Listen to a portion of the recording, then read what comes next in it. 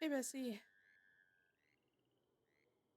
I'm gonna warn people ahead of time. It's been so loud. I haven't been able to get anything done.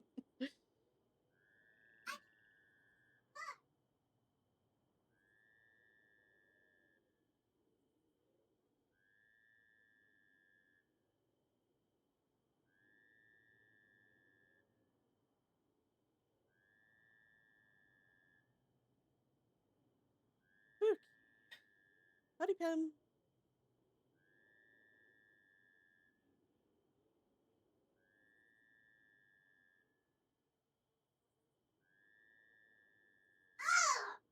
Jeez.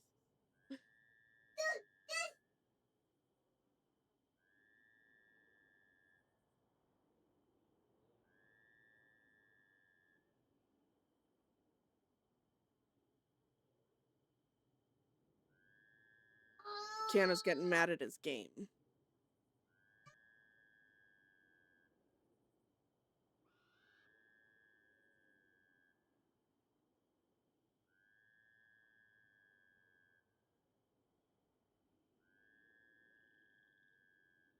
Oh my god, 6? Thanks for the stuff.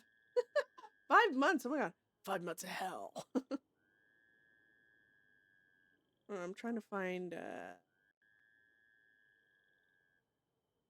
wait. Just go to...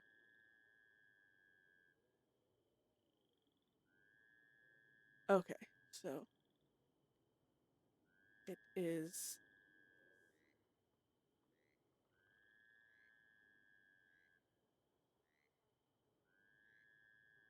Thank you so much for subbing, 6.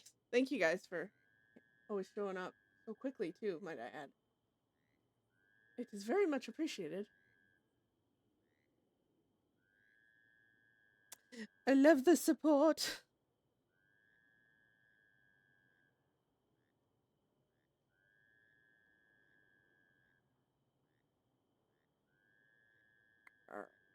Let's...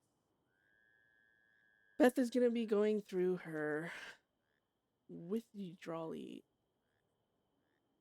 So she's gonna be like shaking. Ooh, cold. And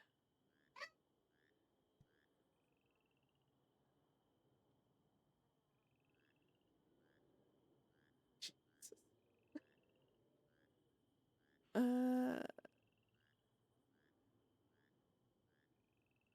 That looks stupid.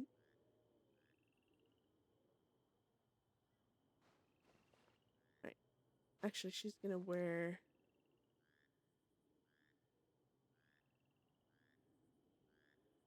this. I like changing their clothes a bit. So it makes it look like they're, you know, taking care of themselves.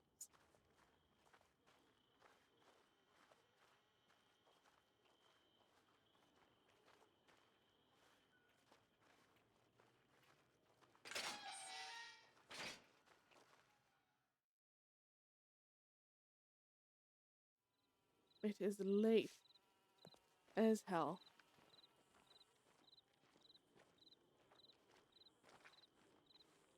But that's fine.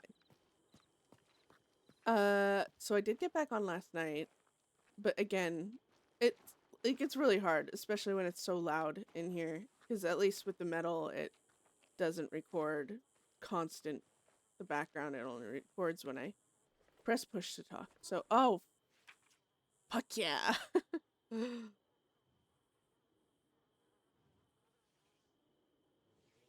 But I did get that recorded, and I'm gonna upload it to YouTube.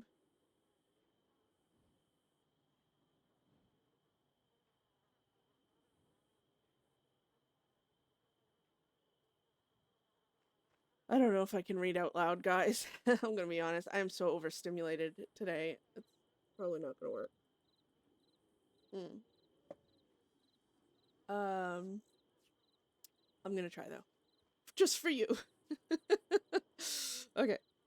Good morning, my dearest. A good morning to you. I am glad to hear that you got a chance to speak with him and that this has had a positive outcome. How is he? And please do not keep please do keep me posted on that matter, yes. If I may suggest, exercise your control over them. while Siska is a place that tends to strip it away from you. Away, you find yourself in a unique position of having actual leverage. The medical and general staff there must abide by a set of standards operating procedures at the end of the day, while some can be viewed more loosely, this one cannot. Force their hand, request to see a medic, or at least have the island's own administer monitored doses. Um, Having you go through an abrupt withdrawal is not what SCSC or Siska own medical detachment could tolerate. Um, with this now ramping up, I would like to pay you a visit. I recall last time we went through this together in there. While I have a couple of things to pack, I will add some orange juice. It was recommended back uh back then to aid in what you were going through. There is a certain day or time that works best for you. Let me know, and I will do the rest. Thinking of you, love you. Oh, Angel, yes, distraction. I'm sure. I'm. God, I'm sure you can look after yourself in there. You're tougher than most. I do hope the injuries you've sustained aren't causing you too much trouble. That's a tall wish there, Angel. I'm not afraid to die, but I cannot die yet. God's given me too much to fight for. You've given me too much to fight for. Aw. Uh, it's like I told you, Beth. I don't intend to on throwing caution to the wind, but I know what I need to do, and it's coming far sooner than I thought. Don't you dare! Whether everyone likes it or not, everyone will have to reckon with what I'm about to do. You little bastard. I hope our last conversation wasn't our final conversation. You fascinate me, unlike anyone else ever has. I hope you'll be there for me. Oh! Well, especially that. That's gonna stress her out. Wait. Beth, sorry for taking a moment to get back. You didn't. It was like literally the next day, bro. You're very welcome for the help. We are here to help Deadset and always will be. A bond once made through Douglas and I, you and Connor, over a year ago. I wish to never see that bond broken. Aw. As far as what happened, Beth, I respect your choice to stand up for yourself and to fight back after having that fight taken away from you in recent times. We can talk more once you're out. Stay safe in there, and we will see you soon. Be well, Beth. Lynn and the box. Aww. And Lynn doesn't like sending telegrams that much, so him giving her a big one like this is so nice. Slim! They finally got you, huh? Thanks for letting me know. Stay out of trouble. Yeah. Okay. For the daring one, the path is shut, forever doomed to stay still, but hope shines bright for those who stay on the path of light, so it may come to pass that even you have it all still yet to prove. Poetic little bastard. Interest. Okay, so which means Angel's, God, it's late. He's probably already gone to sleep. When did he send that, actually? Hold on. Hold on. Oh, that was early. Yeah, well, we'll send this one first. I already got one made up. Oh my God. Hold on.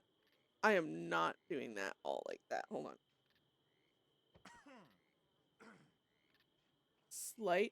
Slight issue. Fixing. Just a second. I don't know what the heck that was about, but we'll fix it. Or we won't. Interesting. Okay.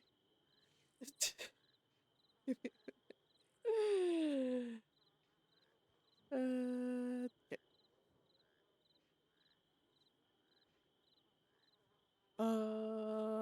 Okay.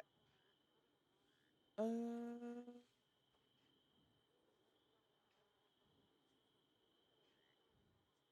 All right, I'll just have to do it this way. Look. All right. So, Kane, uh, don't trouble yourself.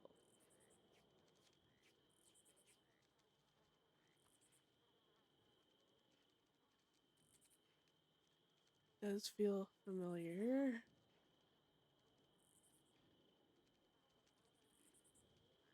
I've been keeping every.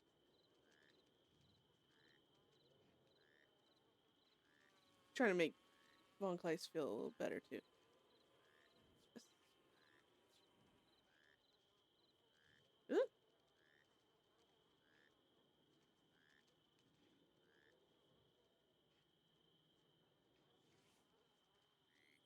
All right. So Beth to Von Kleist be like, uh, you always manage to hear enough, sometimes more than I'd like, but I suppose that's better than the opposite. I know you were worried about me, so I'm sending this before the shaking gets too much. I decided something. I'm not taking anymore. I don't want to be numb anymore. Uh, the cane. I got it. I got it and have been using it. Alonzo isn't ignoring me anymore, though things are tense. Things are tense at times, but there have been good moments. The guards aren't messing with me, and I'm listening. Chester is helping, actually. And yes, I know that sounds weird because he's actually being quiet and like just following her around. So, don't trouble yourself. I mean, he's still a snarky little fuck, but let's be honest, it wouldn't be Chester without being snarky. Don't trouble yourself over not being able to come here if you can't. I mean that. I'd rather you stay out of here than step back into this place on my account. A visit, if it comes, I will not refuse, but I'm not going anywhere. You don't have to prove anything by standing in these walls again.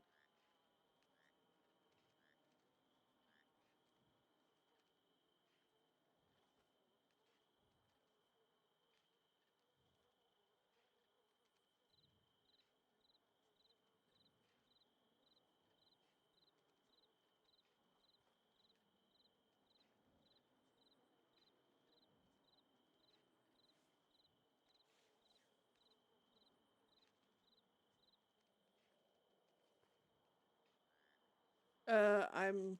That doesn't sound right. I'm out of myself.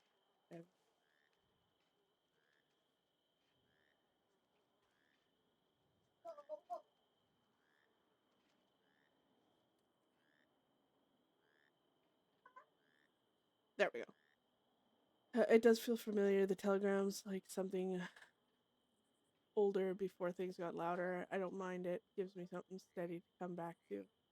I've been keeping to routine best I can. I listen to the ticking at night, and it's helped me.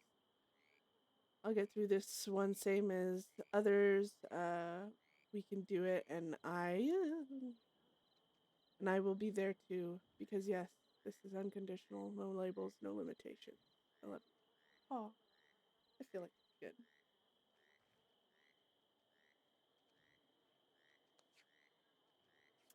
All right, send that, and then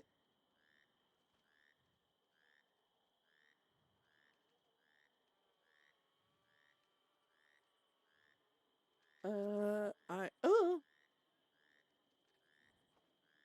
Beth is gonna send something to the gang because she hasn't and she feels bad.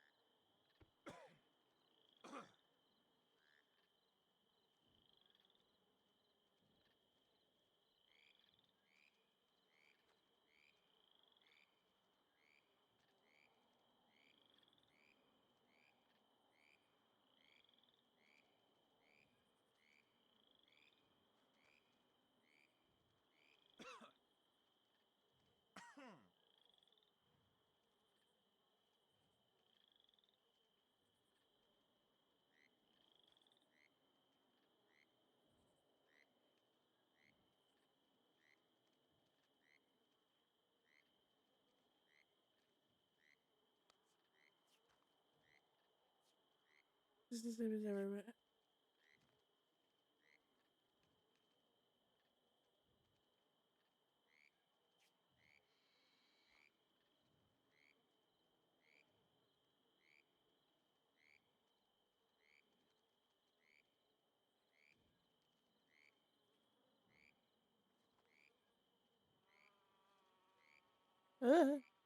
Sorry, guys. I'm just finiting this fucking telegram.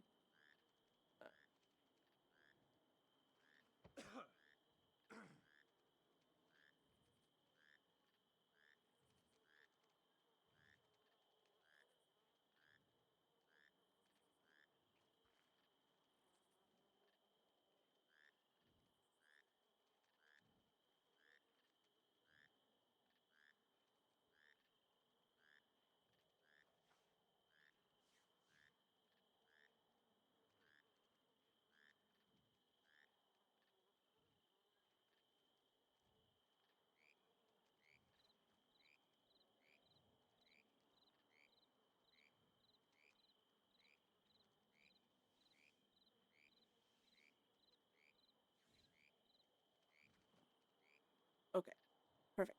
Let's do that. Okay, there we go.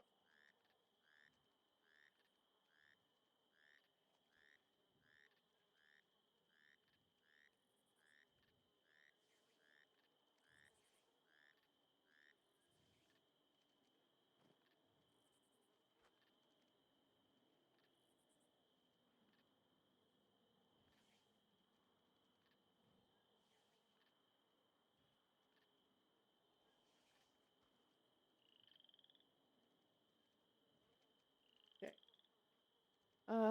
Okay, so Beth is just gonna say to the gang, Deadset, all of you. I'm still here. Yes, a little worse for wear, but fuck it, I'll handle it. I'm going to get out of here and I will make it my goal to not be as weak as I feel right now.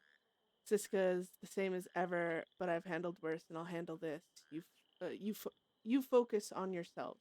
I know things are heavy right now. They have been for me too, but we're not done, not by a long shot. Hold the line, look out for each other.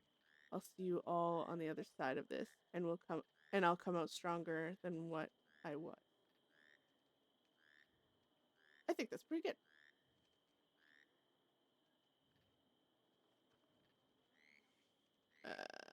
Okay.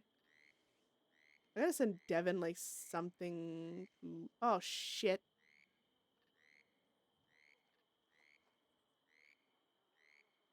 Well, Isaac didn't get the thing, but it's fine.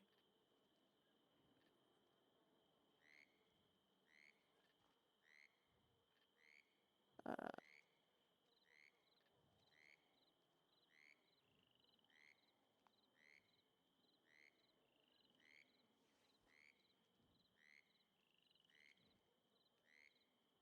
all right.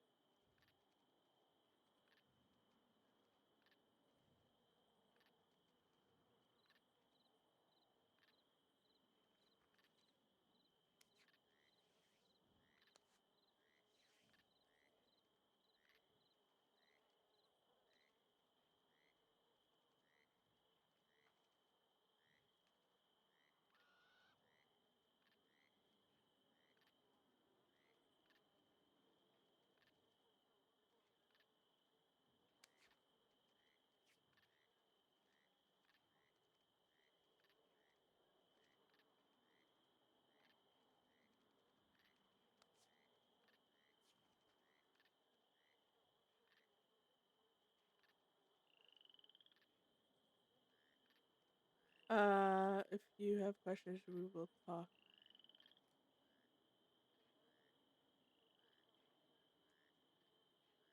Yeah, that's good.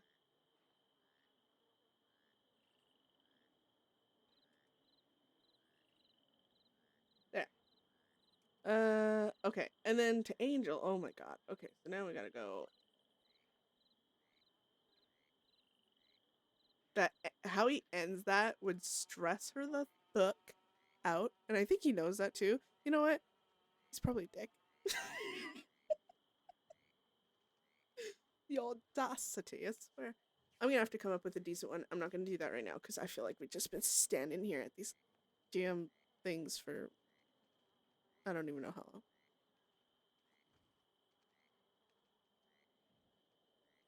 Uh,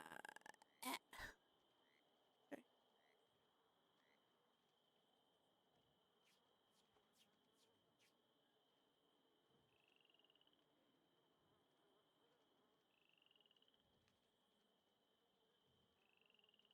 Okay.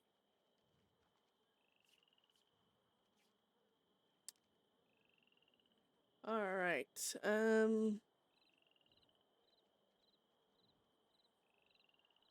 I spell Claire's name.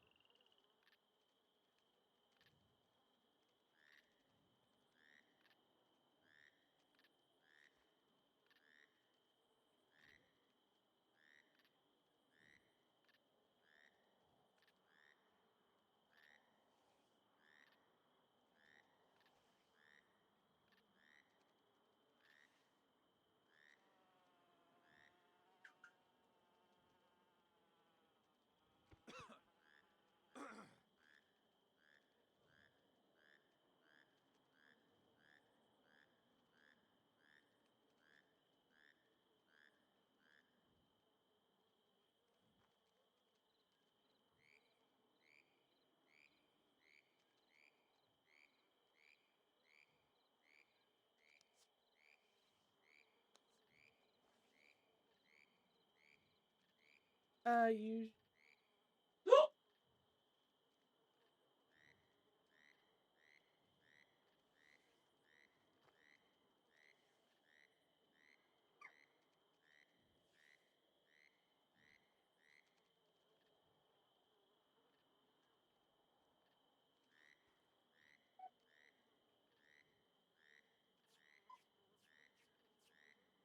Who's a Archer?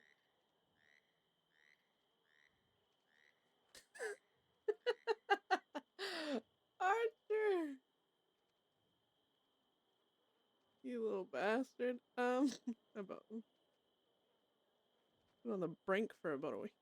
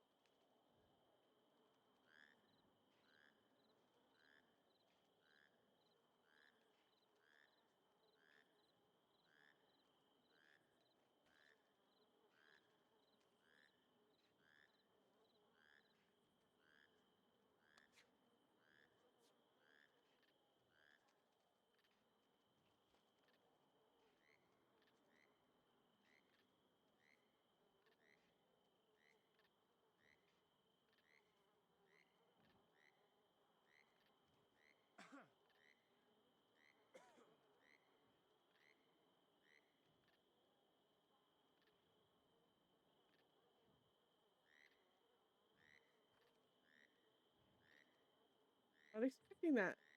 Fucking telegram from Archer and Slim. Oh, fuck. Beth has to tell him about Slim.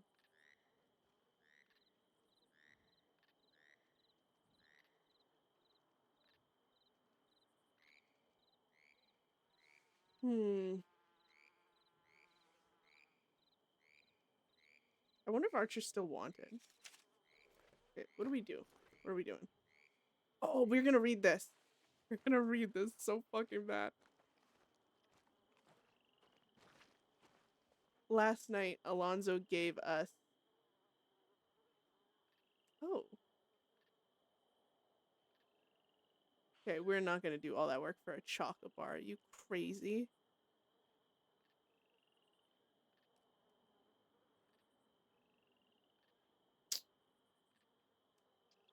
This is the best one, but I don't feel like boiling any fucking potatoes.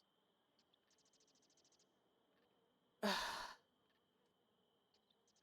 leave that shit for fucking Alonzo. He likes running his...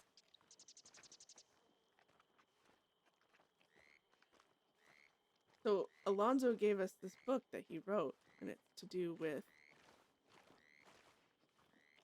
I think people sit here, actually, to literally be noticed by people. To keep an eye out, I guess. Okay. Alright. Rotations of the tail. Alright. Interesting. Okay. Prelude. I'm not gonna read this out loud, guys. I can't. And it's long, so I don't think we're gonna read all of it right now, but fuck, maybe I'll try to read it. God damn it, that's so bad. Okay, The Devil of the Cay. What follows is the first part in what will be a multi-part book series on the events of the Devil of the Cay case that took place here in Saints Crossing between the dates of February 10th, 1903 and January 30th, 1904. This book was adopted from a series of case files, personal writings of the victims, and a few first-hand accounts of my own experiences. This story is filled with superstition and supernatural themes throughout. The story, as it's told, includes small annotations by the author that are relevant to the case and will be shown in italics. I've chosen to write this book in an effort to share the story of what happened in the past in the hopes to combat its legacy from repeating itself. The names of the victims in the story have been changed in an effort to protect their privacy. Ooh. This is great. Okay, Temptations of Tales by Alonzo Ziegler. On the morning of the February 10th, 1904, Miss Caroline Hadaway made the acquaintance of... I'm already scared. Made the acquaintance of Mr. Lachlan Richter at the then-known Montana Mobile Market. While there, Caroline learned that Lichlin's interest in joining the Saints daily, and the two bonded quickly over Caroline's goal of sharing a public library at the market. Both were oblivious to an unknown individual adding a tome to the contents of the library wagon. Interesting. I'm fucking... Oh my god, my anxiety is already through the roof. Who left the book is to this day unknown, but is likely to have been either Ashley Troll or Mr. Gavin Forrester. Interesting. Lachlan and Caroline, I'm gonna call him Lachlan, because that's where my brain's going. Lachlan and Caroline remained together following the market, traveling towards Valentine. During the ride, Caroline smelled something odd and chose to check her wagon, only to find the unfamiliar book. Oh god. The book smelled strange, like sulfur and stale, fetid water. Its front was covered in dust. She'd never seen this book in her library before. The book is where our story begins, between the molding papers of the tales of Merck and Meyer. God. I've seen this book. It's great. Anyways, the pair began the reading. The pair began to read the unusual tome. I don't know how to pronounce that shit proper. I am so sorry. I'm an idiot. Anyways, the tales described by those who've read them to be cautionary tales of how it's never wise to accept a deal made with the devil. The book did stress to the reader, however, that there is always a trade that's willing to be made. About halfway through reading the tales aloud to Lachlan, Caroline began to feel ill. She described the feeling as if she was inadvertently by reading the book's contents casting a spell on herself. One of the stories contained within spoke of the devil of Lemoyne. The tale reminded Caroline, I don't know where that one came from, Caroline of a particular dark oil painting she'd seen in the Rhodes parlor house. Ooh. The painting was described to depict a horned figure standing on an old canoe playing a warped-looking fiddle. In the foreground on the shore, there are silhouettes of ordinary people in poses of ecstasy and delight. They faced the viewer with toothy grins. A separate story was penned into the tale.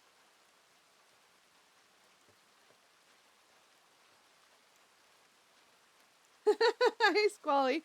Sorry, I stopped reading because I saw the thing pop up. I'm not saying. Well, yeah. I don't. You could click the unfollow button. Hope you're doing well. I got your telegram. I sent one back, fucker. I'm just reading this book. It's really interesting. It's to do with the story that Beth has been kind of.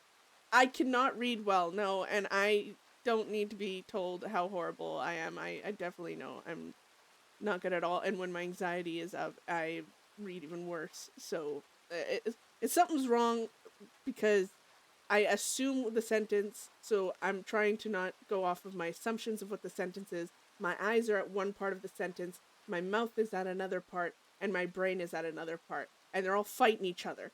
And I gotta try and focus on what I'm reading, and it actual Neanderthal, exactly. Yeah, it's a struggle.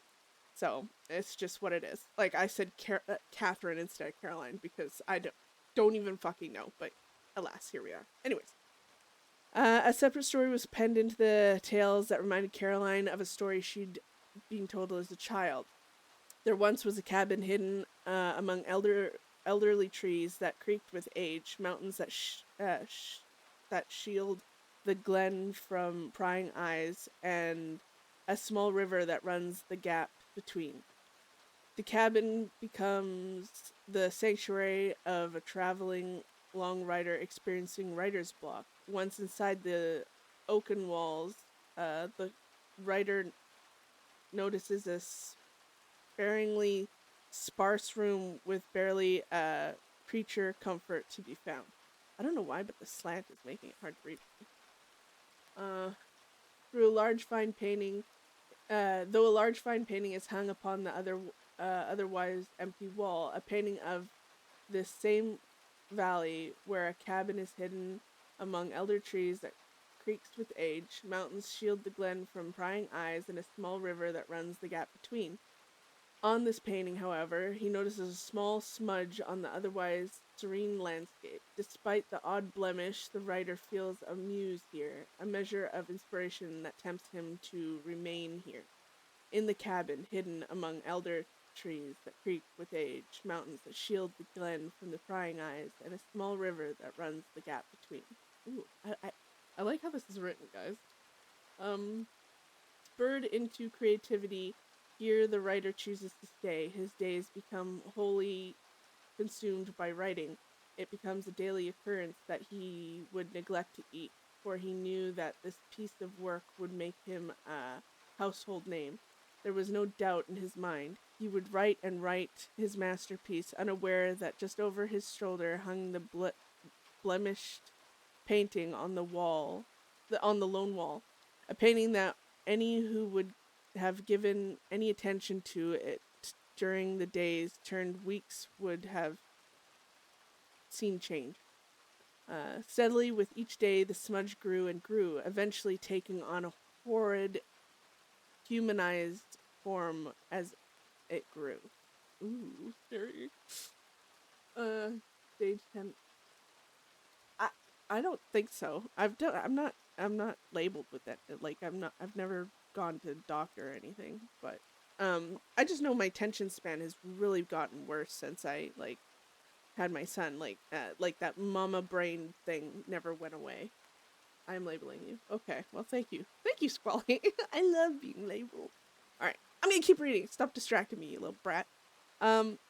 Eventually take it out of the. Okay, each day the form grew bolder in the framed painting. Each day it approached the viewer of the cabin. Oh, that's kind of scary. Each day it approached the viewer of the cabin hidden among elder trees that creaked with age, mountains that shield the glen from the prying eyes, and the small river that runs the gap between. Before long, the painting was wholly black. No longer was there any that's scary. Anyway, sorry. No longer was there any cabin or trees or mountains or river. Only a black smudge split in two by a crescent of yellow stained teeth and a sickening grin, barely contained by. Oh, Beth is gonna acquaint this shit to Chester again, because Chester was always grinning. The frame. Despite this, the writer wrote and wrote and wrote. The day became. The day becomes when the day comes when a hiker seeking refuge from the dark night enters a sparingly sparse oaken cabin with barely a creature comfort to be found. A small desk, a worn chair, and a cold candle burning to the last inch. And a book left dusty and open to almost the last page. The hiker removes his pack and boots before approaching and reading what was written. Oh my god. Bestie Chester would never be evil. No. I'm alone, I'm alone, I'm alone, I'm alone. Why does this kind of fucking feel like Beth's journal in this moment? Anyways. I'm alone, I'm alone. I'm not alone. Alright, this is scary. In confusion, the hiker notices the one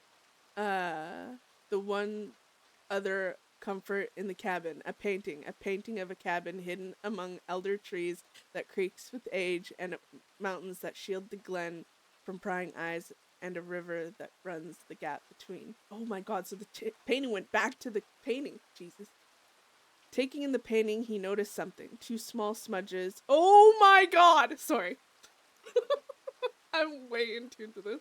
2 small smudges in the otherwise serene landscape. Despite the odd blemishes, the hiker sits. You dumbass. He feels muse here. Oh no. Just outside of Valentine, Caroline and Lachlan were approached by someone named Ashley Troll. A person the author of this book is to this day too fearful to describe the appearance of, and thus will remain as faceless to those that read this as they were to me. Ooh. Beth, I think those still your journal for inspiration? No kidding. Okay, that's too close up on Beth's face. Come on now. It was believed by Caroline that Ashley was intent on robbing the pair, but unfortunately that was not their intention. Unfortunately? What the fuck? Their desire was far more sinister. Oblivious to the threat, Ashley posed Caroline wouldn't help but speak on the providence of the tale. Yeah, I said that right. Of the tales of Merck and Meyer in the hopes to distract. She described it as a cursed magical book. Seemingly intrigued, Ashley asked to know more, and their curiosity was sated by the ill-fated pair. Ashley announced to the cursed duo that they were also cursed. Vessel for the devil, they were proud to claim. Ooh. Undeterred as of yet by Ashley's claim and high on the mystery at hand, the duo offered a spot in their hunt for answers to them. Agreeing, the now three of them went to Blackwater to seek out another similar painting to the one in Rhodes for possible answers. Following the viewing of a similar grim painting to the one displayed in Rhodes, it was decided by the group to travel by boat to the storied swamps in search of the foretold Devil of Lemoyne. That night, the boat-bound trio sailed into the swamps. They found clues of how to find him using the profane book's riddles. Following the clues, they finally heard a sound described as a decorant, out-of-tune fiddle. The sound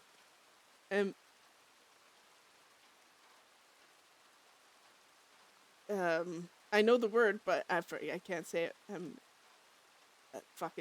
It came from the goddamn alone figure. A figure who was described to have been standing atop fetid waters. Oh, like the smell of the book! Guys, we're here. Fetid, whatever. Fetid, I meant. His fiddle,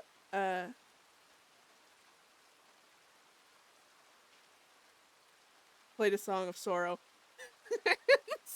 Slow and somber, as if to herald what was to come. His appearance was never described by those that bore witness to his evil, only his voice. A voice said to sound like two voices struggling to exist one mouth. Oh, on one mouth at a time. At the same time? Oh my god. Like the fucking painting? Anyways. One smooth and calm and one wicked and... oh my... Beth actually would be freaking out at this point. Not gonna lie.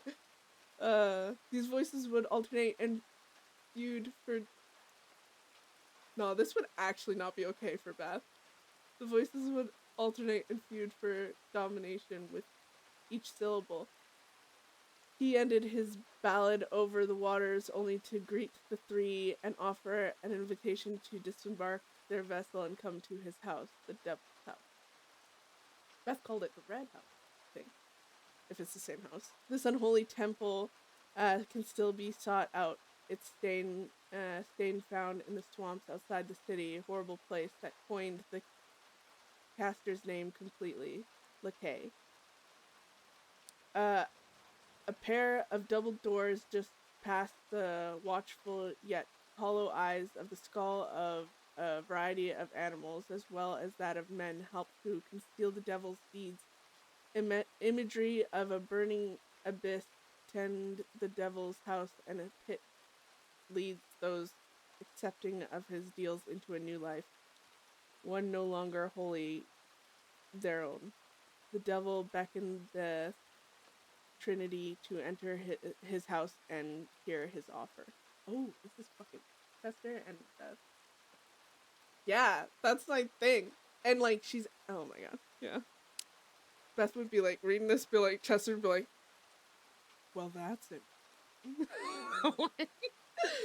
Anyways, hesitancy crept on their those in opposition and thrill of those who aligned. Caroline spoke for the former and Ashley for the latter. Lachlan was torn. The mystery answers lie before him, and a deal was on the table just inside. Their flight was teased in those opposed to those desired. To learn more was oh my god, why can't I speak? Unanimous. There we go. Caroline Hadaway, Lachlan Richter, and Ashley Troll entered the Devil's House that night, never to exit the same. Inside was a house of horror. Blood, gore, and viscera were all featured, as well as the same painting as the one hung in the Blackwater Saloon. Not a copy, but the exact same piece. They'd just gone to see. Ooh. What happened next remains a mystery. All those who've spoken in it claim to have obtained no memory of what happened upon entering the house. Oh, only that none can recall what exactly occurred. 6! You guys, because Beth has no memory of when she was like, it's because of the drugs and all that, but that's one of the reasons she is fixated on the book and thinking it's connected, Chester, and it's connected and everything else, even though it's not, but it's very eerily similar. Bruh. Anyways, fuck sake. When all parties came to, they remained where they were upon losing memory.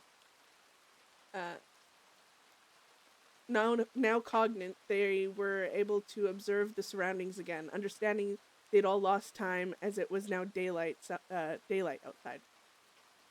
It is now understood that the trio were almost certainly affected with a dose of either an airborne reacted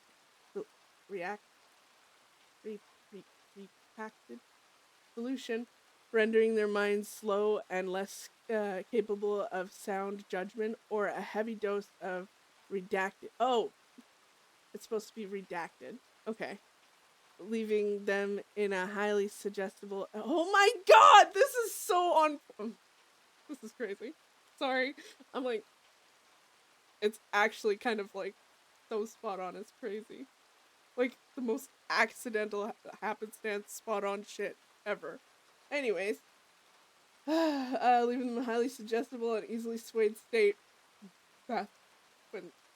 When Chester like drugged her, that's literally what she was. She was like completely drugged out of her mind, and he basically spoke to her in a very particular way and basically convinced her to go try and kill Eli Blair and attack the sheriff's office and get herself killed so she wouldn't be evidence to what Chester had planned. It was crazy, but the gang got to her and like fucking stopped her before she did anything. But she doesn't remember what was said in the cabin in the swamps that Chester took her to. So it's all very like, you know, weaved together.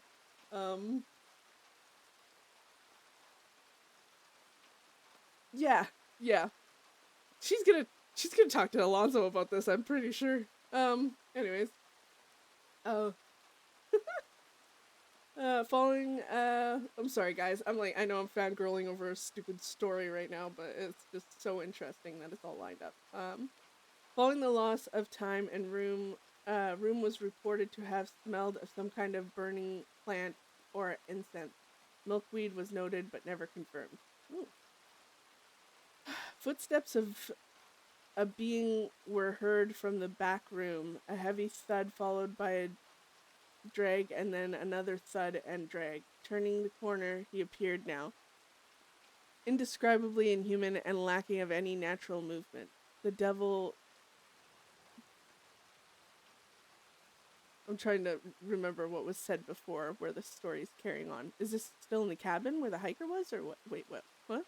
Anyways, we'll keep reading. Fuck it. Fangirling as well, don't we? Yay! I'm not alone! The devil questioned his guests in... Oh, never mind, it's continue on. The devil questioned his guests in his ever-shifting voice on how he could help them and wonder what brought them. Caroline made mention of the tale of Merkenmeyer and its cautionary story of never strike a deal with the devil. The devil pealed a rap of laughter that... Rap? I don't know. Of laughter that was, as Caroline described it, so terrible it made me want to fall over and cry at his feet. Amused, the being jeered at the idea of it merely being a story and wondered out loud if they'd come to make a deal. Lachlan spoke out suddenly without thought or hesitation. Yes. Oh, there you go. He's not torn anymore, guys. Despite the prior agreement he'd made with Caroline upon the reading of the tale, she described Lachlan's behavior as wholly unsourced.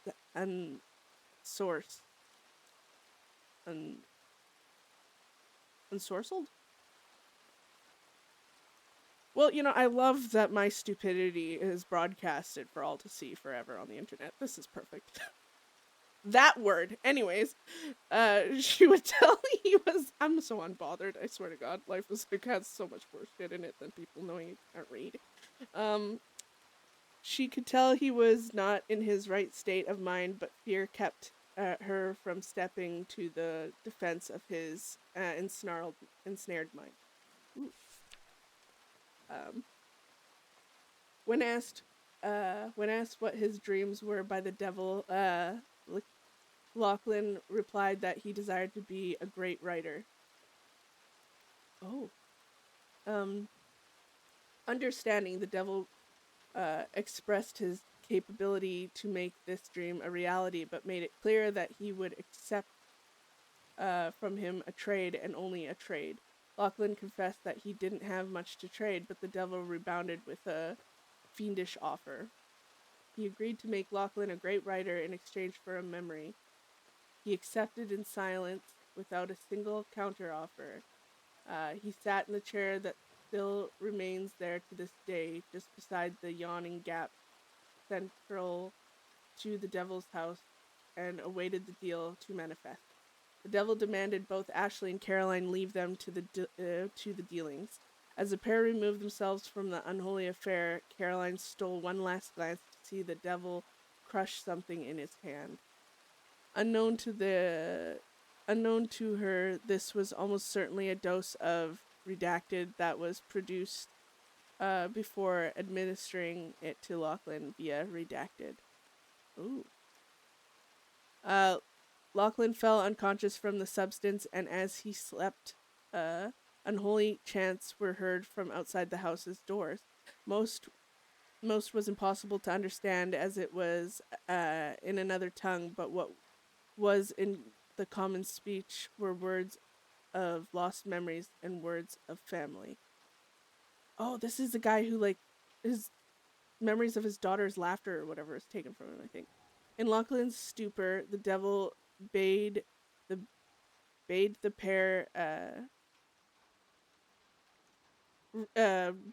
re-enter, and upon their re-exposure, the devil's focus landed on Caroline.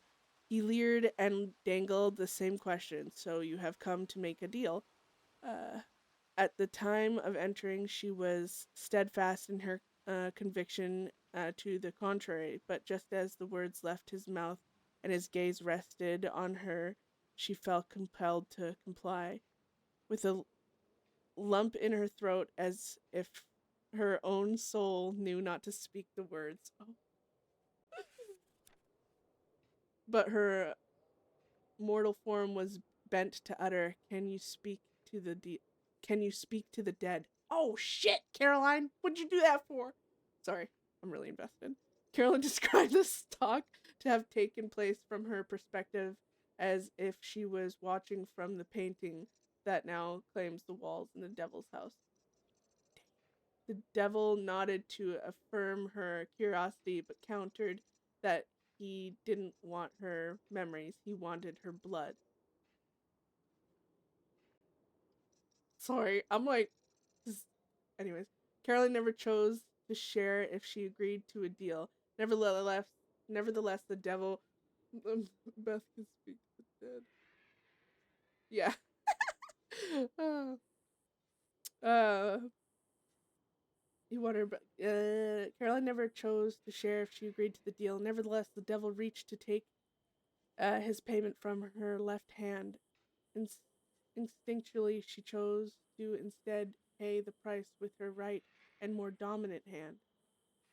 It's unknown even to her why she did this. The account of what happened next was never shared by Caroline to Deputy Boonell, but was with me later on down the line. I've chose to respect her wishes and keep what she spoke of between us, and thus it shall go unwritten. Ooh.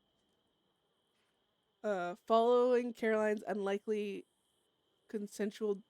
unconsensual deal, Ashley stepped forward and enraptured by his deeds, pledged herself to the devil there and then. Oh my God, Ashley! It's gone unwritten what this pledge entailed, but what was done between the pair. Sorry, it's popping up all of a sudden. Oh, good. Um, pledge. It's gone unwritten what this pledge entailed or what was done between the pair, but from then on, Ashley was a galvanized force of madness, a shadow of evil in the presence of man. Ashley Troll uh, eagerly became an avatar for the devil. Ashley is believed to been Ashley believed to have then been entrusted with the tales of Merkenmeyer that day by the devil. Ooh. Um, Following all persons' deals, Lachlan was woken from his induced slumber and taken with Caroline and Ashley from the devil's house. Lachlan was formless following his deal, a husk of missing and misplaced memory. Caroline was mute due to the words she shared with redacted left her unable to express. Oh, Ashley was reborn as a vile being with a new purpose and strength. With new purpose. Oh shit! It's A parting gift awaited the three as they left Lakay that day. A panther as dark as pitch and bearing scars of many battles leapt from the shadows. Its form moved with purpose and precision, as if there was for a stated cause. It nearly killed the three, but was able to be bested by Ashley, allowing the cursed trio to escape from the devil's domain. The following day, while heading to her place of work at the photography studio in Blackwater, Caroline noticed a form prowling outside the studio. It was a panther, one as dark as pitch, one that bore the scars of many battles, including ones retained from the day prior. Caroline's fear manifested on that day as she learned that the curse of the devil followed her home. The panther became an omen. Ooh. Oh my god, Beth got attacked by a black panther and thieves. Just saying. Anyways, she's gonna remember that. Similar to Ashley, was that before or after? Now I want to know. Beth is gonna wonder about that. Similar, I think it was before. It was before the book. Nacho was there. Similar to Ashley, the panther became a sign of the devil's presence. A weapon to enforce his will from afar, his eyes, his ears, his muscles, but most importantly, a symbol of the fear he instills. Caroline's panic was heard by all that day, but none shared in her fear, for they hadn't seen it, nor heard its master's laugh. Ooh. Over the next few weeks, ill fortune was able to find both Lachlan and Caroline in both big and small ways. The mental strain, the paranoia, and the guilt held by both was undocumented, or it was documented extensively in both their personal journals. Caroline's first entry in her journal followed the discovery of the tales reading as follows. Guilt weighs heavy on my shoulders like a stone sinking in the depths of the murky river. Every breath I take is tainted by the knowledge that I am to blame for the darkness that has descended upon us. It was my hand that reached out and plucked that cursed book from its resting place. My eyes that scanned the pages, my voice that read the words aloud, and my legs that carried us into the heart of the swamps. I can say I thought it was harmless. Oh my god, did Alonzo give this book? Anyways, I could say I thought it was harmless. Another adventure story in the book that would have been fun to look into. My throat is fucking dying. But deep down I was afraid, and I should have listened. I now see the folly of my actions, and every one of us feel the consequences of my hubris. I have unleashed something terrible upon this world, something that feeds on fear and despair, and something that hunts us with relentless determination. I cannot escape the truth of what I have done, the truth that I am responsible for the pain and suffering that has fallen the three of us. The book was for me.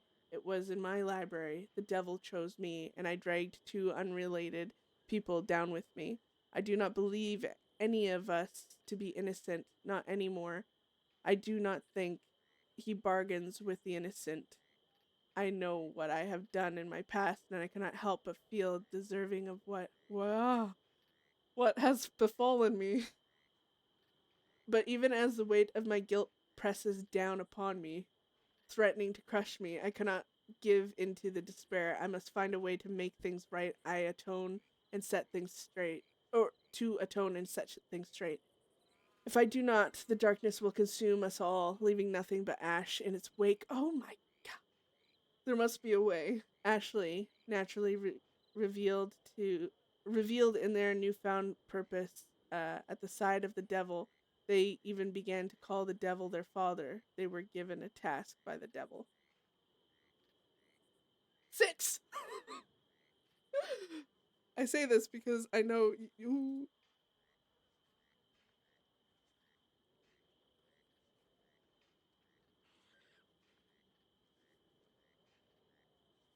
Oh my god. I said we weren't gonna read this whole thing, but damn, guys, if I'm not like fucking just captured. Anyways, the task given by the devil, dude. It's funny because Beth views what Chester said to her as he gave her tasks and she didn't complete them that day because the gang stopped her. Anyways, this is insane.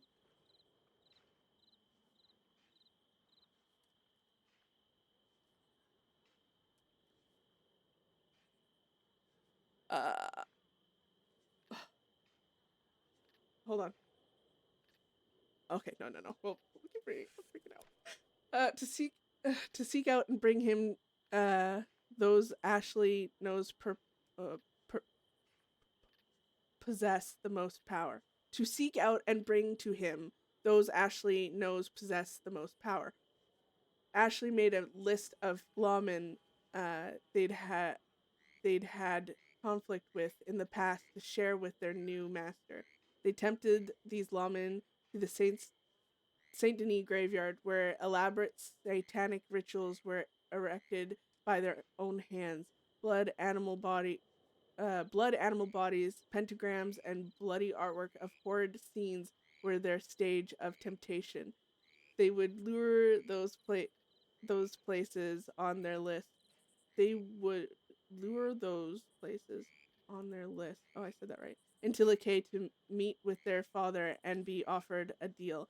Deals were struck, but without the infection of the tales in their minds, all that was truly lost were precious belongings and and understanding as to what is real and what isn't. Ashley, however, had become a useful tool to the devil and would remain this way. Ashley's list would grow, and so would their commitment to their father. It is said that those most vulnerable to influence are those who seek it. Well, no shit. uh, Word spread of a man in the swamps capable of granting wishes to those who ask. The problem being to beseech the devil is not as easy as sending a telegram.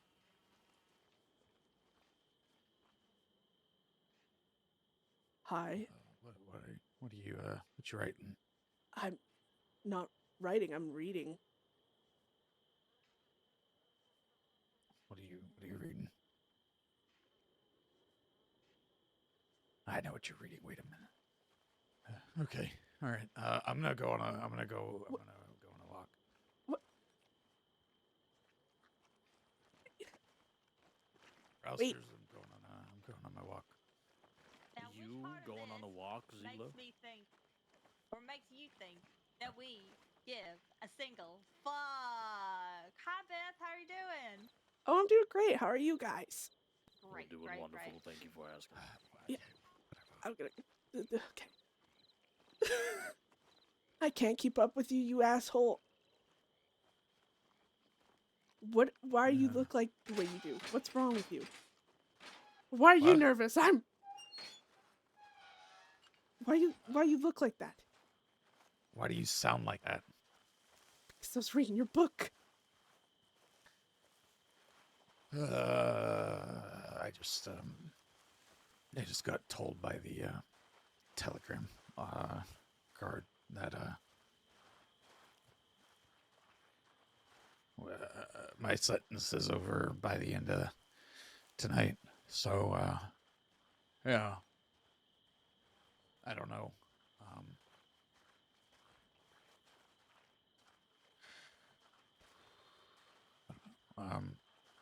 I don't know. I felt like I had more time, I guess, to figure my shit out. I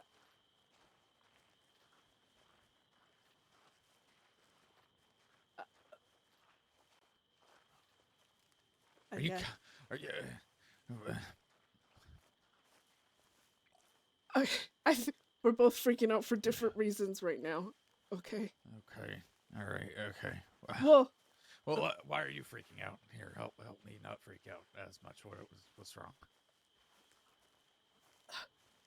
Let's go this way.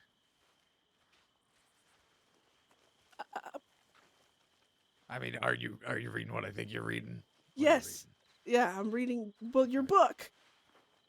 reading? Okay. What about it? Just a lot of connections and similarities I didn't realize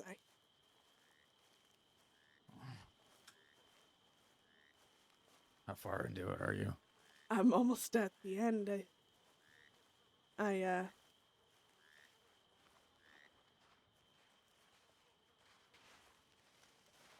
I'm almost at the end. I just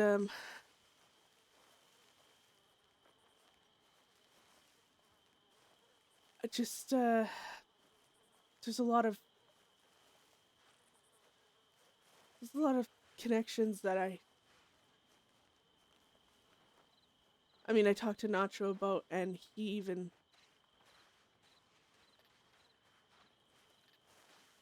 I don't know. I just and now reading this book and I see a bunch of similarities and shit, and I mean, I believe in coincidences to some extent, but Jesus. Is it I don't know. You want to talk about it? What are the coincidences? I really hope it's not a similarity in one person in particular.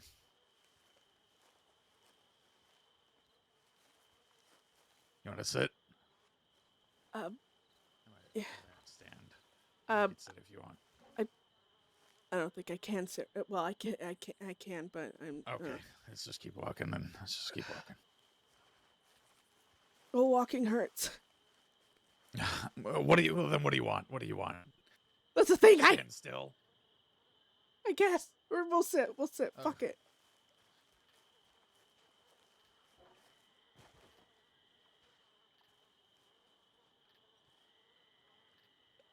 Oh my god.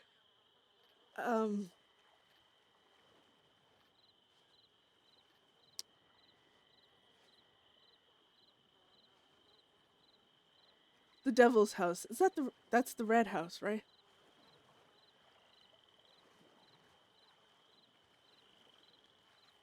Mm-hmm. Yeah. That's why That's, when you called it the Red House, I was surprised that I made mention that that's not what I call it. But yeah, that's the one with the abyss. yeah. I don't actually know why I call it the red house. I guess maybe because I don't view it as anyone's particular house. It's always empty somehow. But I don't know. Just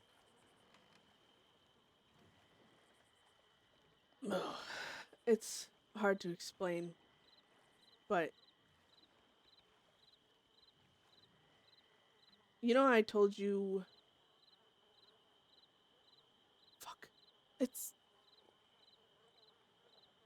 like it's a spider web of information. It's not all laid out in one line. It is all connected in a big spiral of bullshit. It feels like I don't really know where the start of the story is or what I want to start saying. But basically, the more I looked into this, the more I talked with Tommy, the more I found out, the more I even looked back, because I rode by when Ray Bush was being taken up onto the gallows in Blackwater, Yeah, I was there. and I just moved here. I didn't think too much of it. I stopped at a distance. I mean, I'd seen so many goddamn executions. My father was a fucking sheriff. He made us go to them. But I stopped at a distance and I watched for a bit. I ended up leaving because it was so crowded, but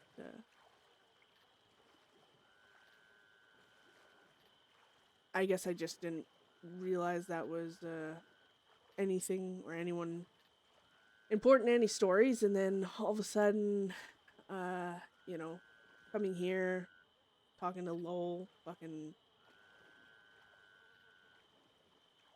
just like small things throughout the entire time I've been here. And then when Chester took me to the swamps and reading this book and reading the whatever the redacted thing was, that What do you mean reading the redacted thing? Oh, the Merkenmeyer. oh no, whatever, because Chester gave me drugs. I always just assumed what they were, but I realized he never said. They were just, he said it was personally his stuff and I couldn't get it anywhere else unless I came back to him. And that if I didn't do what he told me, didn't do the tasks he wanted me to complete, I would never get them this drug again. And he said it would be on my mind forever. And I mean, after he injected them into my arm, I don't remember anything after that. And reading this book and the memory loss of deals done and the list of tasks Ashley apparently got. I don't know. There's some similarities there that make the hairs on my arm stand up.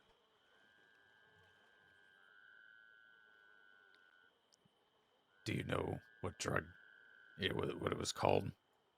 No. I always just assumed it was heroin, but whatever. Yeah, I mean, it could have been. As far as I'm aware, there are 3 people in the crossing who know what that is. And I haven't seen 3 of them in a very, very long time. So I'm hoping that it's gone with them. So, but I can't say for sure. I guess the thing I get hung up on is I think it's the same reason Nyx did the thing the way she did this time was even with Chester, he didn't kidnap me.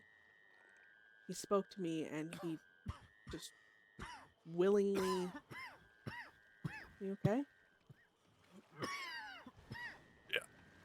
Yeah, fine. Yeah. Yeah.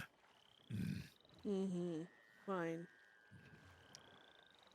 I'm fine. Don't worry. Mm. I'm alright. Good. I don't know, Alonzo. I wasn't kidnapped. I willingly went with him because. Yeah, I know why. Why?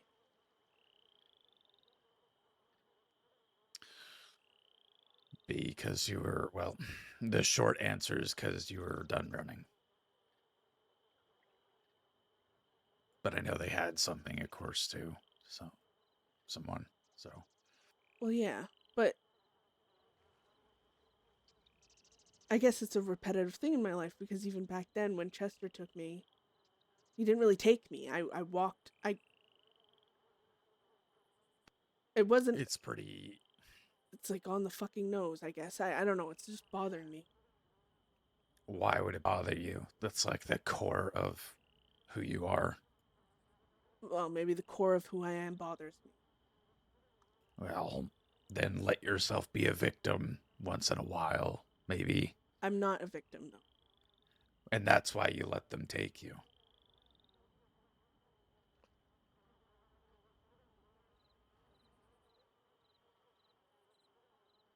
Ooh, he's onto something. The man's cooking.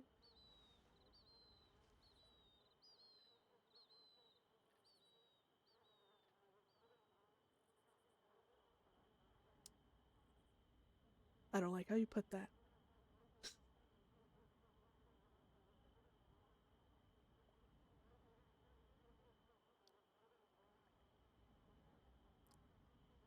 Well, we didn't get this far, because I tell you things you want to fucking hear, but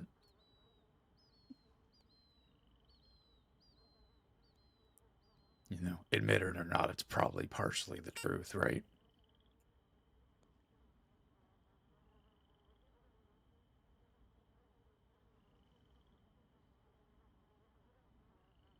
I guess in a normal situation, yes.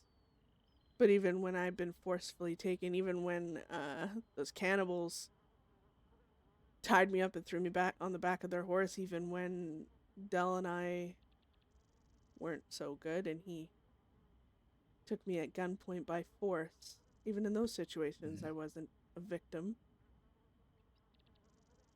Well, you won't let yourself be, but I hear what you're saying, but yeah. Not about letting myself be anything, Alonzo. It's victims are innocent.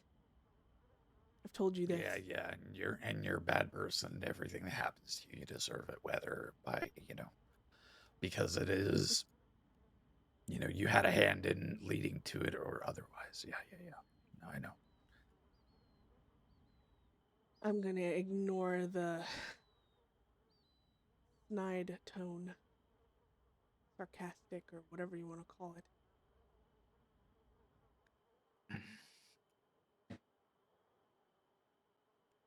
I don't know. It just feels like we're, trying to dance around and be gentle with something that feels pretty fundamental at this point.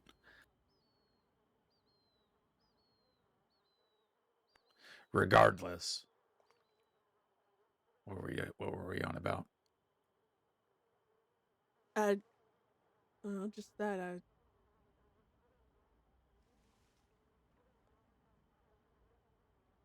Reading the book. Going to see that painting, seeing it change, and then I don't know. Honestly, Nacho dying and then Nick and everything else, and my mind has not been on it for some time. But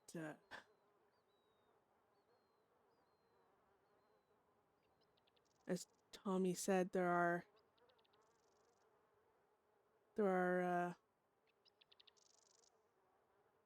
what did he say? It was like Parallels. Yeah. Some things you can't just acquaint to happenstance or other things. Sometimes something is so kind of bizarre, nothing else can really explain it. Like the fact that I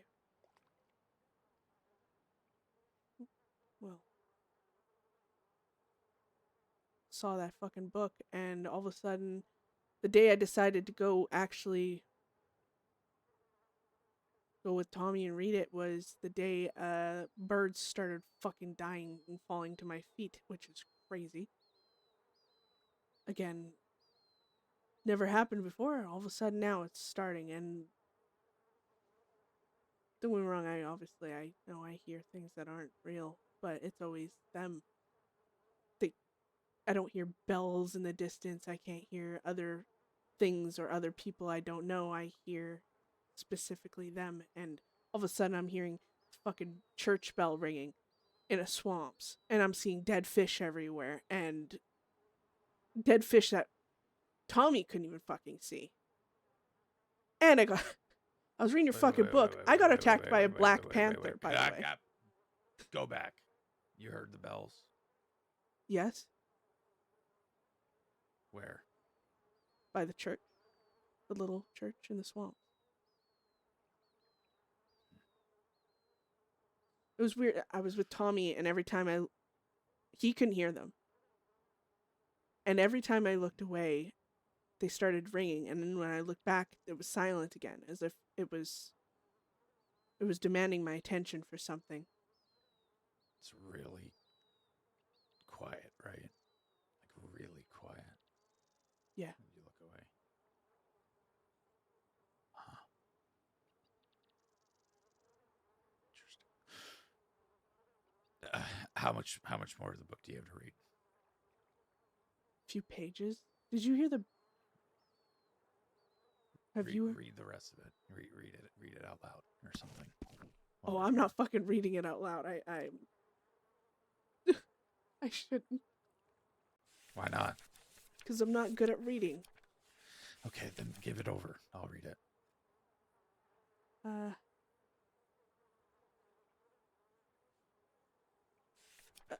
I gotta see which page.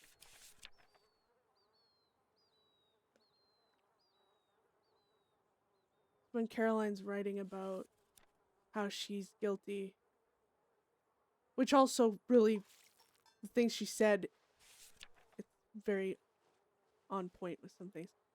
There must be a way. Ashley naturally revealed in her newfound purpose at the side of the devil. They ever began to call the devil their father. This is Apparently, I need to number my pages in the future. Yeah, how dare you not number them? Yeah, so the last thing I read was Ashley naturally revealed in their newfound purpose to the side of the devil. They even began to call the devil their father. They were given a task by the devil. Okay, all right. Here, take this.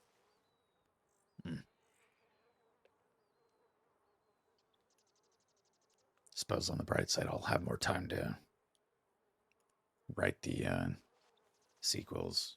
It's probably going to need to be a few books. Okay. Girl!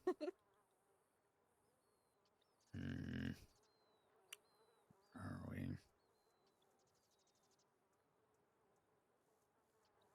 I think it was just like 3 or 4 pages left at the end. Okay. You read about the devil in Blackwater? Yeah. Or I mean the Panther? Yeah. Okay. Yeah, I didn't hear about this Black Panther. I was attacked by a Black Panther. Mm-hmm. That was interesting. But yeah. Again, things I didn't Ashley know. made a list of lawmen. We're past that. Mm-hmm. Okay.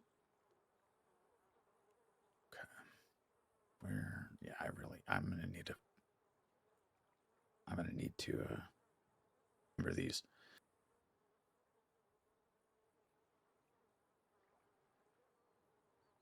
I hope my reading Ashley did. swore fealty to him. It sounded like he was going to ask them to hurt people, and if there's the slightest chance that I could help, is it there? God damn it. Yeah, I don't think I read that part. Okay.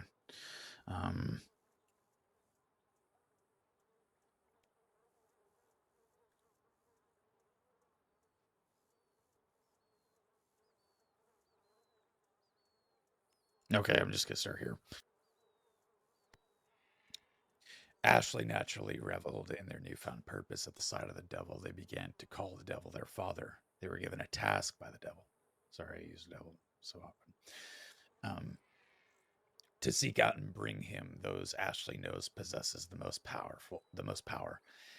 Ashley made a list of lawmen they'd had conflict with in the past to share with their new master. They tempted these lawmen to the Saint Denis graveyard, where elaborate satanic rituals were erected by their own hands. Blood, animal bodies, pentagrams, and bloody artwork of horrid scenes that were their stage of temptation. They would lure those places. Wait. Oh, shit. Let me correct this. Sorry. They would lure those placed on their list into Lakay to meet with their father and be offered a deal. Deals were struck, but without the infection of the tales in their minds, all that was truly lost were precious belongings and understanding as to what's real and what isn't. Ashley, however, had become a useful tool to the devil and would remain this way. Ashley's list would grow, and so would their commitment to their father. It is said that those most vulnerable to influence are those who seek it. Word spread of a man in the swamps capable of granting wishes to those who ask. The problem being, to beseech the devil is not as easy as sending a telegram. Physical risk and a watchful eye are required of those who wish to meet the devil and at the bargaining table. It became common knowledge that leaving a note with your name and desire on the interior wall of the tiny church just east of Lakay was the best way to plead your case and sell yourself to the devil. Many pleaded to be heard. Luckily, very few were. Wishes for help in their ever mounting struggle with the law. Wishes to be granted strength to protect those closest to them. Wishes for a quiet life, free from violence. Even simple silent prayers were left. A candle and candle flame in an ocean of darkness. Despite all the misfortune that had been falling on Lachlan, his wish did come to be. He was offered a position at the Saints Daily newspaper to pursue his dream and wish to become a great writer.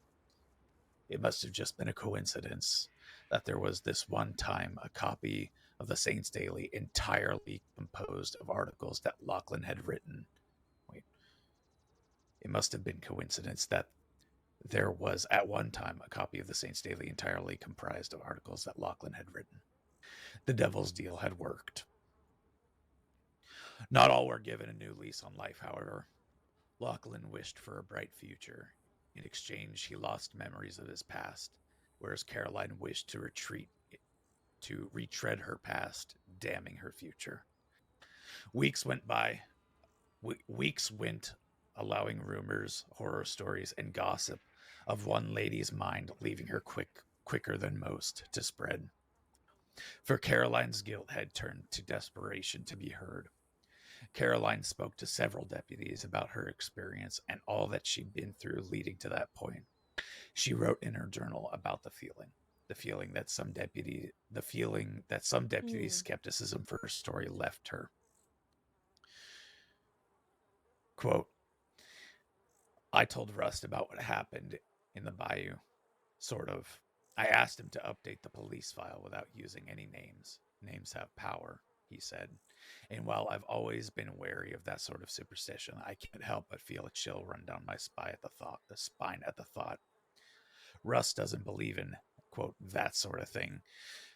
But if that sort of thing is something I've seen with my own eyes, experienced with every fiber of my being, what then? At this point, I'd rather die than tell anybody about what happened. I can't bear for anybody to look at me the way he did to me today.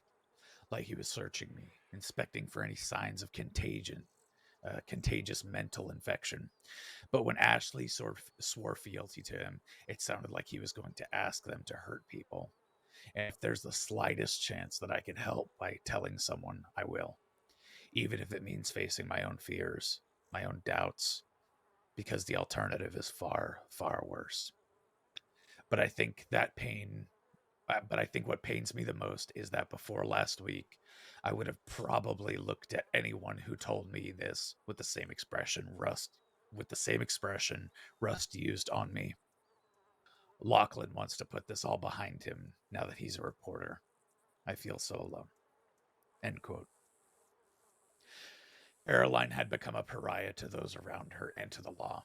Ravings of a seemingly mad woman seeing things or making invisible connections are easy to overlook if you're not superstitious, more so if the rumors of her fraying sanity outpaced her confidence in speaking with you. These are problems many are well aware of, and the saying is just And the saying is just as true with news headlines as it is with the law department. If it bleeds, it leads. So what happens when people begin to bleed? And that's the end. Mhm. For now. For now.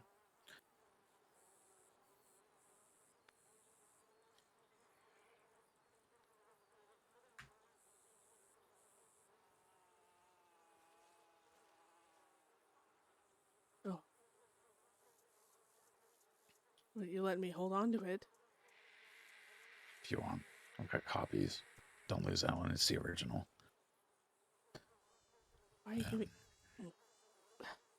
It's what it's for. It's not for me. It's for everybody. I didn't write it to, earn money or anything. And just, I don't know, reread it. Give it to another prisoner. I don't fucking care. The whole point of it was to try and tell people, to like inform them what happened, way back when, in the hopes that, I wouldn't be the only one who knows. So share it, spread it, tell whoever you want. I don't really care. It's public.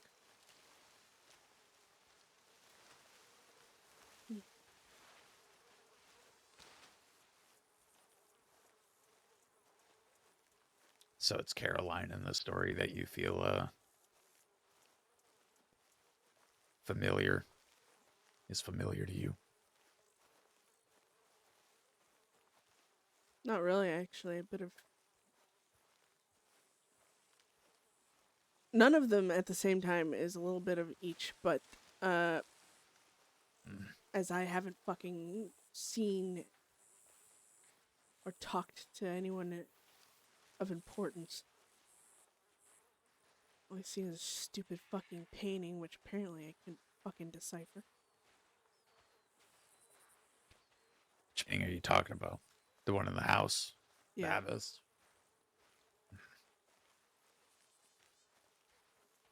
And Tommy, I didn't... Tommy said there was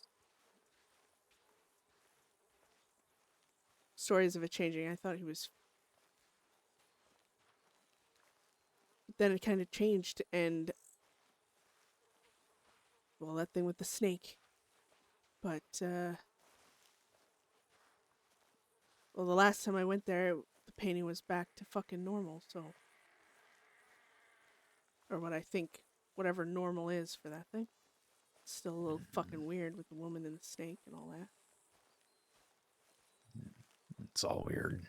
I haven't gotten to the point of writing it, but it's not just the painting. Everything in that building has some kind of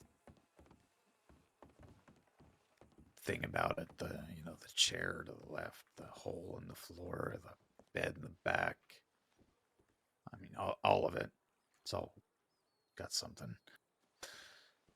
But regardless, I guess I need to keep writing. But anyway. So you're out soon. You said tonight? Oh God. Yeah. Sometime this evening. I could probably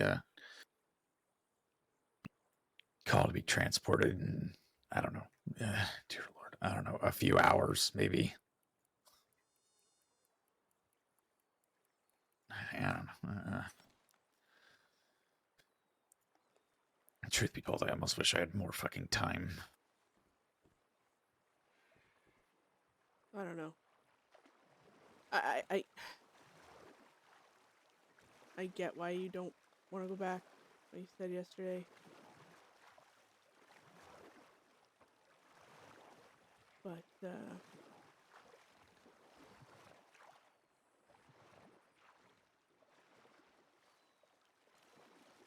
all you're really doing is prolonging the inevitable.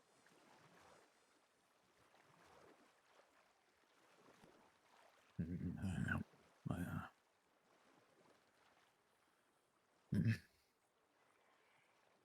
I don't know. I figured I'd have I don't know, lock down an idea of what I was going to do once I was back, and I haven't been able to think about it at all because I've been too busy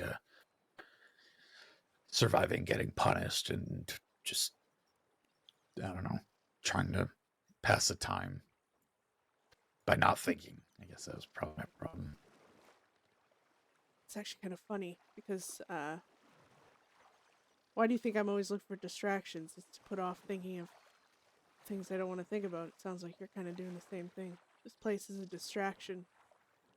The worry of having to deal with the guards and surviving stops you from thinking about what comes next when you're not so focused on that. But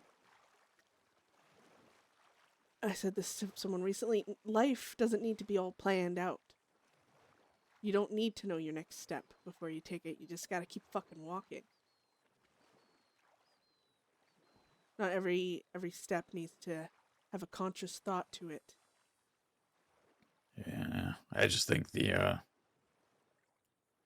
well, I've lost the ability to walk. You know, it's not just, oh, I'm not a prisoner anymore. It's, you know, I've been living a particular type of life for a very long time now, and now I go back and I can't even return to it. So, I, you know, I appreciate the sentiment, the idea of just, you know, walking and just marching onward. I don't even know if I remember how to walk. Same way you did when you had the job. All your values and everything you built over the last however many years doesn't need to change. Only thing different is you're not going to be riding a horse around with a bunch of other assholes stopping bank robberies and doing all that type of stuff, but that doesn't necessarily mean your entire life is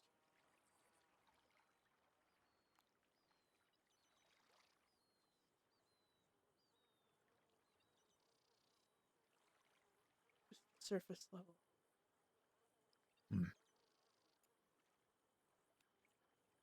I don't know. I'm a busybody who's very goal oriented. I don't know if I could just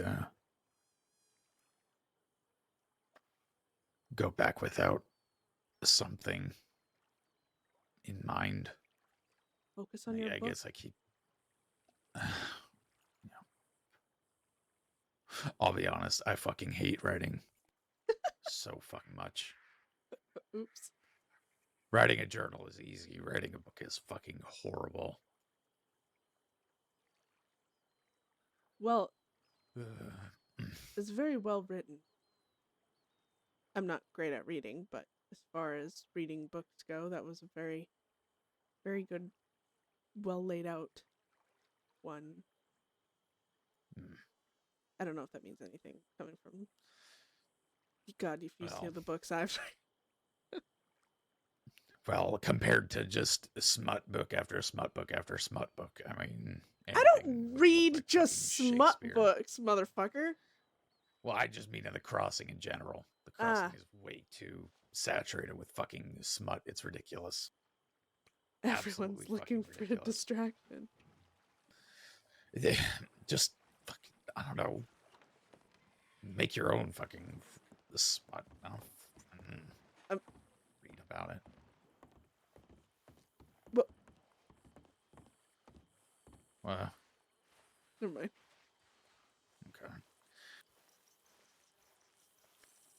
But, you know, like I said, I didn't really write it to be entertaining necessarily, but I'm glad it reads well. It's not entertaining. It's educational. I guess. It makes it sound like it's for children, but I get what you No, mean.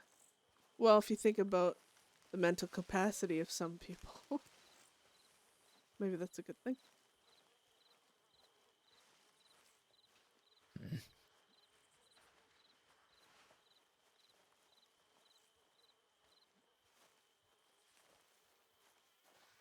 Sorry. What? Nothing. Just stumbling around.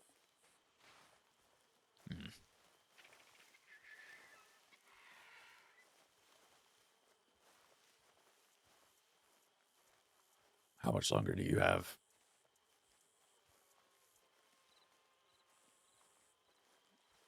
I still got a while, yeah. Long while. I don't really recall I'd have to go look at my paperwork, but I think the guard said something about the 13th if I don't fuck up.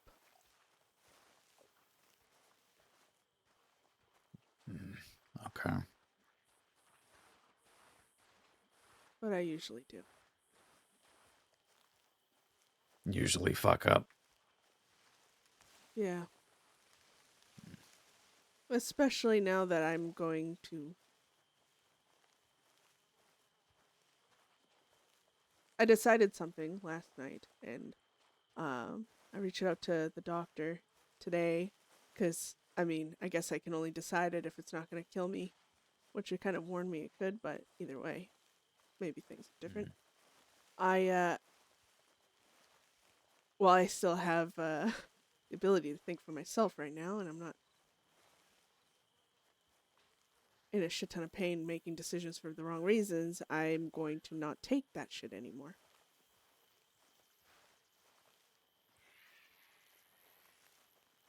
Even if it's to help heal my body, which, I mean, my leg hurts, and I don't know, something's... I don't even know what's in my mind anymore, or what's actual pain. Obviously my leg that's visually fucking fucked up. I don't know why my side would still be hurting. It's all healed. The wound is gone. Well, there's a scar there, but I mean, I don't know. But you reached out to a doctor. Yeah. Check my telegrams. Okay. Yeah. But I don't know. I hate that I'm doing that here. I wanted to do it out there, but life has other fucking plans, apparently.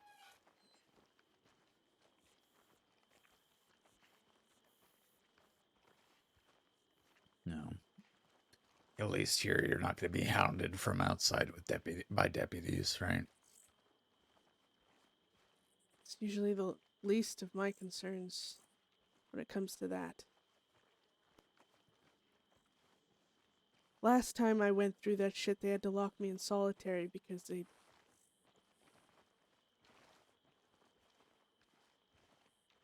It's just not great in here.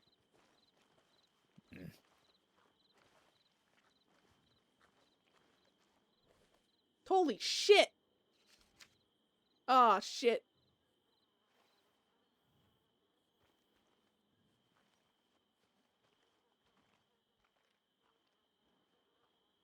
Oh, shit!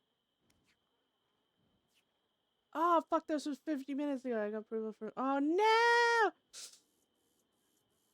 Tomorrow. Okay. Oh, I'm so sorry, Clara. Was that while I was reading the book? Oh, shit. We gotta read that in a minute. Where's save? What? Millie!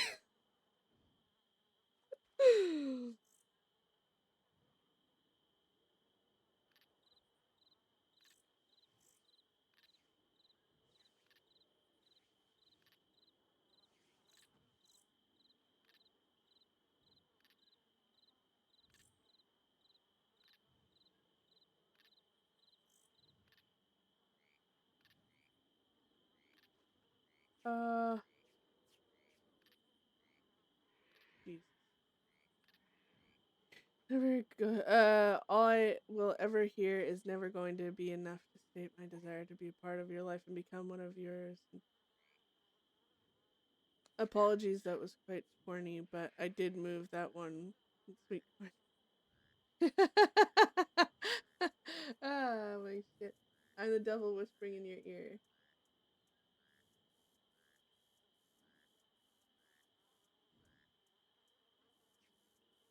Ooh. You know, that's actually kind of cool because that's basically what Chester does. Kill them all. Exactly. That was like Chester when Beth is the most unstable she ever was. Like Chester wanted her to fucking attack her own people, fucking attack everything, you know. Like, cause technically she's not actually seeing dead people. These are figments of her, they're hallucinations. Her father is her self-loathing. Chester is her hatred and violence and aggressiveness towards everything. And Sarah is the parts of her that regrets and is soft and wants peace and quiet and all that stuff. And she thinks of them as separate from herself. And because of her drug abuse and everything, oh my god, I'm proud of it.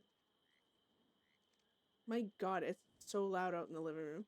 I think my husband and my son are wrestling because all I hear thumbs, piano, giggling and screaming.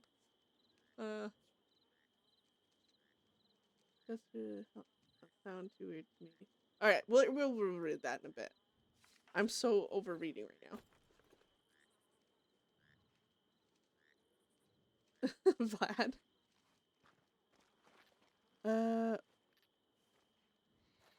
We need to eat something.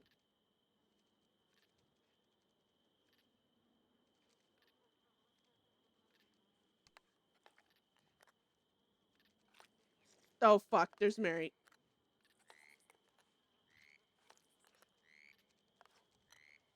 We're just gonna get the hell out of this. That's Beth is not a cannibal, no. That's excessive. Where did the fuck did he go? That's something Lowell would say. What the fuck?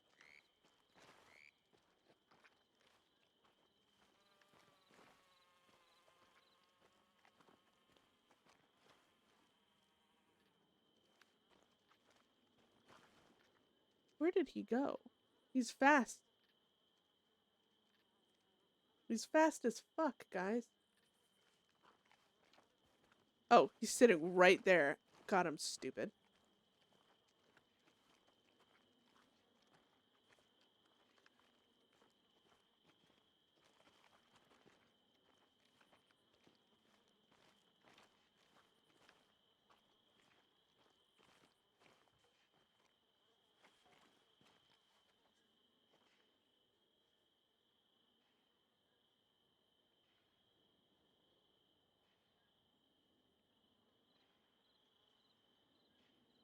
What are you writing now?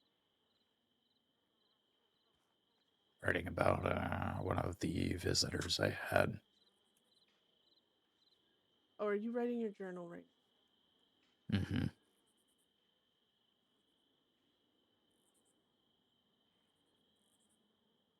I was gonna stop writing. Seems kind of pointless. What do at you this mean point. you were gonna? What do you mean you were gonna stop writing? Well, I'm 4 journals in, and honestly, it's just evidence of my inability.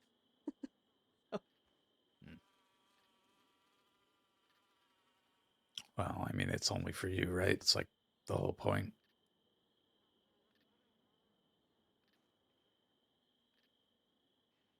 Yeah, I mean, they came in handy when I lost my memories in a way, but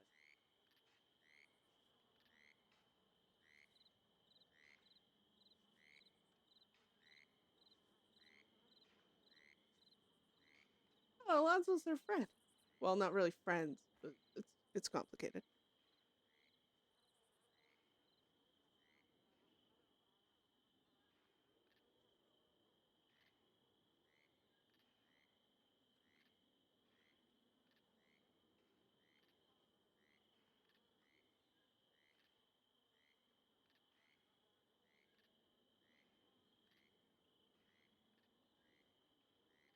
I have a question. Mm.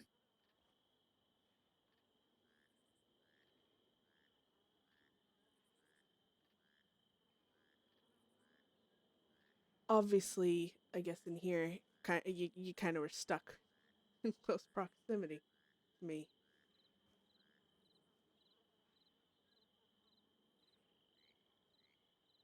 kind of by force, I guess.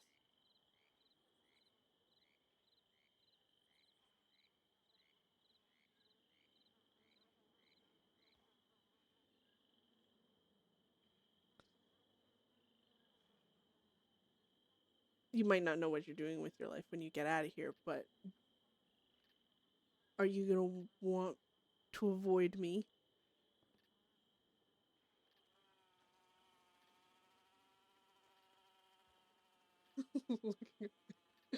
Hiding her face.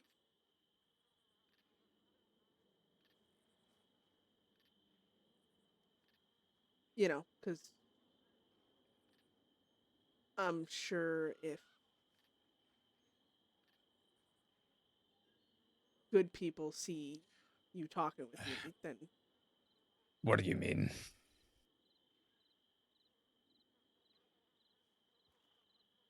well, a few times yesterday when people were just so cavalier with their words, calling you my friend, you made it a point to say we're not friends.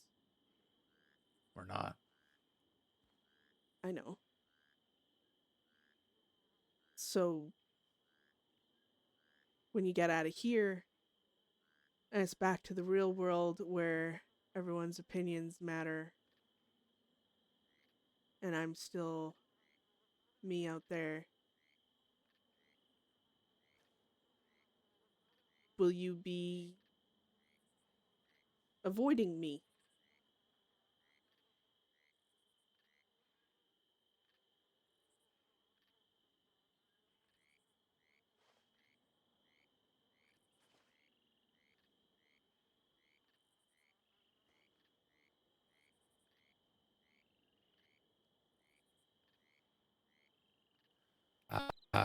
I don't. I don't know.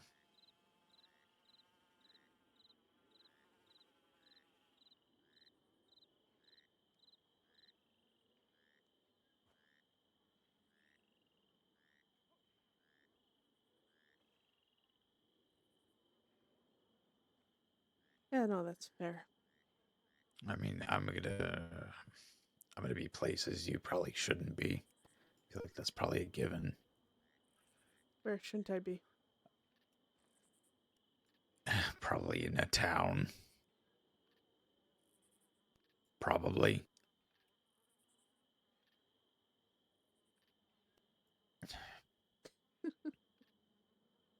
I feel like my avoiding you is only for my benefit, right? Typically, yeah. I feel like it's also probably just something I would probably endeavor to do if I made the decision that I don't plan to return to the department, which I haven't really decided what I want to do with regards to that. Um,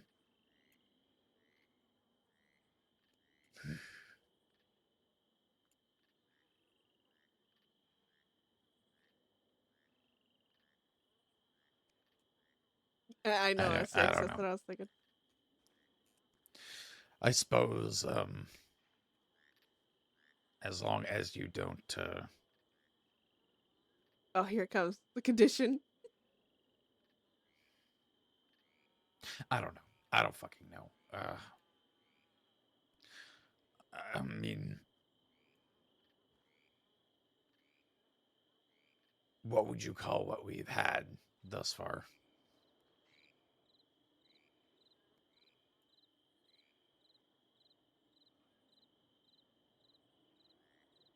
Fragile. Well,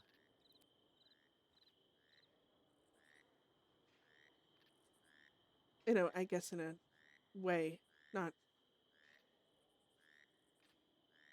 If it was fragile, I feel like it would have broke a long time before you. Hell, it probably would have broke when I read the book. You told me not to.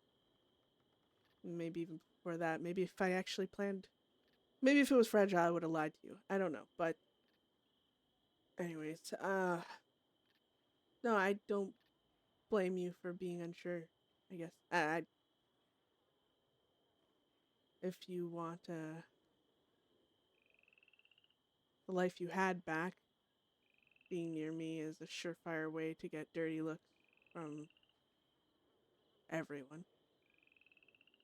I mean, even if you... Well,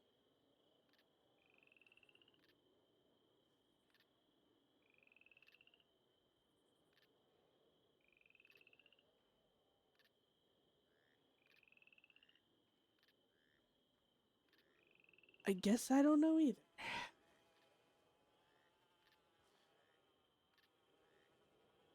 It won't be necessarily my intention to avoid you, but I don't think I'll be seeking you out either. Unless I have to for something. One way or the other, you know. But,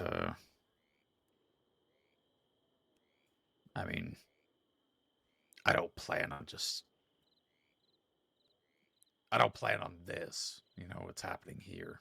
I don't think this is going to be happening again.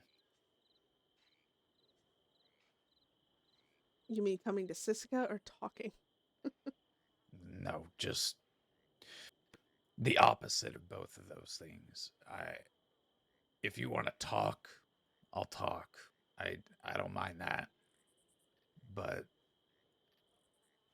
you know, going on walks and bailing each other to, you know, just do work and play poker and shit like that. I don't foresee that.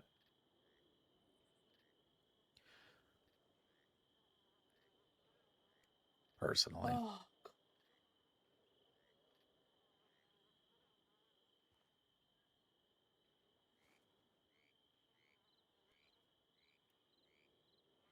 because she won't argue because she knows she already fucked him over, Yeah, like ruined his life. I And she's also like, don't want to necessarily just say we're gonna,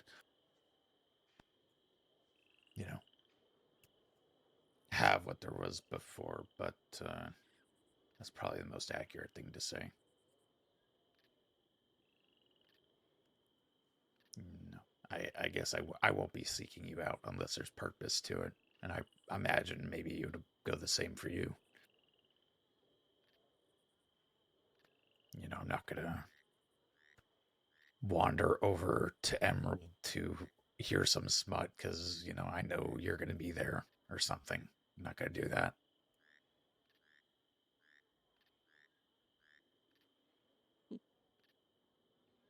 you know, I've never gone to a smut rating at Emerald, but yes, I understand what you mean. Okay, well, I guess I assume, considering it's a Oh, fun Angel's not a place, backup. That's so mean. It is like a pull of good and bad, though. Not gonna lie. I Bad's don't know. winning. What do you want to happen from here? Well, you know what I say about what I want. I'd rather go with realistic outlooks.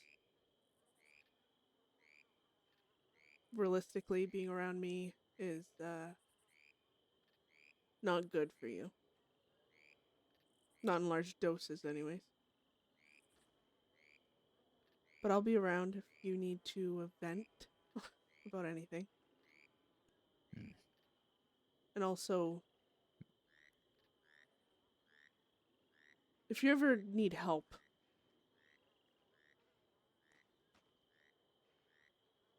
with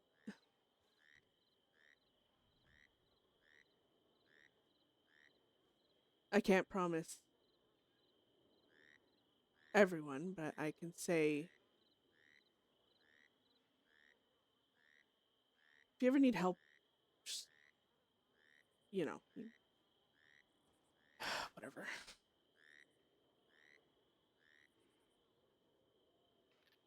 You think I'm gonna call on the help of Deadset to help me if something goes wrong? No, I don't. But I figured I'd offer it nonetheless. Because sometimes, especially dealing with certain situations, uh,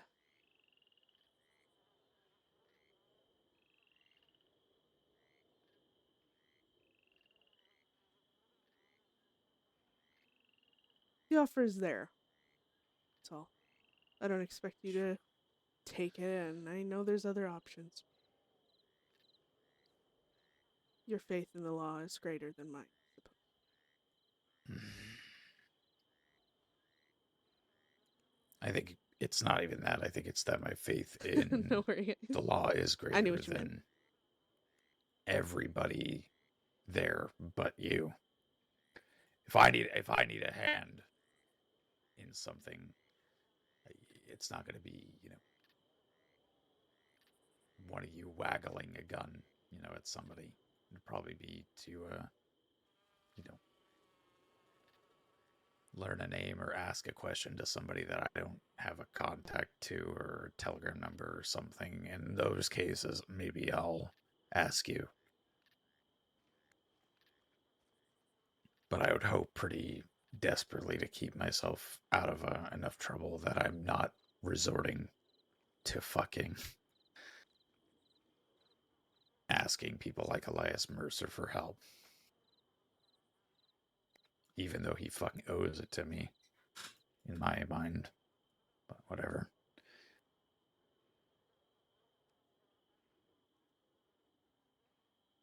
I don't know. I know Elias took someone important to you that day, and that's why you keep speaking down at him for his choices in that panicked moment of his, but I'm really important to him. Nah, I don't care about him. I know. I'm just saying.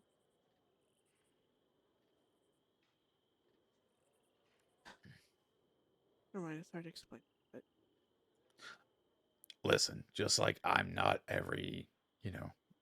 just like we could sit down, not even necessarily as, well, up until recently, as, a deputy and a criminal.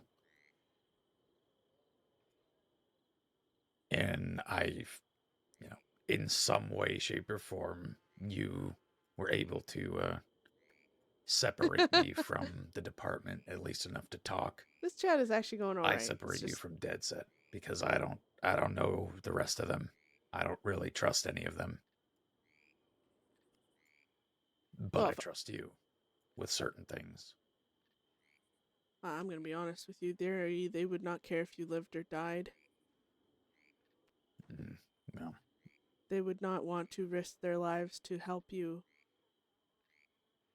But there's a small grace in that, knowing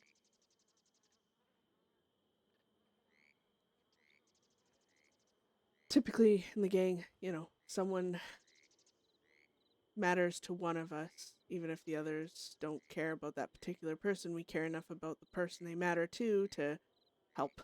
So, obviously, grain of salt on that. If you're an idiot and you run around pissing off every criminal in the crossing, and you run over to us saying, "Hey, I really need your help with something," they're obviously gonna fucking not swing that way. But like I said, even if it's not the entire gang, and I'm not offering the entire gang because I can't promise that. I can't give my word on that or anything. I can give my word on me, though. And I know you saved my life.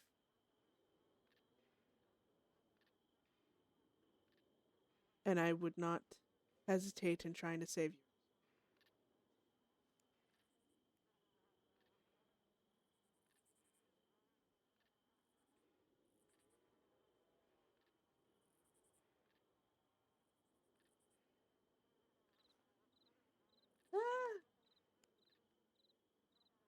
Why don't we endeavor to leave it at if you ever need to talk, to somebody other than your gang. Yeah, well, on my side at least, for me that goes without saying, but I'm always around.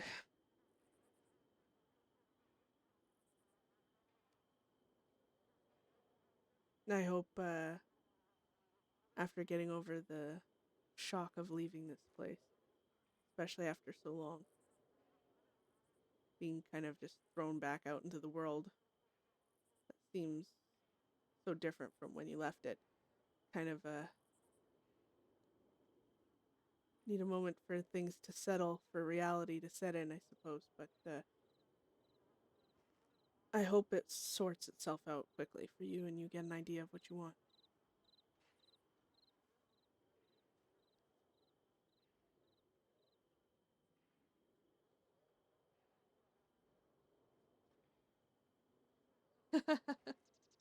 And for the love of God, do not join any gangs. Uh-huh. Well, they make it really easy for me to not be interested in joining their fucking gangs. So I don't think I have as much to fear in that regard. How'd they make it easy? How would they make it easy?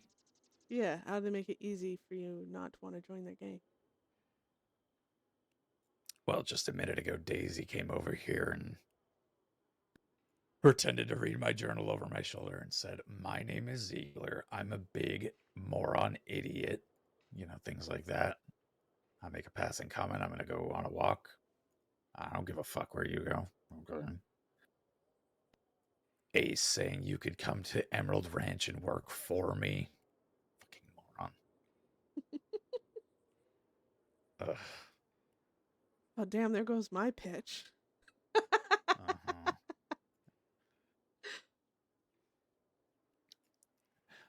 What would your pitch be, dear God? Oh, Hey, I know how much I you know- love chasing the trains I from know. behind on horseback, but maybe you want to be on one this uh,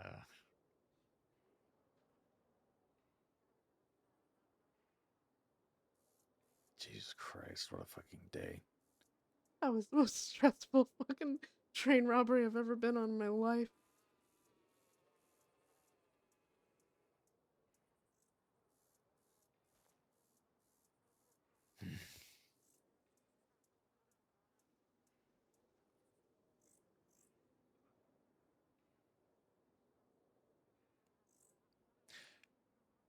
But yeah, what I'll say is, if I need to talk about something that I just need somebody to understand, then I'll know who to telegram. Yeah.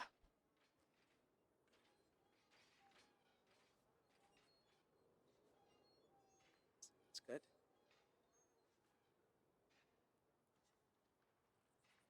How you feeling?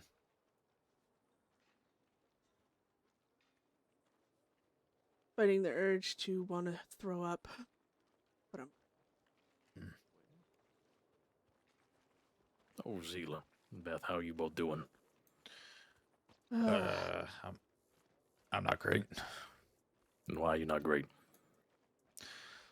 I read on the board that I'm meant to, my sentence is almost over. So I'm a little You're nervous, upset to be that honest. you're about to leave. I know, right, Daisy? Oh my God. Yeah, my bad. Yeah. Never mind. I'll just shut up. Better get to it. I heard Guard Mary wants to put you back in the hot box. That is Why? true. She did say that. What did I do? I don't know. What Something didn't about you you being a do? lazy piece of shit. Yeah, I guess with the lack of doing. Oh my fucking To God. be fair, it's She- not that hard to piss off Mary. You could just breathe wrong in her presence and she'll She probably took- shoot me. She took 4 fucking picnic baskets from me that were filled with hard work and then says I didn't do anything. Great. Yeah. Well, whatever. you discredited your own work, I feel. Well, I didn't exactly do the work to try and appease her, so I figure it was probably going to come down anyway. But yeah, no, I'm not doing great. Regardless, I don't know. What do you want from me? Are you worried that you're going to run into your deputies out there and they're going to stick their noses high in the air? Or are you worried about the criminals? Is both a good answer? It's a cop out, but sure. Okay. Well, I don't mind offering you a cop out after calling me a dumb idiot. 4 minutes ago or something. No, I said that nobody likes you. No, well, great. Well, to be fair, I get along with them, to her but your entire stay here since we've encountered each other. I'm sure her calling you a name or two isn't going to hurt your feelings too bad. I am very accustomed to being called names, so I don't mind it too bad. It's fine. challenge accepted. I'm gonna come up with a freaking name you don't like. Good luck. You have no faith in my creativity. I don't. No, I don't. I can't remember the last time you've done anything outwardly creative. Goodness, Ziegler, you might push away your only friend. She's not my friend. She isn't. No, we're not Mm-mm. friends. Oh, she seems to be the only one that. And this is not to insult you, Beth. You let me know if this is wrong, but she seems to be the only one that cares about you here. No, that doesn't necessarily make us friends. I mean, Well, whatever it was enough to lose your job over. I didn't do it for her. I did it for me. Yes, you did it for yourself, which has landed you here. You were corrupt for yourself, is what I'm hearing. You must tell me if I'm wrong.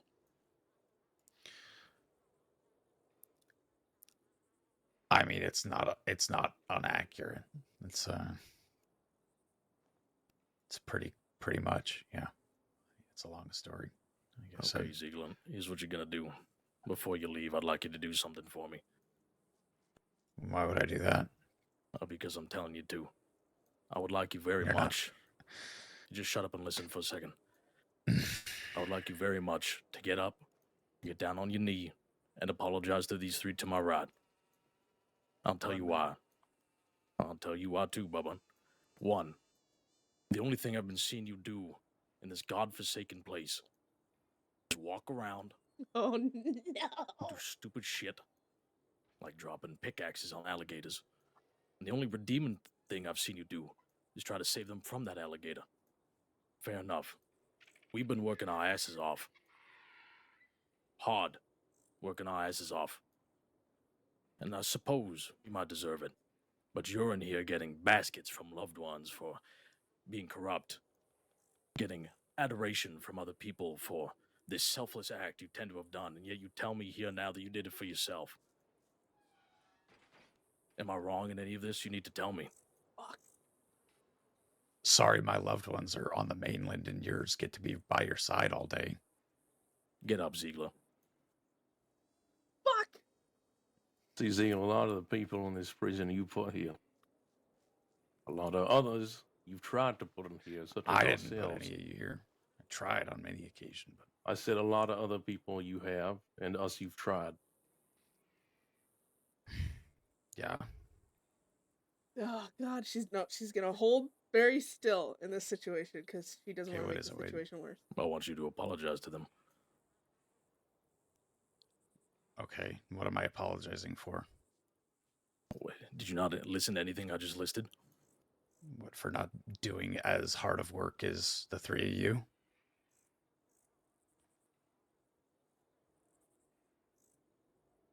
Berating my wife since the day we seen you here. Every goddamn minute it felt like. I think the least you could do for her is an apology. Such an attitude bringing here for your previous stature as an undersheriff in a den of a bunch of criminals. So you could understand why I'm a little on edge then. What do you think we're gonna do, Ziegler? Kill you? I don't know. I don't know what you'll do. I Oh, haven't looked into any of you really. I tell you, I'm not gonna stab you. None of us are gonna stab you if you say no. Beth is gonna have to hold very still. But I highly recommend that you do what I'm saying. She's not gonna get involved. Why is that?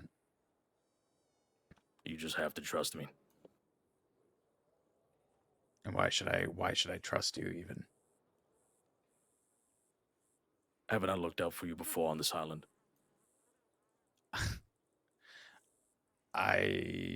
If you have, I haven't noticed. Oh, okay. Ezekiel, do me a favor. Why don't you stand right there by that table, get down on your knee and apologize, specifically to Daisy. You can just say a name. The other two will take it as an apology. We'll leave you alone. Ooh. God, don't.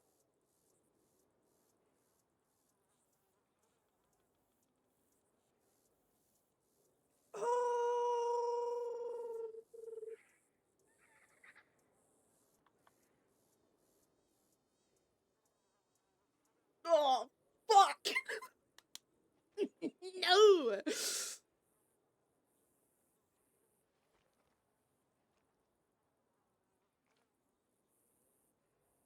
Miss Beth, Yep. could you do me a favor, please? What is it? Could I just ask you to maybe sit where Delgado was sitting for a moment? I hate to ask you to move with your injuries and all, but it's probably for the best.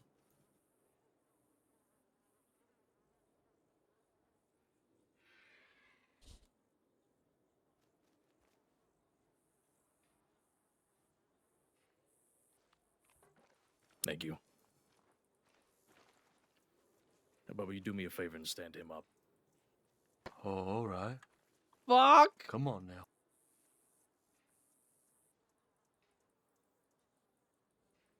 Up you go, little man.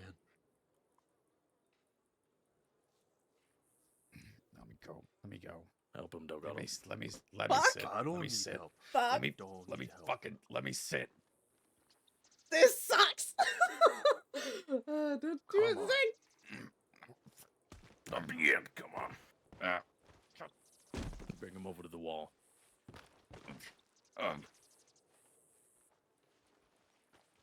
Don't you struggle, Zila. Bring him over.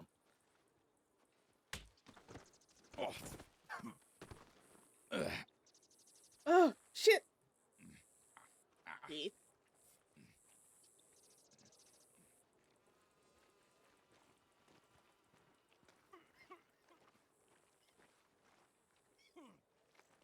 Okay. All right. What? Let him go and you stand against the wall, Zila. Don't you move.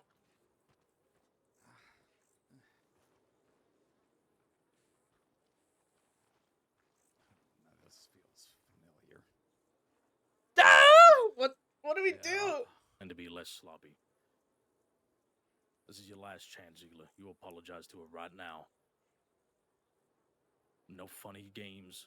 No Beth nothing. is like, okay, think of I the gang, shouldn't think of the give you gang, this think of the chance. gang, You because get right now on she'd your be totally will getting involved if apologize. she was by herself.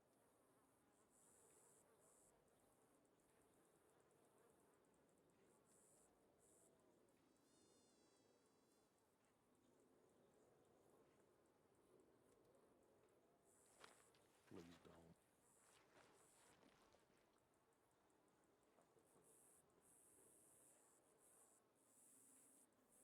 Okay. Bubba Delgado, go ahead until I tell you to stop.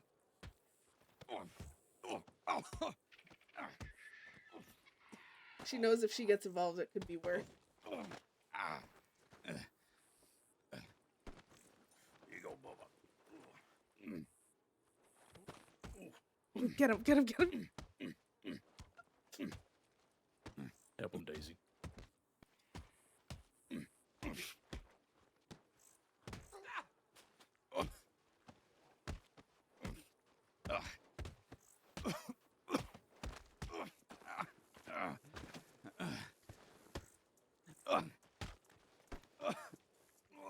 Goddamn asshole. We said to go till You know how many he says times you done. try to put us in here? I wasn't counting. Sorry. Oh, fuck! That was sick.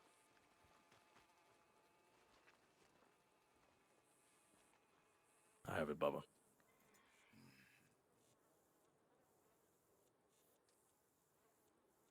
What'd you say? I'm sorry.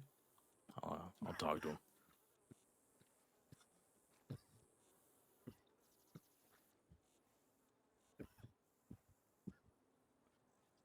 All you had to do was swallow your Right. pride, you dumb Beth son of can't a bitch. fight right now at all. I've been doing that for years.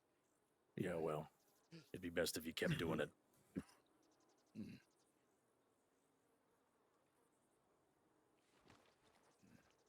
Mr. Delgado, if you could speak to Beth, please. Yeah, Miss Beth, sorry. I don't know what connection you have to Mr. Ziegler. Hmm. I know you said you're not friends. But at the end of the day, that man right there had a badge on his chest. He's tried to kill me. He's tried to kill my friends. And he's tried to put us in this godforsaken place. Now, when we spoke, you seemed reasonable. You seemed like somebody would be eager to work with. So Yeah. on account of good business and future comings, accept the gift within the holy word. Oh. Should you want it. No, thanks. Something like that should ease your conscience in here and maybe even help you get around. If you don't want it, you need to let us know now. No, I want it. Yes. And should it be found on you or you want to use it for any reason and you are questioned upon it, I assume it is a device of your own creation. Oh, 100%. No. And Very good. to be honest, yes, I get along with Ziegler, but there are some lessons that need to be taught, and you guys taught it, so you have no explaining to do to me. That is your business over there, not mine. We appreciate that. We simply just don't wish to cause any ire between us. As Mr. Delgado said, you seemed eager to work with us, and we are eager to work with you, should we all get out in one piece, hopefully. No, the sentiment's the same. When I get out of here, I will reach out. I think doing business together would be interesting and probably profitable for us both. Mm. Very good. What? Oh, I have to apologize, Miss Mary. We tried to have a talk with Pleasure doing business with you now and hopefully in the future as well. Yes, likewise, Delgado. Oh, yes. he was being Good day, Miss Beth. helpful. All I just wanted an apology. Oh, I gotta hide this book. Where am I gonna hide this thing?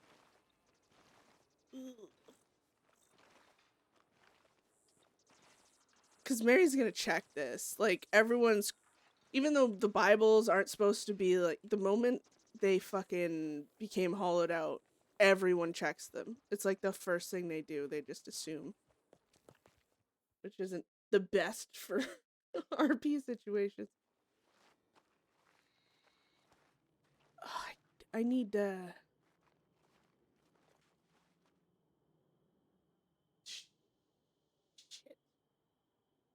Shit. Where am I gonna put it, guys? I don't even know. Stuff's Bible. Bible is stuffed in pants. I don't...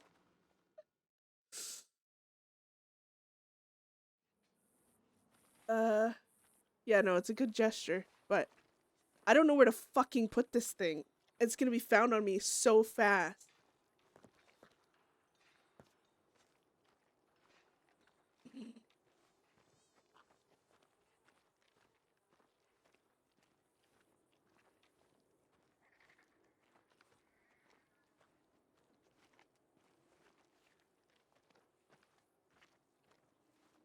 What was the apology that you need? What's the apology about? What'd you do? There's, of course, some personal things we asked him about, Miss Mary, such as the life on the outside, which is none of your concern, but the main one was his disrespect towards Daisy within your walls, and, of course, the lack of effort on his part to help us within them as well. But I will say, Ziegler, you're one of the laziest prisoners I've had in here. No lie. You took all my hard work from those baskets, Mary. And what was that? I've had fuck all potatoes, and I check all hours of the day and night because I'm running out. So don't start on me. My apologies for doing job board work. Well, that's a choice you make. But you can mix and match, you know. But board work is for you. You earn coin from that. I doubt that you're hard up. But I'll take it as a learning experience. Can't grow back now. It's shaved. Take it any way you want. What else did you do? What you apologising for? Well, I'll explain it for him since he seems to be recovering at the moment, but as I've Use your told you, gut. I started on this path because of a corrupt lawman doing it for selfish reasons, and My beard up not until red? now, I thought he was doing it for selfless reasons until he admitted to me that it was, in fact, a selfish act. But again, that is not your concern, Miss Mary. That is more of a personal problem. One of the lesser things on the list that mattered more. Beth, like, fucking hates this right now, guys. I need to see the doctor, then go and see. Take it easy. And as you said, it's a learning lesson for you. This is a very unpleasant place. You should know that. Yes, God! Yes, McMannus, guard here. Mary. McMannus, here. Sit your ass down. Where would you like Sit me to down. sit? There's a fucking chair behind you. Sit. Stay there. Well, I write up my incident report. Right, fighting means I need more potatoes. Serves no Ye- point in putting people in solitary or the hot box. Yes, God, Mary. I do believe we will go and get some more potatoes. How many would you like? 10 each is fine, please. Yes, ma'am. Understood, God, Mary. Thank you. I put my... Right. What did you see?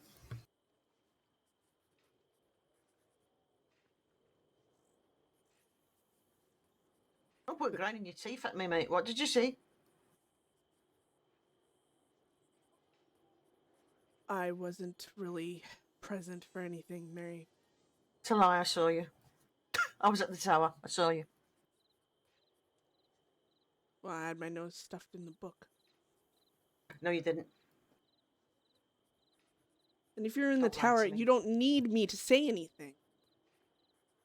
I didn't see everything. I only Yes. saw you just standing here. And that Delgato Daisy May standing next to him on the ground. And you was there, so you must have seen something.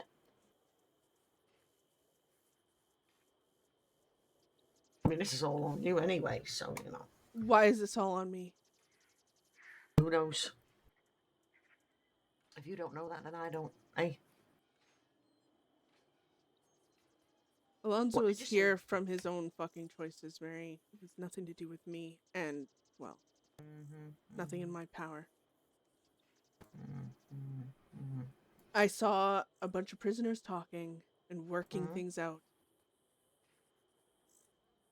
Working things out, all right? What does that mean? Communicating the way prisoners communicate, Mary. Why did somebody eat somebody? Because that's sometimes how I've seen them communicate. Well, I'm sure you know that wouldn't happen considering Lowell isn't around. Singing, where they're singing, like, you know, poetry. I've seen that as well. Communication like that, dancing, any of that. Look, I was talking to Wade about religion. He read me this Bible. I seemed interested, so he gave me, you know, some reading fucking materials. And then sitting in that chair, then, like I said, they got on about corruption and some stupid excuses as to why everyone's fucking mad at each other. Oh no, it's an ex-lawman. Oh no, this reason and that. I'm going to link it to my past, even though he has nothing to do with it. Yada yada. Apologize, no. Angry voices, fucking childish bullshit, etc. Well, maybe if he hid his shiv proper, he could have shivved him, eh?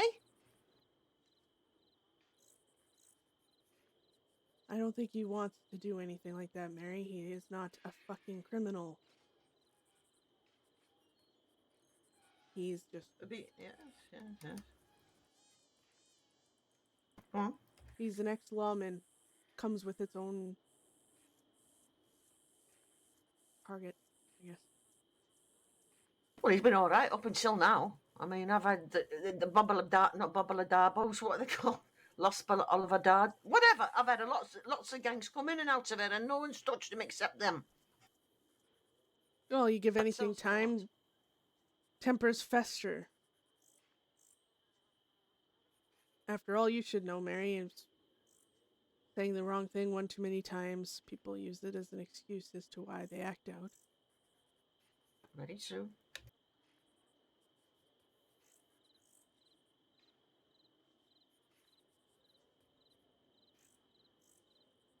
Very true.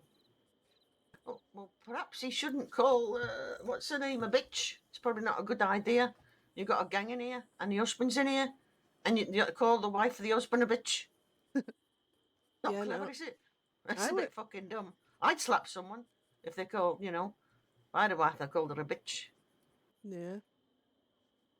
I mean, unless she's could slap him herself. But I think she did belt him anyway, because she was standing next to him.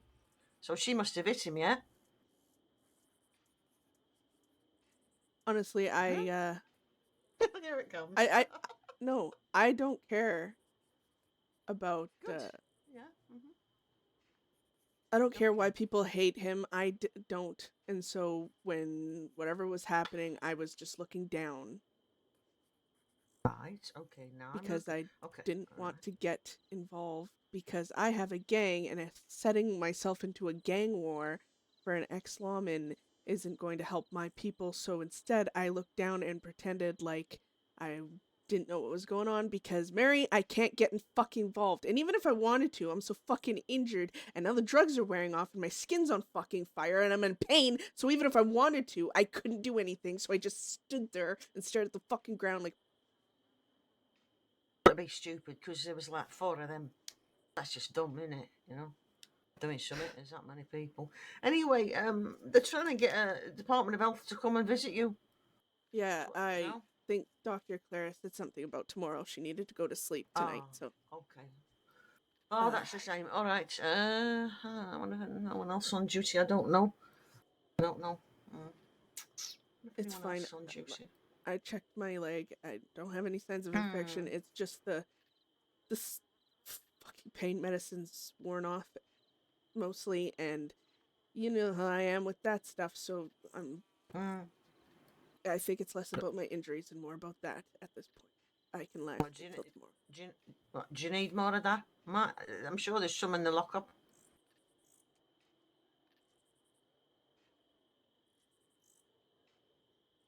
I want to eat a lot of fruit and veg because you're going to be blocked up with that opiates.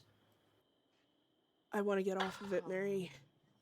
I know, it's horrible stuff, I know, but what you do for pain is just grapeseed extract, isn't it, for pain? Or paracetamol? I guess. Is that the only thing, really? Aspirin? Don't think I've got any herbs here that are for pain relief, really. I know I've got some apples, have I got any oranges? I know I've got lemons. You can make some, at least get some lemonade into you, Get your fruits and that into you. Honestly, I'm having trouble not throwing up at what I have now. I'm probably just going to waste it. Well, I did put them sausages in the whatnot. I'm not a complete monster. Oh. Nice. I put all that food back and someone must have fucking sickened it. Well, people are hungry, I guess. Know the feeling. All right, well, I don't know. And well, I think you're clever. Of course you don't want to get into a gang war because you will. You will with that. You fucking will for sure. Yeah. I don't know how tough they are. I don't know a lot about them. I don't know how tough they are. How long they've been around? Not as long. I think it's their first time they've been here. I think. Oh, the Rousters actually are a very old gang. They just have been quiet for a long while. Yeah. Oh, okay. But, All right. Well, it doesn't really matter how dangerous someone is, Mary. All it takes is one badly placed bullet to end something. Everything must be calculated, and this needed to be calculated. So. I stood and I looked down like a dumbass. Wise decision. Right, let's see how he is. I think he walked out of the gate. It's a good lesson for him, frankly.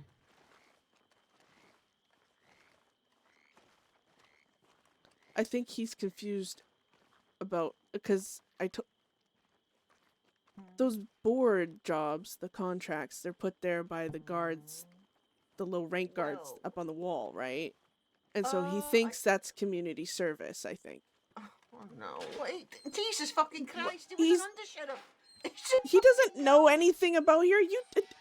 Mary, you yourself has No, complained several times that the department hasn't searched people like they should and all this stuff. You think they're gonna know how community service on the island works? He's a blind fucking greenhorn here. He hasn't been taught a damn thing, and the criminals aren't gonna teach him anything. Every government department, can issue community service. Yeah, So but obviously it's he's never different out issued it to there. No, it's the same thing. It's the same thing. It's the same payment, same process. Job boards go straight into your pocket, which is fine. But I don't know. Well, I would have expected he knows at his rank. Where is he? I might have gotten a telegram from the doctor, so I gotta go check that. Yeah. Oh, no. Okay, I have a shiv and I don't want to lose it. I'm so scared. Oh god, if these weren't searched so goddamn much.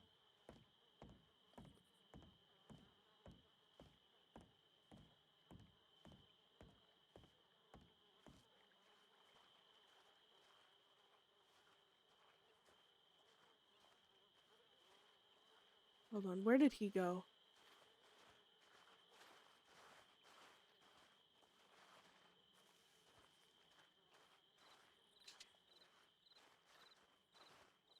You know, the most annoying thing is looking for people when your walk speed isn't at full and you can't just run places.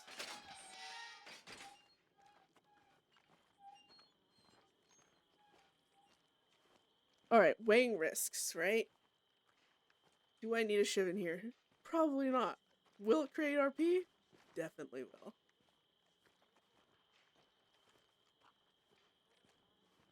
Definitely will. Oh my god, if Rogue, the guard Michael is his name? If he was around, Beth might actually stab him because he stabbed Nacho. But she's injured right now, so she can't really do anything. So it's like weighing everything, right? Hey Reaper! Stream is going good. Okay, good. Millie's it's good to hear from you. Things have been exciting. You know how it can be when old friends need a little help. Sometimes you just need to answer the call. Yesterday I was able to do just that. It was a big one, and the problems were numerous, but in the end it worked out in our favor. As an indirect consequence, I think we may have a little bit of olive branch for our persistent problem, but that remains to be seen. Today was a bit of a challenge. I got bit by a fucking snake twice. Fortunately, we have great medical care out here in the wilds. Things tend to flow out of wounds if you know the right people. Well, okay. The rest of our friends in Deadset are doing well. We're sticking together, keeping away from the cage. And we're all pretty exhausted now. I'll be laying my head, but I wanted to let you know we all miss you. We're staying strong though, and we'll be waiting for you when. Good. Oh.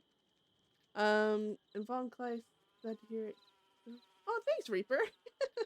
How have you been? I'm really bad at remembering who plays who. I'm gonna be honest. Your name seems very familiar though. But I'm a horrible person and I can't put a finger on whom. I'm so sorry.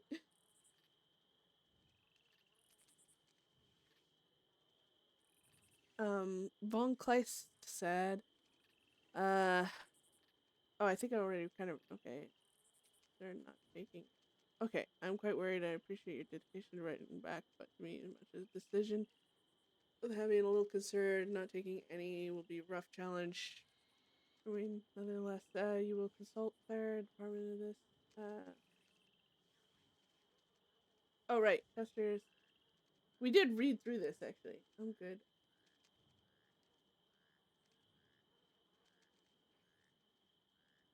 Oh, good. Oh, I hope it works out. And I always, I know it's a kind of a daunting thing when you're waiting for, to hear back, but, I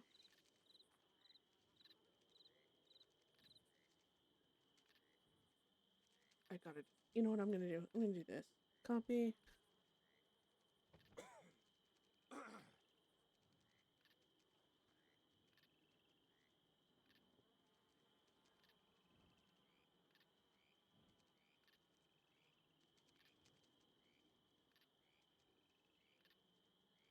That.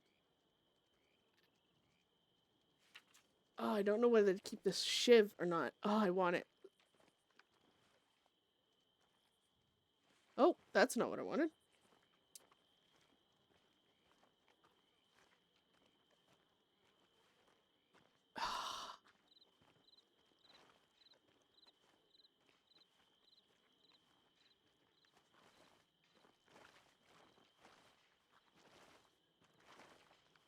Hmm.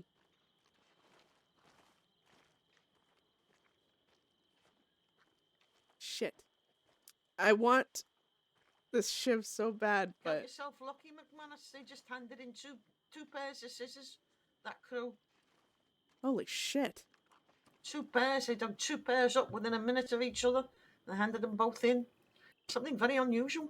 So we should all count ourselves lucky because they have the means to make shivs. Oh, maybe they're just tired of the, you know. Bullshit. Yeah. Did you see Yeah. where Ziegler went? I'm looking for him myself to see if he's all right. No one can find him. He's not. He's not in the infirmary. I don't know where he is. I'll find him and check on him for you. I'll know where he. Christ. I'm gonna cry. Fucking baby. Oh, he's not a baby. He got beat up, Mary, by 4 people. Come on now. Okay, so I'm either gonna go over here. Oh shit! I didn't want to do that. That's cheating.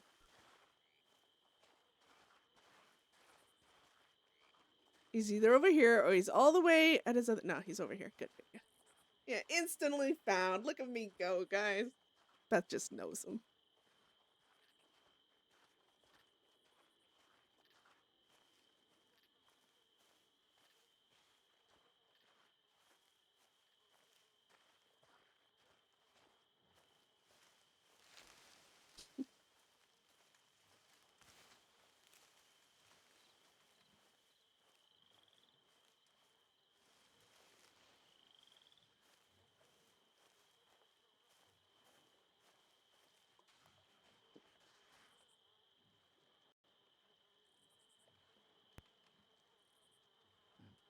How are you doing? What am I doing or what? How are you doing? Oh. I don't know. Fucking bad. I don't know. How do you think I'm doing? Why didn't you just apologize? Never mind, I already know.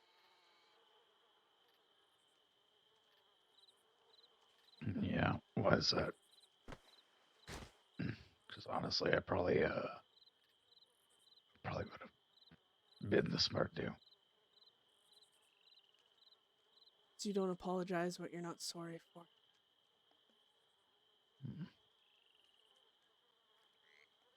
No. Honestly, I don't feel like I had anything to be sorry for, so fuck them.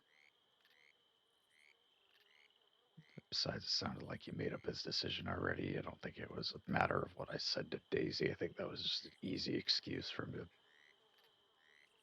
be pissed off at me that he made bad decisions in his past. So, I'm gonna sit here because This tree is very uncomfortable. Ah.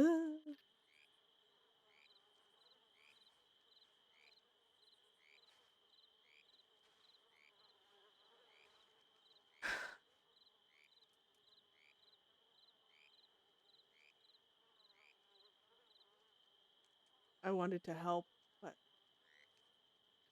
I would have just made the situation worse. Well, I'm sturdier than you right now, so it's fine. I didn't expect anything, any kind of rescue. Hi, Sailor. I mean, what are you gonna do when there's 4 of them? It's very reminiscent of how they are on the outside, where he just, says the word and the rest of them, like obedient pets, just do it exact. It's fucking ridiculous.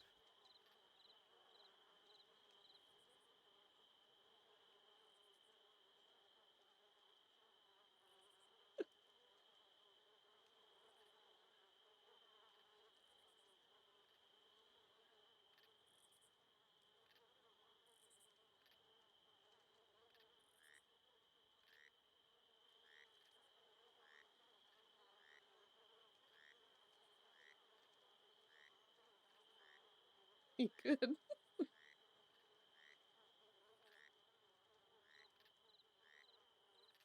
I'm sorry. Several times when he was talking about his being on this path because of corruption.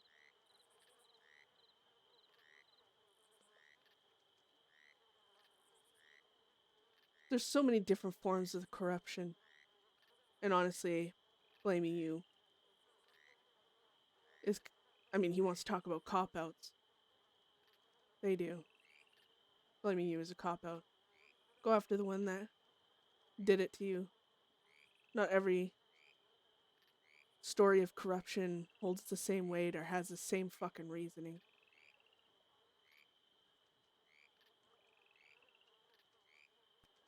But Truth be told, I get the feeling that he was probably just planning on doing that to me at some point. And I guess my saying I'm gonna be out of here later at night was just stupid. no, the stupid thing was insulting the man's wife a while ago. And yes, I know she's a bitch to you. And you saying she's a bitch is stating a fact, but they're still getting mad. I never even said that.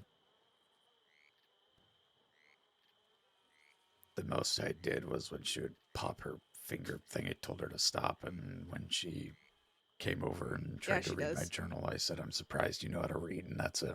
Oh, well. Still. Fair enough, I guess. Yeah. But whatever. Well, look at you getting the whole Sissica treatment, just trying to fit in. What the fuck? I was never trying to fucking fit in. I tried to avoid every fucking conversation I had was forced to be near them. Just to keep out of trouble, but obviously. Trouble tends to find you on Sissica. Guess so. Because there's nowhere really to hide.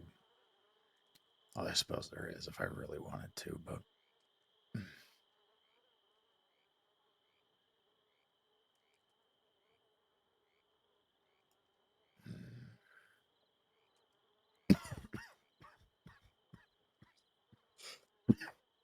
Yes, even though you're doing everything right here and still getting treated this way, you can see why so many people talk ill of this place.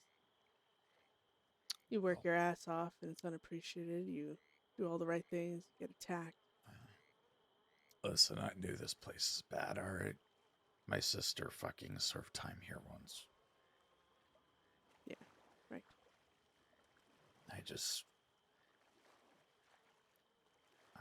None of it is not expected. It's just, I don't know. I guess I thought I could try and just try and keep my head above water, at least long enough to get out of here without something like that. So,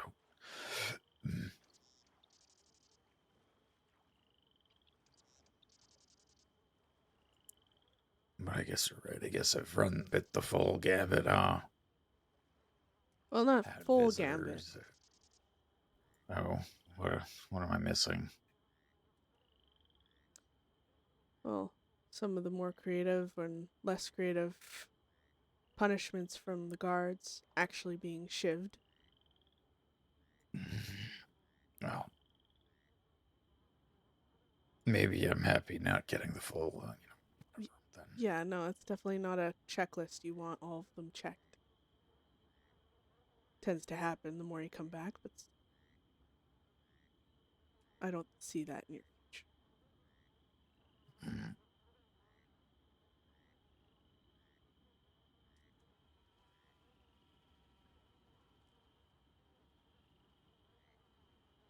Are you just bruised, or is anything hurt beyond that?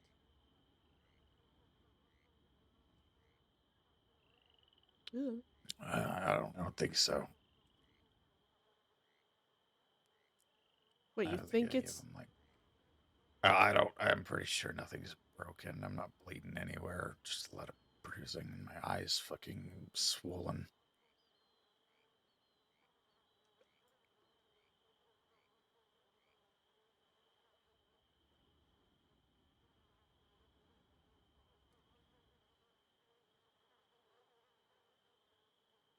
I'm glad I'm not injured. Or I'm glad I'm injured. Oh. What?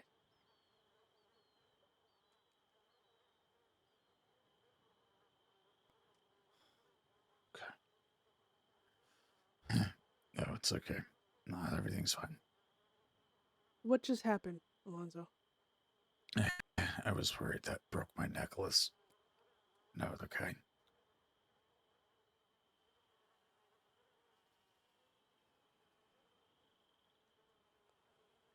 Oh. Usually when I get in fistfights, I take it off before starting. So.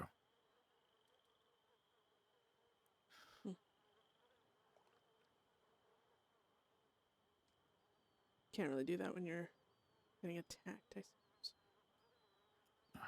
I guess not, but I had it, well, never mind. What? I was just gonna tell a stupid story about how Look at that. how Hold on. about the one time here in the crossing where my necklace got broken. I don't mind hearing a story.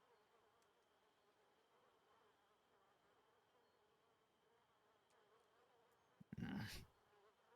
Unless you don't want to tell it. You don't.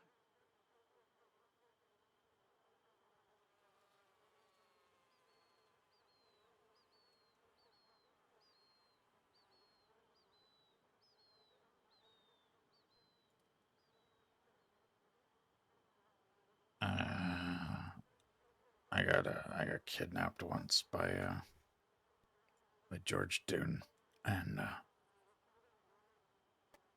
it was pretty normal, I suppose, as far as kidnapping goes, but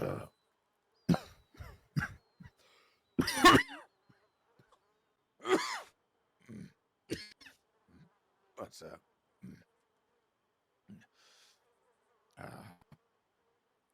He keeps coughing and I'm stressing out. What is it? Are you more injured than you but, claim? George noticed my necklace at the time and asked what it was, and he was surrounded. I was surrounded by like 4 or 5 people. Well, I guess you know Zoe Winters, right?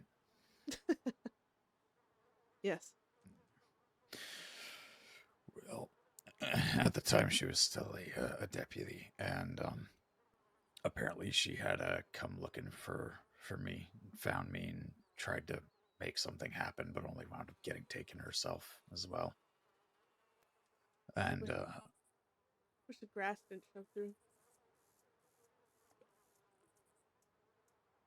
you know, they had guns out on all of us and everything. And George mentioned my necklace, and I didn't tell him anything about it, but he honed in on it still, and well, he took it from me and realized, you know, what it must be.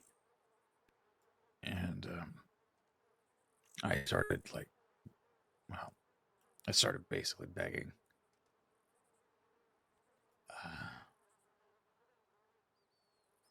And at a certain point, I don't know what I might have said to, you know,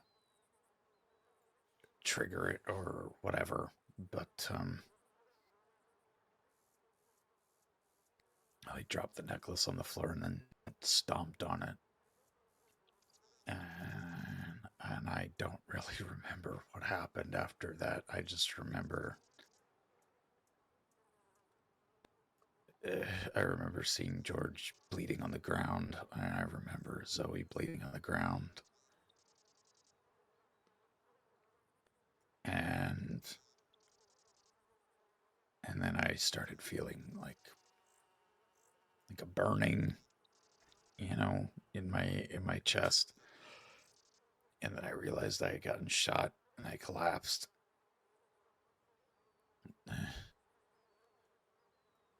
And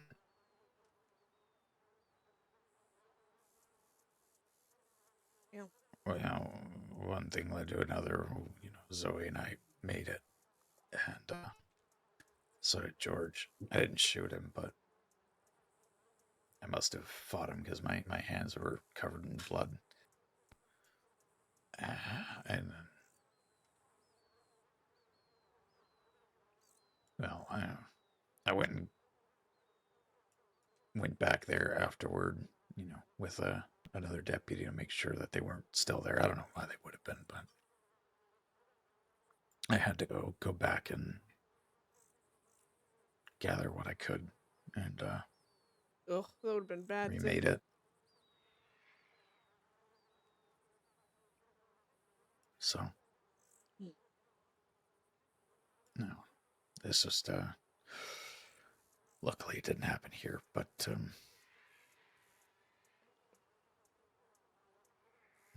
I've lost my temper in the past, I suppose, when things like that happen. Maybe temper is not even the right word, but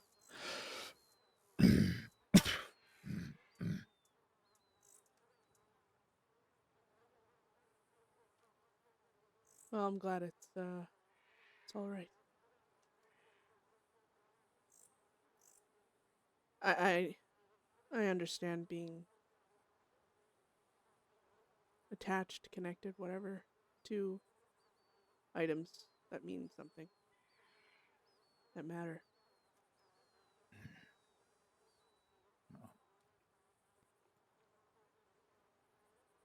I don't even know if I'd call it an item, but sure. Well, something. Well, it's her. Oh, It's a vial. It's a vial with her ashes in some of them.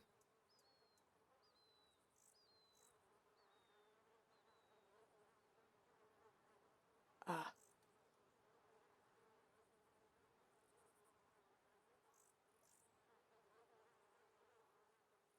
Well, then I guess I understand that even more now.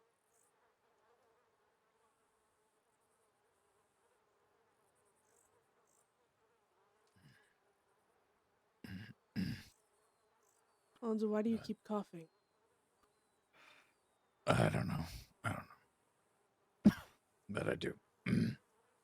I think it's probably just the amount of cigarettes I've been smoking. Or maybe it's the, I don't know, maybe the coughing fit I had in the hot box, you know, before you got here is stuck around. I don't know. I was coughing a little bit before then, but Have you, I don't know, got it looked at by the doctor?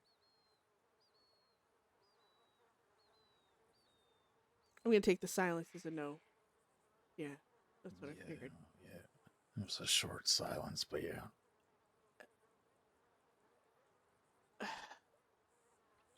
You should get checked out. Siska, as much as there's physical injuries that happen here, mental ones, it's not really the cleanest plate either. You should get checked out. You could be sick or something. Especially from the hot boxes. I don't think they realize how disease infested those things are. The infections that they can cause. Rotting things and heat don't mix. Well, maybe if that doctor shows up for your thing before I go, then I'll get looked at. But otherwise, I think I'm gonna wait until I'm on the mainland. No, I meant on the mainland. I kind of lost the window today to get checked, so I gotta go through tonight till. Okay. Which is fine. I can.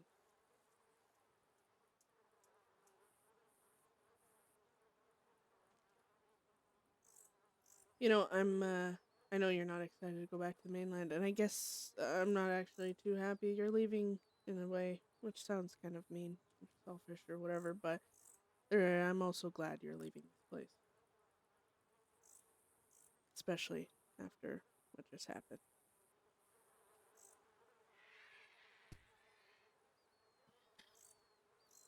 Honestly, I'm a little surprised it took this long. Yeah. I was pretty confident that it would happen right away. Yeah. Yeah.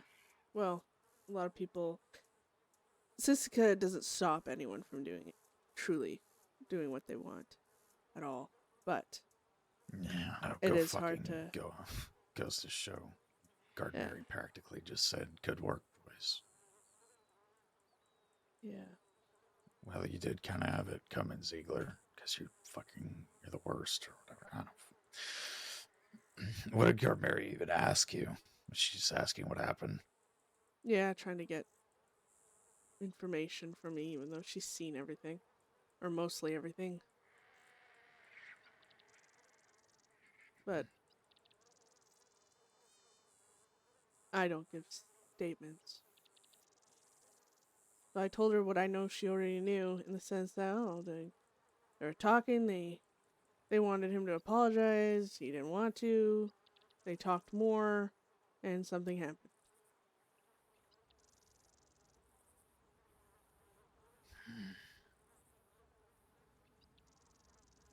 Oh, whatever.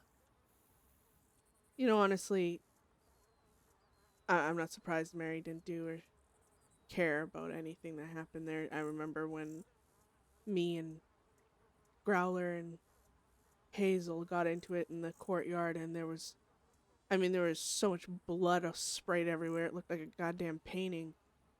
Mary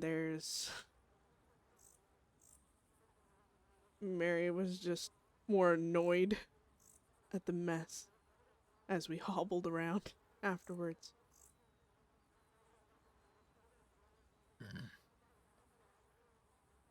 That one was with pickaxes and shivs. So what happened to you is probably like, well, she probably sees it a lot anyways, and it's probably not even worth the paperwork in her eyes, but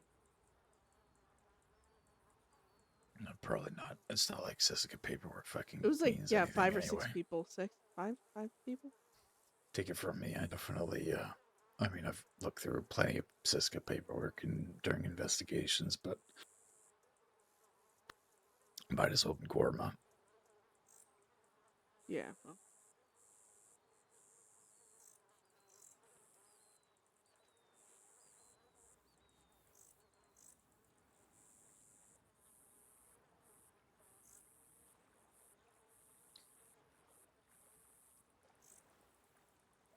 I'm glad,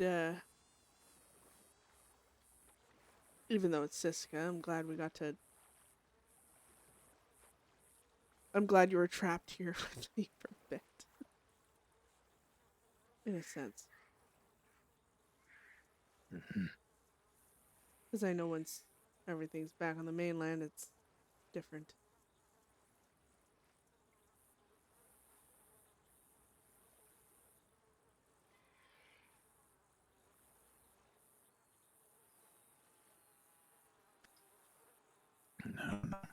Maybe if I get back and every deputy is treating me like shit or something, I won't be so anal, I guess, about talking. I don't know. They But, won't treat you like shit, Alonzo. well, some of them already have.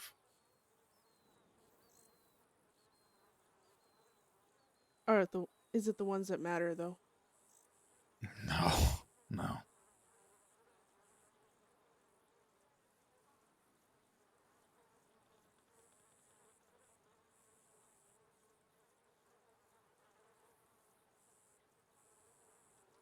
I'm sorry this all happened because of me. Well,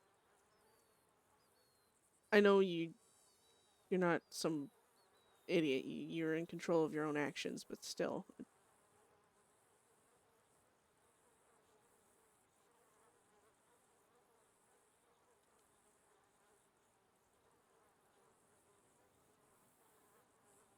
It probably would have been better if I didn't reach out to you that day.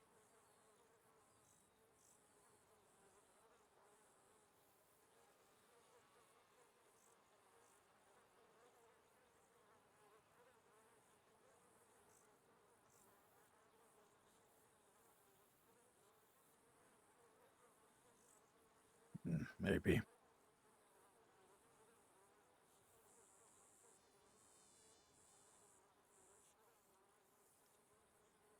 I'm relieved you did, though. Not relieved for everything that happened following, but I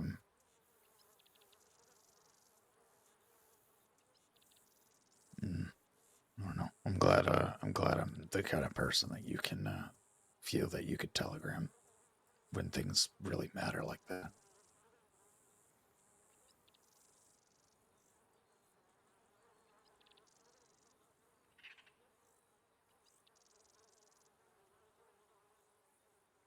Yeah. Well, that shouldn't be much of a surprise to you, given who you are. You're not really. I mean, I guess some may think you're an asshole, but that's just because you're honest.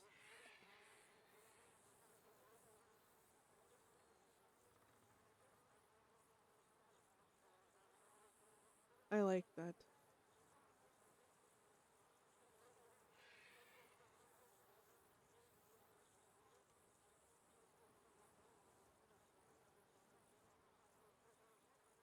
It seems like you don't really get enough of it.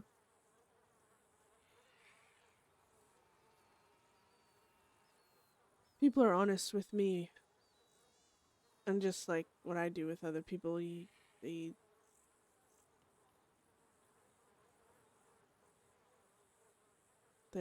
soften the truth, scared at my reaction to things, which I can't even blame them for because I've had some pretty shit reactions to things, but Yeah. it kind of,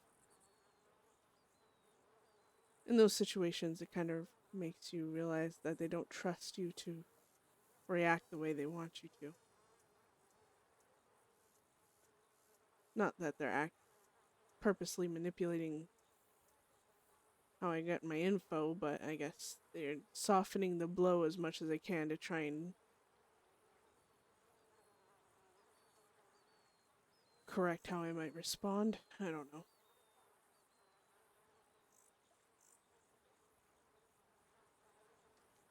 Well, yeah, because the law and all them, like, Nix, they weren't part of Nix's threat on if you come looking, I'm gonna hurt Beth, but.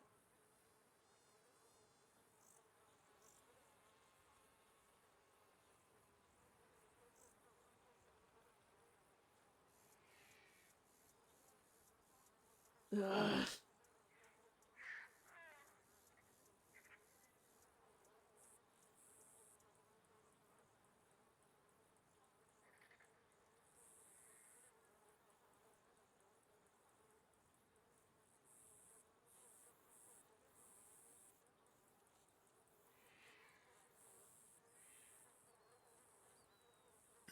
What?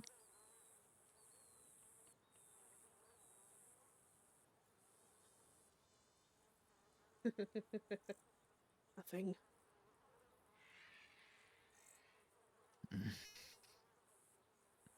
Okay.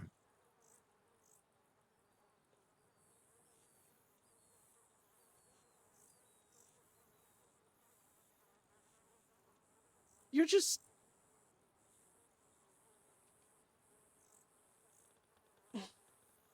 Nothing. Okay. I love that. He's like, alright.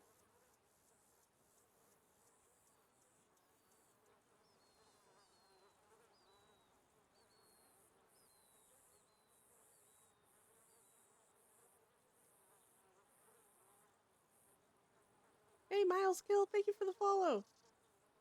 It's just a Sissika stream, but we're here for it.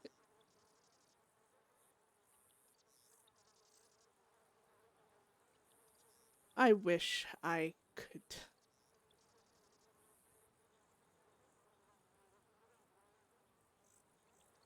fix everything.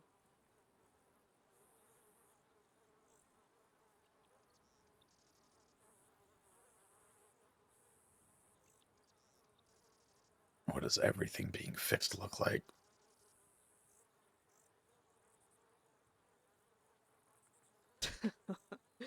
You know, you always...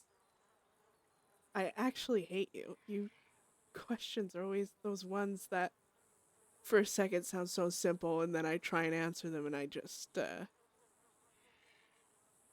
I realize how hard they are to answer.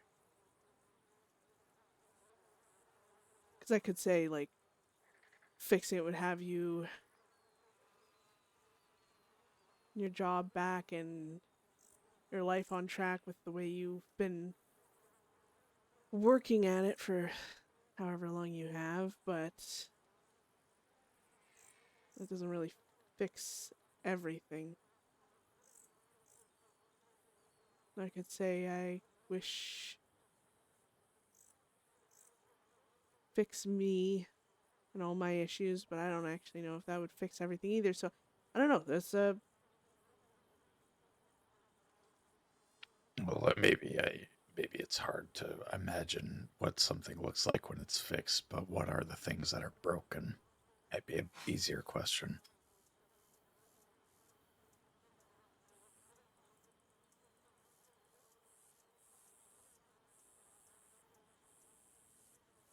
my first thought is Chester and all of them, but I was having issues long before.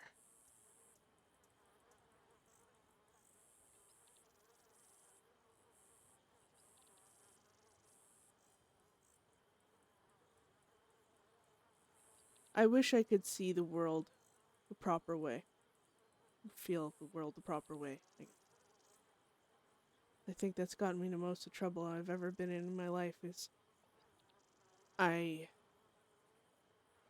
enjoy things that I shouldn't, even if it's temporary. And I don't know how to fix that.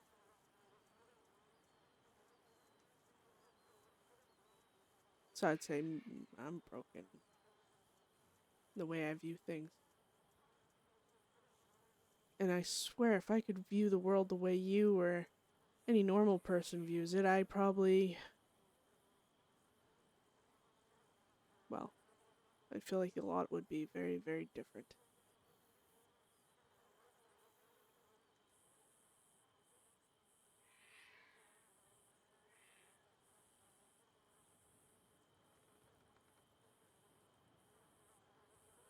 I don't know. Like I've said to, well, I'm pretty sure I've said this to you, but I've said to a lot of people that if, in my honest opinion, if one major thing happened to you differently, you'd probably be in my shoes. And I'd probably be in yours. Not that I mean, look at us right now, but still. We are still worlds apart, Alonzo. Opposite sides of the world, not just the tree. I know, I'm just saying. I'm not exactly, you know, a fixed person, so I think it's just a matter of how much you can manage to rebuild yourself.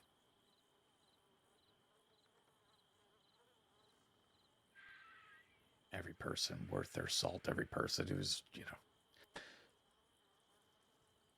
tried in one way or the other has been broken.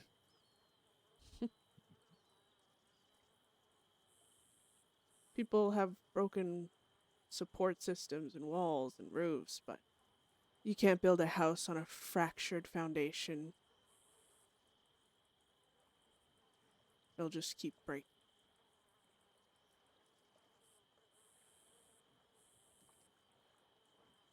Ooh, I like that, actually. I like that statement.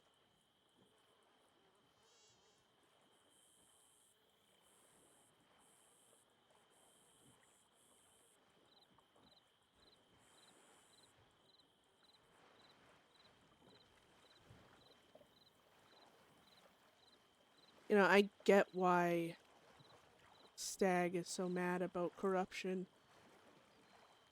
It is the reason I hated law since I can remember. Because Sheriff Lockwood was corrupt as hell. Lied, and utilized his badge to suit his need for power.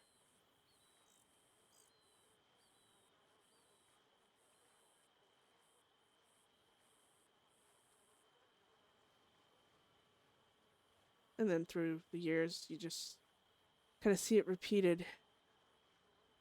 Different faces, but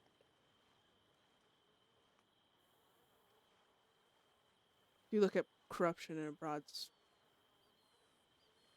brushstroke, I guess you could say. I could kind of see why Stag thinks the way he does, but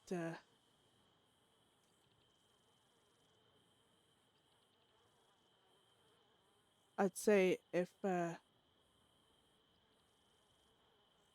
had any chance of seeing things differently, it would have involved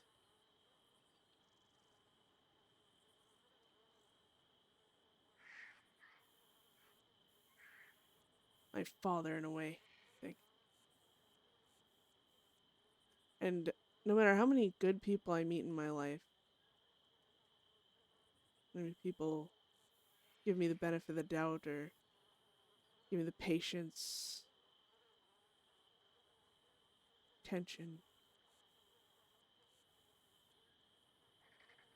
None of the good can undo that bad that has cracked the foundation, I guess.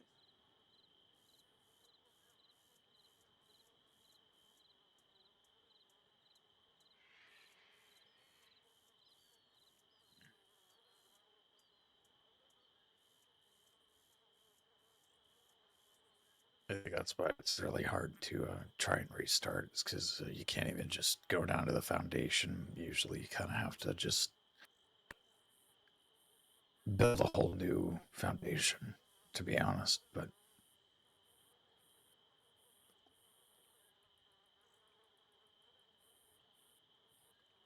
I don't know. It's a lot of work.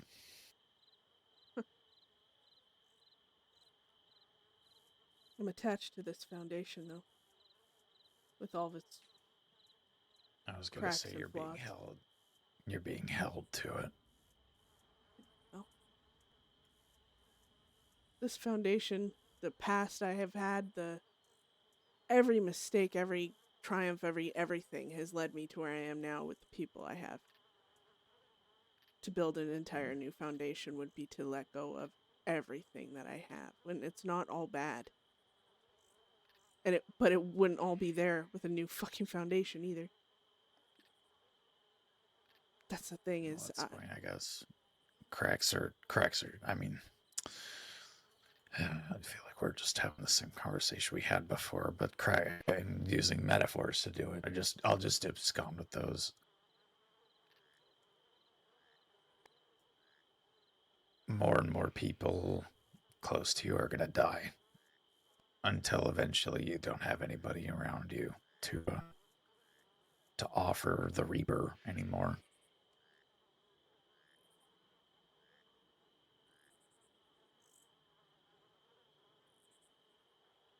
That's what Colt was saying when we were fighting. He was acting like me choosing to live the life I do, me being the leader of the gang, me being attached to who I'm attached to is...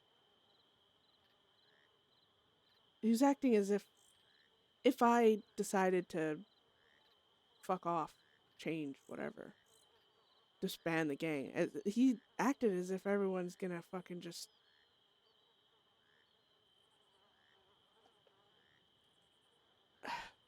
I don't know, survive, change their lives around, live longer than if they were with me. Maybe that is the case. Maybe that is accurate. I know it probably would have been with few. Probably is with Devin. Two. Yeah, I was gonna say two come to mind. At best, honestly, I'm skeptical. Even, well, yeah, because I'm counting Von Kleist. Oh. Well, we might,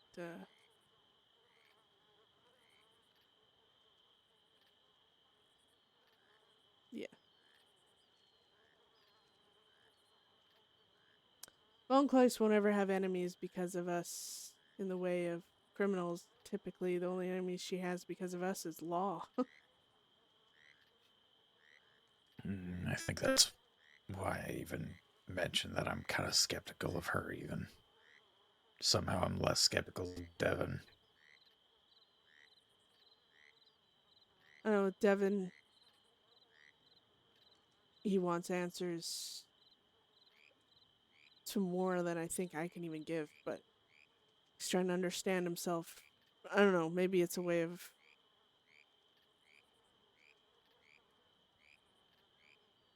dealing with his loss, but... Hey!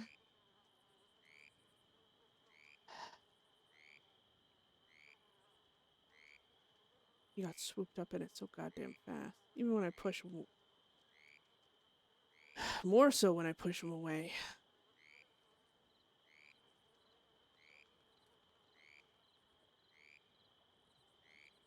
Especially when I'm injured. Especially why I'm injured. Especially because it was involving Connor's body. It just added fuel to the fire. Yeah.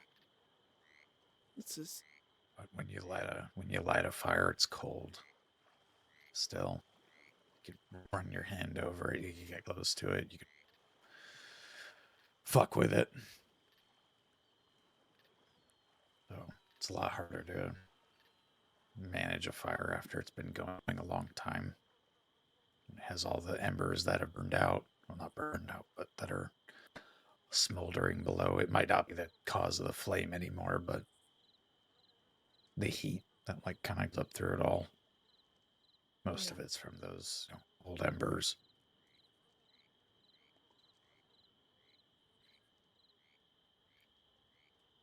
I don't know. Feels like Von Kleist is comfortable, where she is right now, knowing she has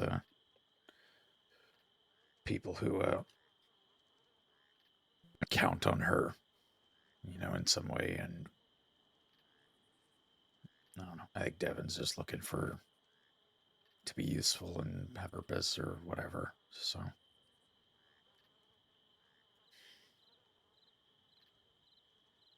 I don't know fucking anything about the others. The way I explain it to Colt when it comes to gang, the members in this gang. We're all walking this path parallel to one another, but alone. At some point, you just look over and you see them, and you realize you're all on the same path, and you don't want to walk it alone. And so we start walking together. No one was pulled in. No one was drugged there. I mean, even Devin. He's not as what's the word I'm looking for? It's not like what I thought before. It's not easily manipulated in a way. He's naive to an extent. I think we all are, because he keeps saying he'll do this and then he's going home. As soon as my questions are answered, as soon as I know who Connor was, my father, as soon as I get the answers I need for myself, I'm going home. And now because of Nick's, it's just another excuse as to why he's staying, because of me being injured. And of course, the longer he stays, the more he gets to know people. Apparently, I'm not a big enough bitch, because apparently he cares about me now too, which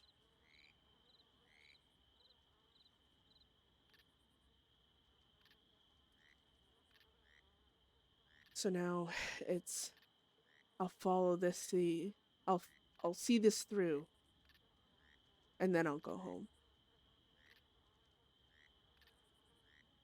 But it's always going to be something else. It's going to be, well, this happened, so now I got to do this, and then I'll go home. I'll have to do this, then I'll go home. It's like, I told him it's like a rock slide, starting off with one rock, and as he goes down, more and more gather, and there's more reasons and more excuses, and it'll get to the point where he'll look up and he will not see the peak.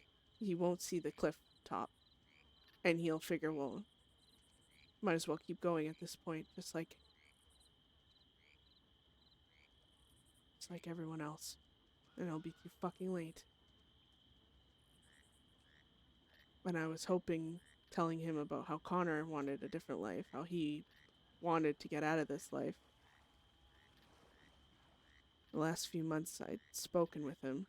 I mean, when he was actually around. When he showed up. It was like the last big argument we got into was he wanted to leave. He didn't care about the gang anymore. He didn't want to die for anyone. Didn't want to die for such stupid reasons, and he wanted to run off. Even spoke of a ranch or something. Thought it was ridiculous. Told him I wouldn't abandon people that have spent so long, so much time in their lives protecting me with theirs. And then what, I just abandon them because selfish reasons? It doesn't seem fair at all. Leave them to the wolves. So he ended up leaving for a time, said he wasn't coming back, and then the shit happened and he came back, and then, well, Colt likes to bring up my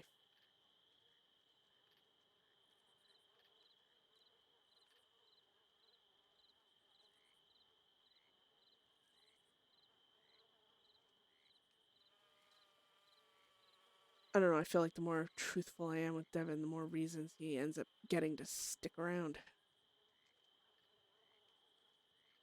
And now with everything happening, I mean, I haven't really had time to fucking go through everything.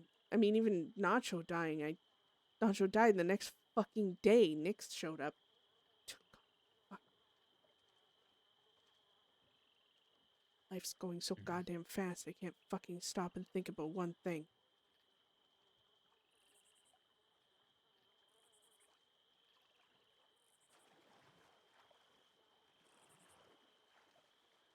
I wish we could just bonk these guys over the head, steal their boats, and go back to the mainland.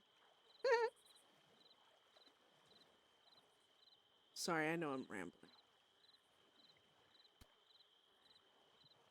It's okay. Did it the other day with one of my visitors, so I know it could help. I'm listening if you want to keep going. I best not. Not with that, anyways. Talk in Okay. circles with no end in sight with that.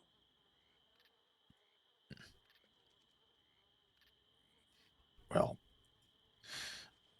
I need to, I need to, Get ready to go. no, not quite. I just, I guess I am gonna get checked out, I suppose, and then I'll probably telegram deputies to come and get me. Yeah. Ugh.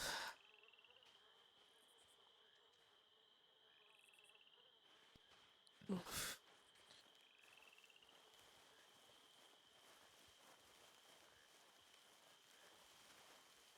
Hopefully, all the rousters went to their cells or something. I would have gone all the way out to the rock or to those logs way out there, but I just didn't want to deal with walking past them. So Yeah, I figured.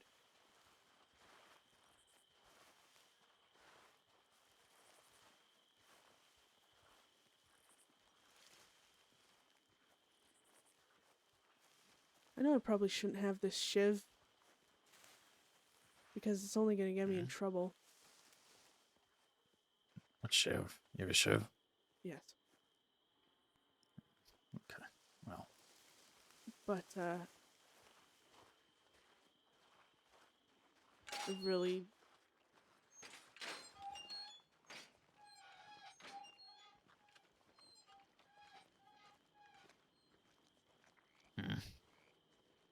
part of me thinks that, you know, if Nix gets arrested or something and winds up in here. Do you want privacy going to the medical? Or do you want yeah, that? I might be in there a little bit. So I'll Alright. let you. I'll, I'll come look for you, find you, whatever, when I'm out. Mm-hmm. Okay. Hang on to that thing though, just in case. I will. He's telling her to hang on to his shiv. Hi, RPR. Sorry, I know I said hi already, but say it again. Man, Lonzo's getting out. Look at that.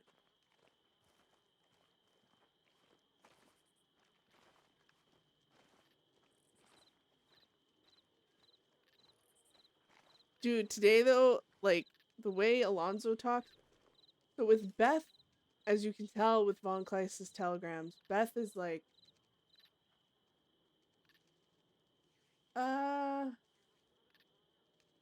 she hinted at it. I don't know if he knows fully, but she hinted at it that day in Thieves. She's like, I wouldn't have been. I'd still have my eye if you, because they're like, he's like, they'll listen to you, and she's like, they don't listen to me. I would have had my eye if they. Then she stopped talking. But the thing with Alonzo, right? The thing with Beth is she is terrified of being abandoned and left for people to basically say, yeah, you're not worth it, and leave. That's why she talks about conditional friendships and stuff and all that, is because the way she views it is if she thinks of you as a friend, truly, she's there 100%, life, death, hell or high water. She will make a point to be there.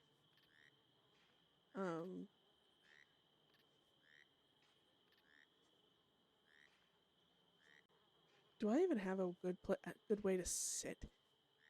But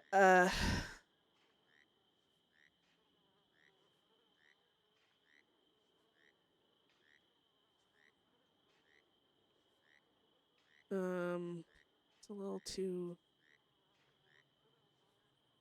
Not that, not that, not that.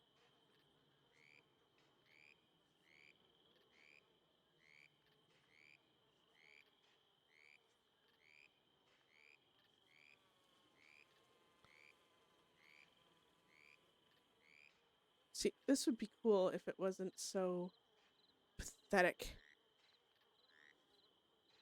This was better. Okay. There we go. That makes it look like she's like not feeling well. Good. So the way Alonzo talks. Hey, Mangly, you little bastard.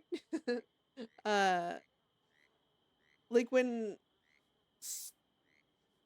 like everything's so uncertain with Alonzo, if he even slightly made her feel that like his friendship, or not even friendship, whatever the fuck, was less rocky, he would have way more sway in her life. That's why Von Kleist, like, even when Beth is like snapping,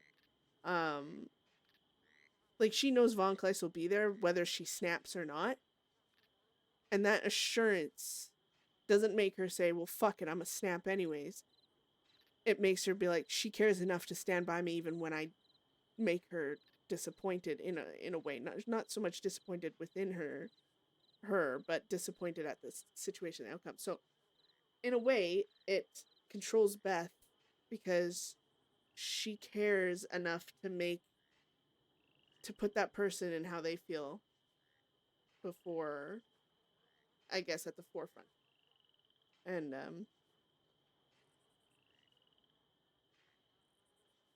yeah, the thing is, it's like he'll be the hand waiting as long as she makes the choices he deems are right. And with Beth, because of her, there's a few things about Beth that are severely broken. It's not that she's incapable of good things. She definitely is. She's capable of being nice. She's capable of caring. She's capable of helping people. She's helped numerous people, even lawmen, that she's found injured or whatever. She's capable of all that. But there are times where her instincts are not that of a normal person's. Like for her, when she holds someone's life in her hands, she's actually happy. It makes her happy because she feels the complete opposite of a victim in that moment, where she's like, I am the power I wish I always had, basically. I have the power I wish I always had, because, she was a victim in her past. And it's only after that initial situation, like later on, like even a day later, where she looks back at it and then she feels bad because that adrenaline and the situation itself has worn off. She's not in the moment, in the instinct. It's the afterthought, and she's like, wow, I'm a bad fucking person for that. And then she gets, guilty conscious, and she feels horrible and all this stuff, but it's already happened. She already did it. And like, she knows that if she's put in that position again, she'll do it again because she likes that feeling. And that's why she gets along with Angel so well, because she literally admitted that to him, and he didn't even blink an eye, and he's like, yes. Like, he agrees, but he's also kind of, serial killer, so grain of salt. But there's a assurance there that, oh, I'm not going to blame you. I, in fact, support that, kind of thing. And Alonzo is, like, supportive of the nice part, but he's not a friend that's gonna stick with her when she snaps and kills someone. But yeah, yeah. Beth gets along with way too many psychos. I wonder what the adjustments look like. I just don't want her looking like she's actually crying. I want her looking like she's sick. She is. I'm gonna be going with, it's like perfect. Headaches? Yes. Perfect. We found our position, guys. What's this? Pray cry. No. I'm not gonna do that right now because if someone's watching. Wait, someone's watching. Pray cry. Can I do that? Okay. Oh. Okay, that was really lame. Let's never do that again. Okay, yeah, that one's even good too. Okay, perfect. This is a really... Don't wipe your eye. It's a good thing it's the left eye too. Perfect. Alright, good. I just don't want it to look like she's crying, because she's not crying, she's... Okay, so rub eyes too. That... Oh, okay. That one's better. Okay, so wipe eyes are there. The other ones are better. Adjust is just literally nothing. Oh. Did we get a telegram? I don't even know.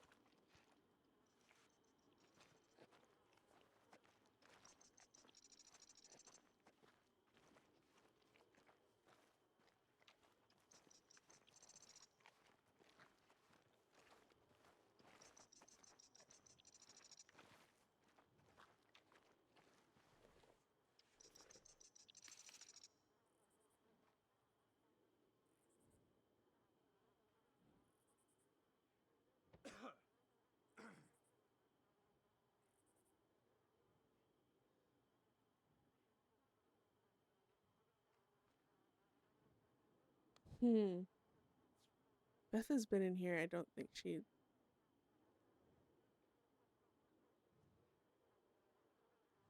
When did...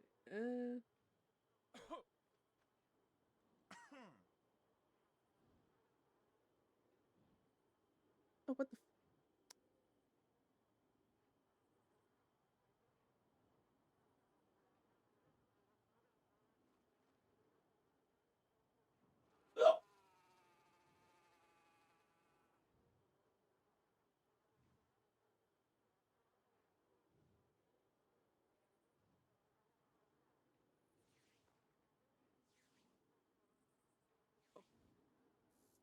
Uh...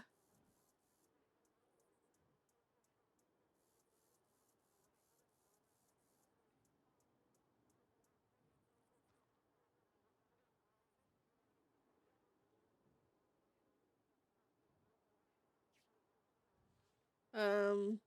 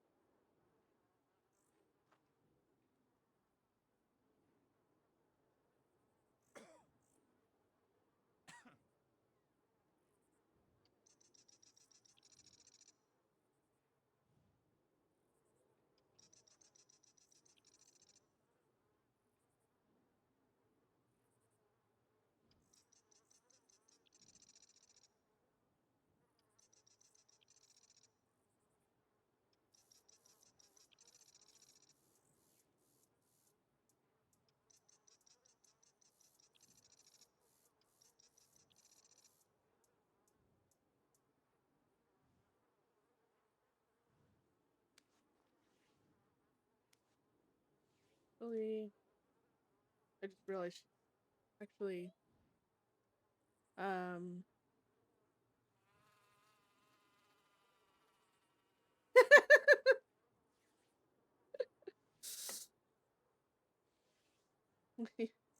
I got bigger issues than a fucking train, which is saying something because they're huge. Open your goddamn eyes. You've got 2 of them, you stupid fucking... But as much as I only said I'd give you info on a certain thing, I'd rather it be when you can actually...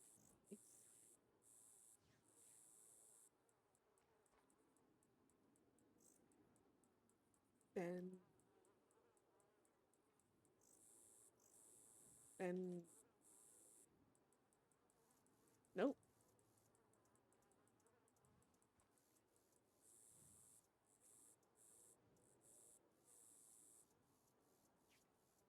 That's not right.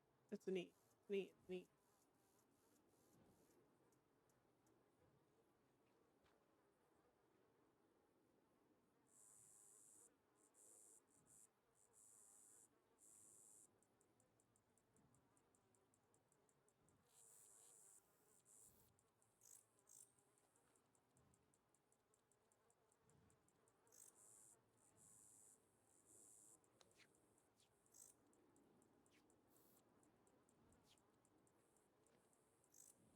Uh.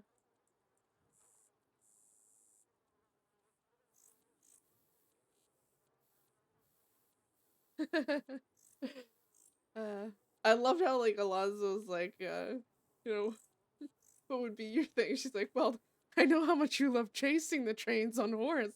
How would you feel about actually being on it this time? Yeah, that was great. That was referring to the HVT that they tried to rob while he was there, and he would just spent the entire time chasing the train on the horse. That was fucking amazing.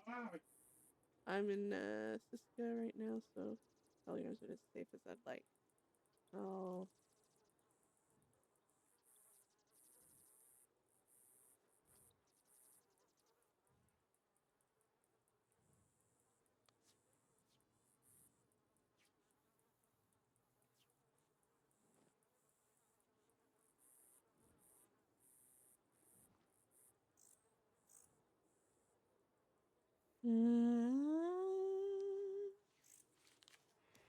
Also, Mangley, are you still here?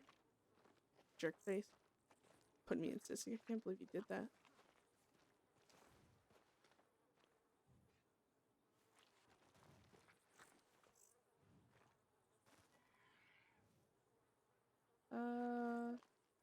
Oh, what did I say?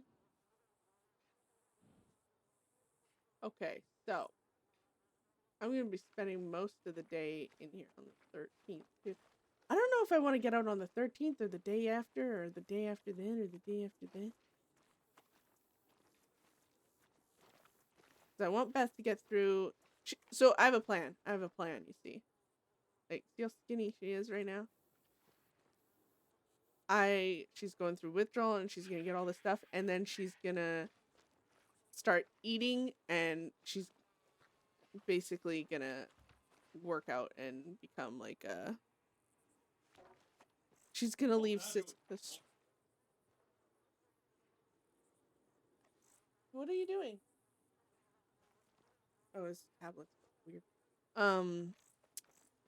She's gonna basically get out of here, and she was talking about goals with like Alonzo last night, and she realized she doesn't have any, and now she's like, I'm going to get off this shit. I'm gonna get stronger, and I'm gonna actually leave this place, being able to swing a fucking punch at anyone who fucks with me.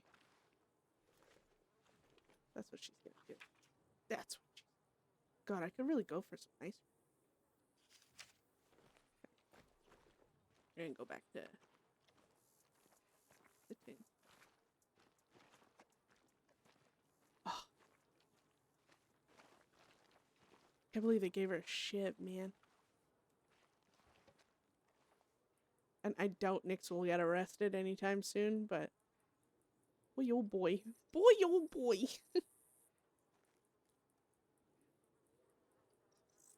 Alright. What we're gonna do is we're gonna go here. This one is this. We're gonna replace.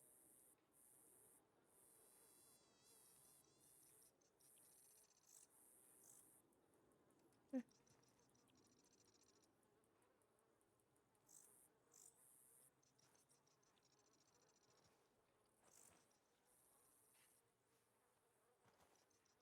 There we go. She's gonna sit there for.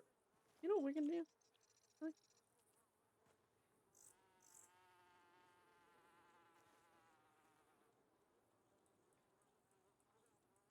On.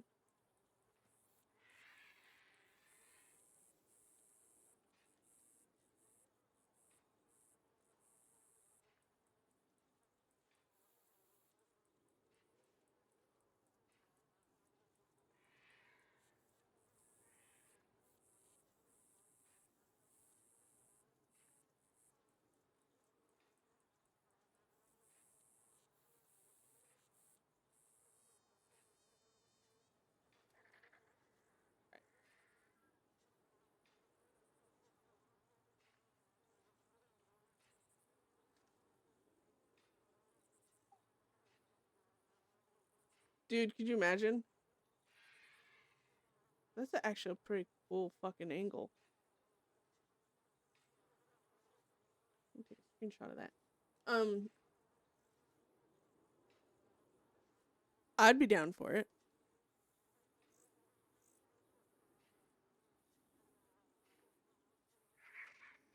No, and I think I don't think I'm gonna get any more telegrams. I could log technically.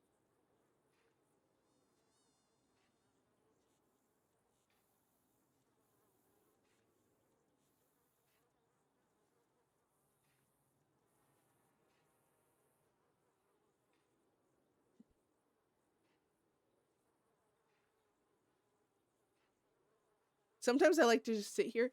So like sometimes you sit here and transports show up and then you just get a bunch of RP accidentally. But everyone's I think Alonzo's off for a bit if he because he's going to get medical and quote unquote medical where I think he's actually gone to eat and stuff. So he's gonna be gone a while. But I'll get to the 4-hour mark at least. Fuck that. Because it's 3 hours and 53 minutes. I also need a drink. I'm trying to think. I mean, we got a freaking shit ton of we got fucking worms, guys.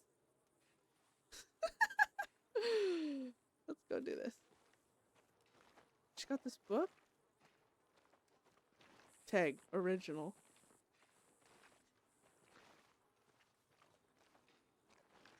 Might as well use up these worms. Fishing stream, yay. This is fishing stream, yes. But also, I'm gonna turn down the music a bit. Questionnaire. That was a joke.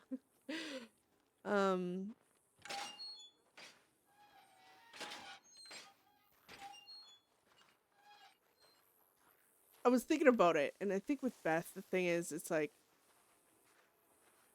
Alonzo makes her wish she was a better person. I guess you could say. Whereas, like, the gang, Angel, and all that, they accept her for who she is currently. Issues and all. And I think that's what it's like fighting the tide. Oh, let's listen to her.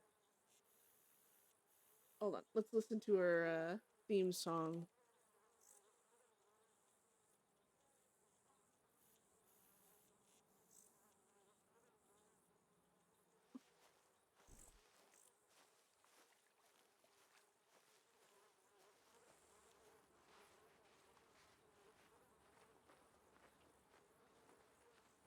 She's trying to distract herself from, like, starting to feel all the pain. And it's the mental stuff more than just...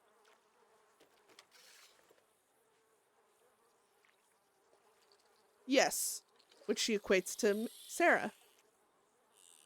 And Alonzo feeds into that side of her. Where he makes it feel like she's capable, but...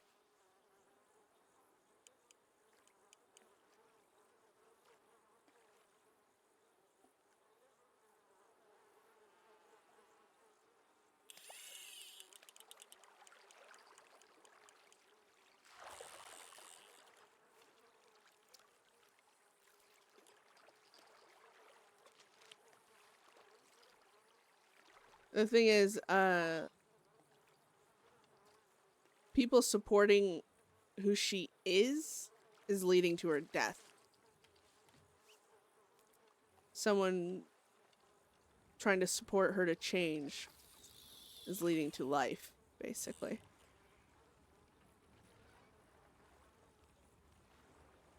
Or at least dying for the right reasons.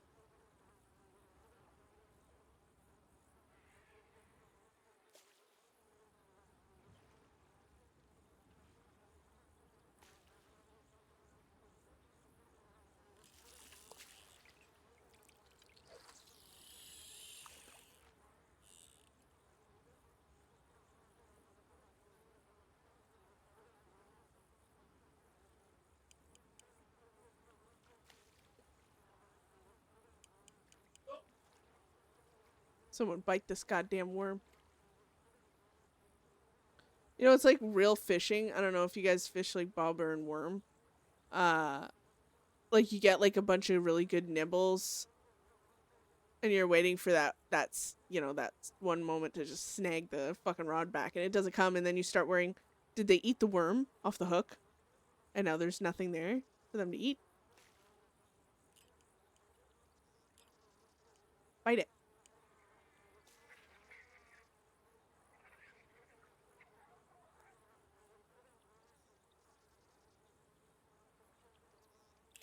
Oh shit, I was reading your thing.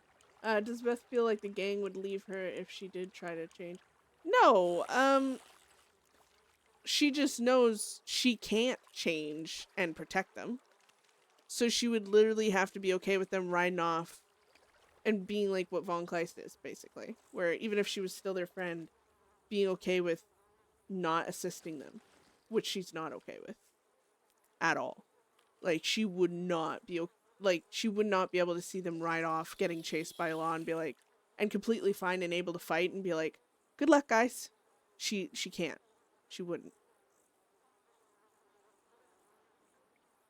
That's just, and that's one of the things she said to Leo. She said, I could behave for a very long time, but I will never give up on my friends. I will never let them fight their battles by themselves. And unfortunately, all it will take is, one situation like that, and then she's wanted again, and she's slipping back down the rock slide.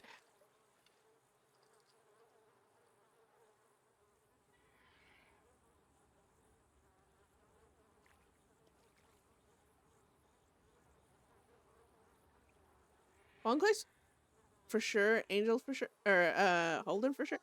I don't actually know about Angel.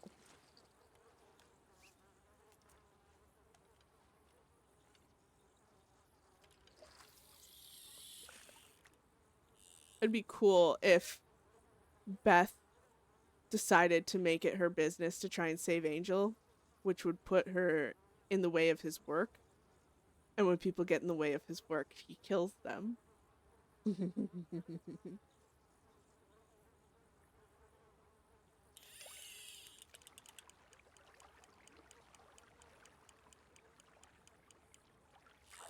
Yeah, but Beth wouldn't be able to, again, she'd get caught up in wanting to help.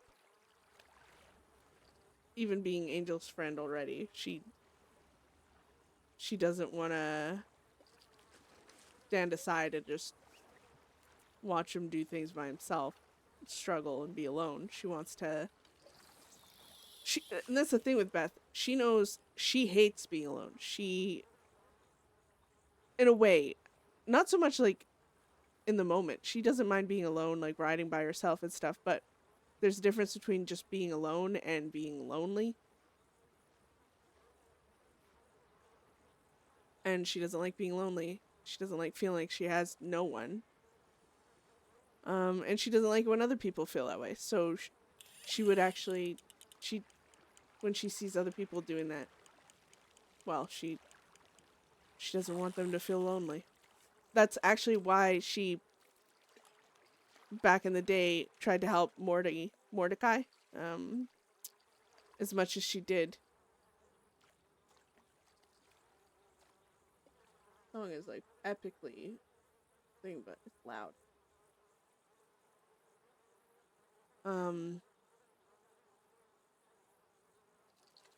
Because Morty, she didn't want Morty feeling alone, even when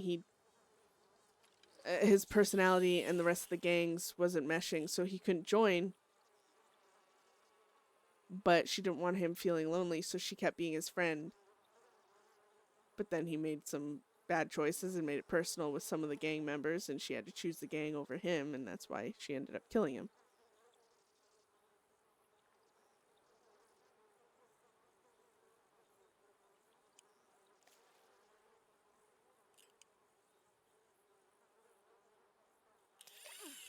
There we go.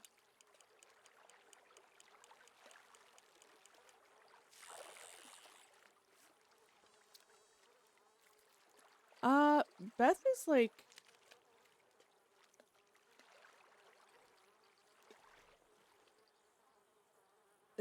Beth, I would say she's like avoidant. She's trying not to feel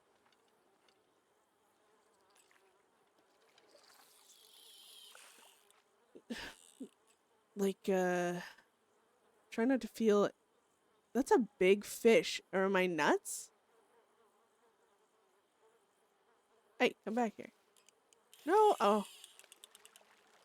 Is that a big fish or am I nuts? That one over there. We're gonna go for that one, actually.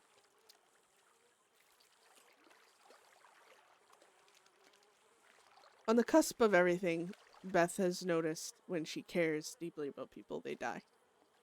Ah, shit. Oh.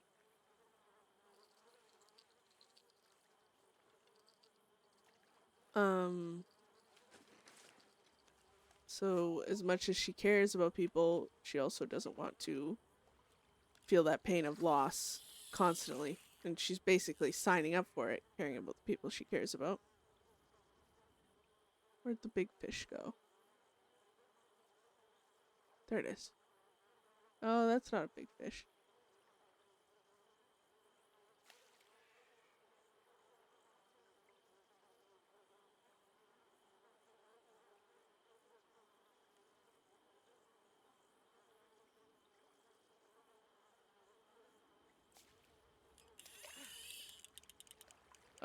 I think this... No, this wasn't it. Unless it was. I think it was, and I'm just crazy. Yeah. Okay, we'll take these guys in.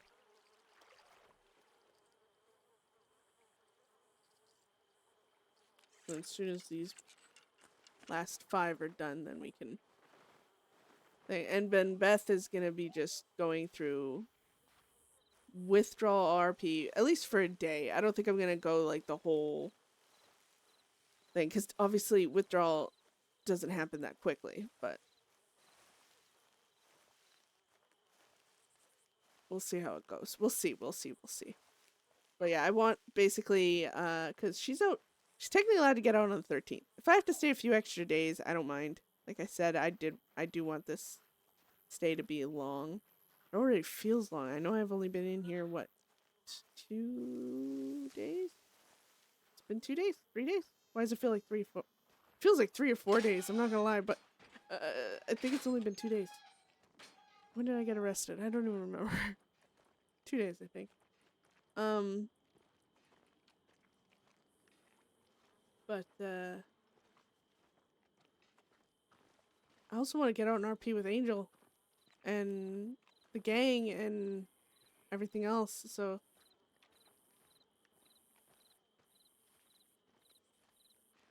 and I want to continue on with the book as well.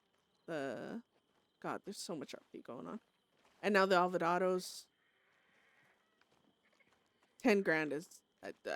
Beth ain't paying that. So they're either gonna... Like, she's trying to think of other means. Visitation request was granted tomorrow at 5 p.m.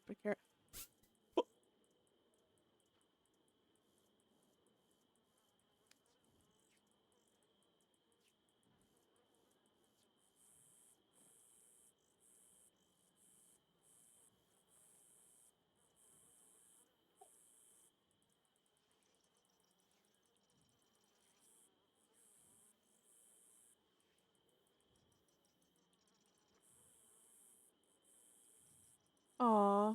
Oh, so visitation has been granted, but she's not allowed to bring anything to Beth. Jesus. My own virtues are tested once again. It seems so close tomorrow, yet I feel an eternity in front. Aw.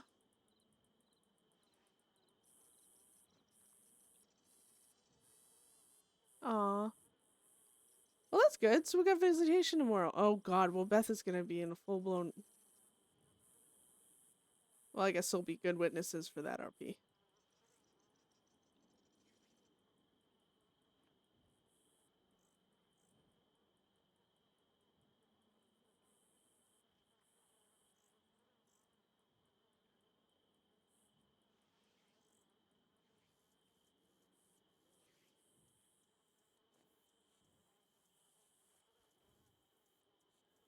Yay, Leo! Uh,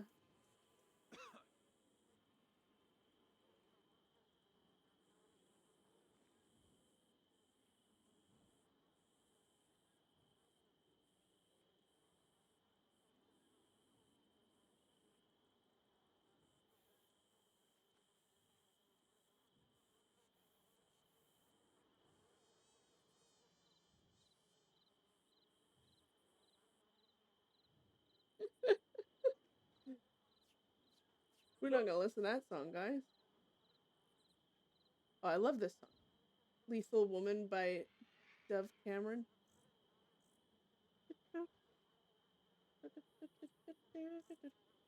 Sorry. Anyways.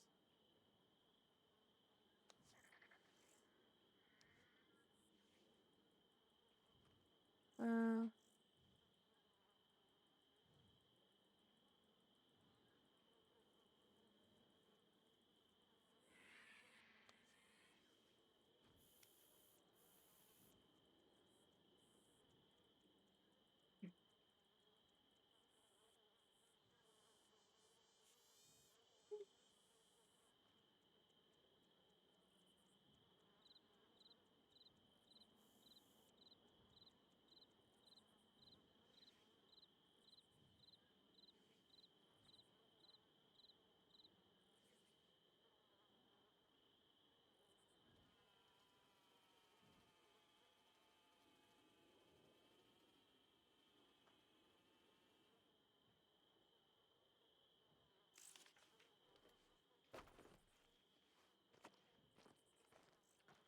so she's gonna be.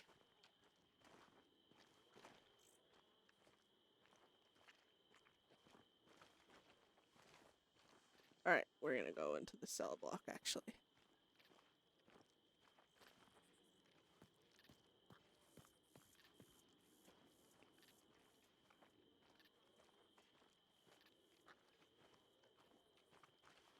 You know what I was thinking too with Beth? Is okay, we're gonna finish. So you know the law are like no more deals, we're not gonna talk anymore. None of this, none of that, none of the other thing. Instead of complaining, instead of acting the, you know, what was me criminal, Beth might just say, fine, and you don't get the benefits of me giving the mutual respect back, and she goes back to just being the worst. And which includes, but is not limited to, targeting people, not holding back from said vengeances, deciding to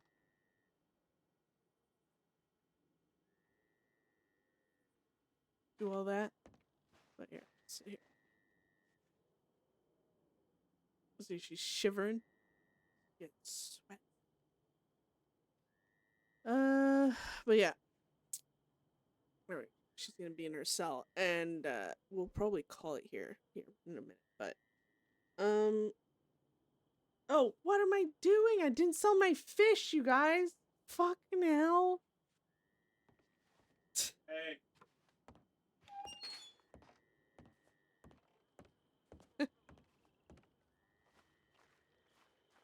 I'm an idiot. Screw it.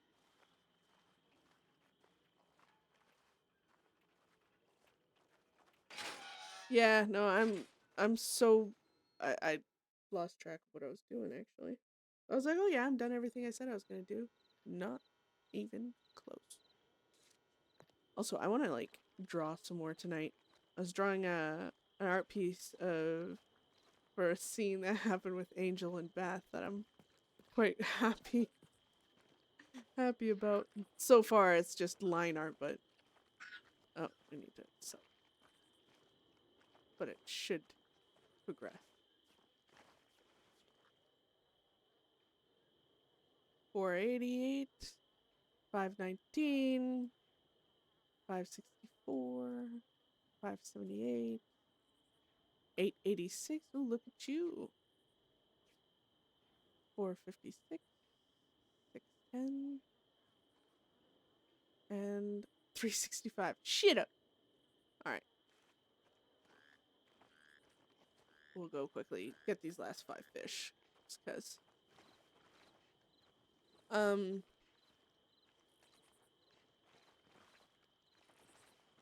Yeah. See, I got some of this stuff.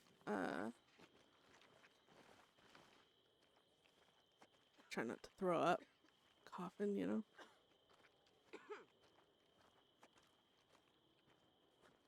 Also, bless fucking Muffin, man, and his ability to like cough and like, because like last night he got thrown, like Alonzo got thrown into the hot boxes and he was like vomiting and dry heaving and stuff, and Muffin was able to RP all that out like a fucking pro, might I add.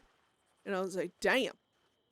Like, it had me feeling bad. I was like, oh shit, he's, you know, he's not feeling well.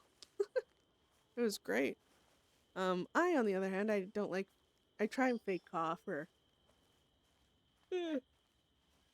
whatever, but I don't do, oh my god, why am I yawning, guys? Oh no. I slept until 11 a.m. today. 11 a.m. Almost noon.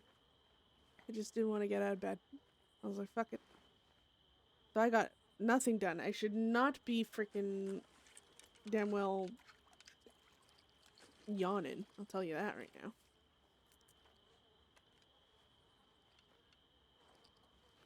Ugh, I hate fishing at that angle. We'll go this way. Can barely see a goddamn thing.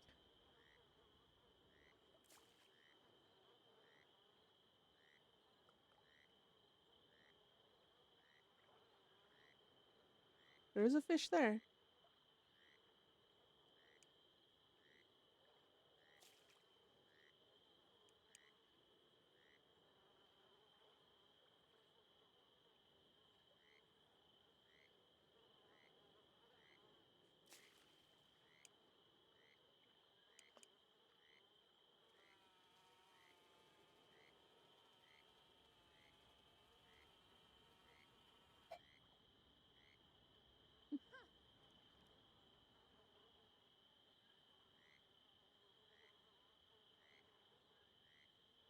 Oh my god, I'm so fucking thirsty.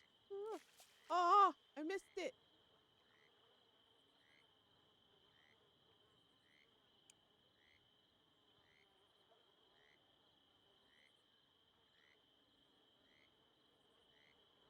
Oh my god.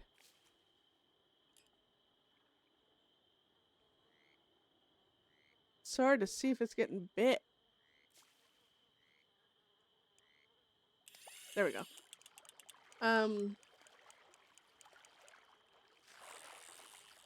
Ooh, rock. No, that's a bluegill. God damn it, bluegill.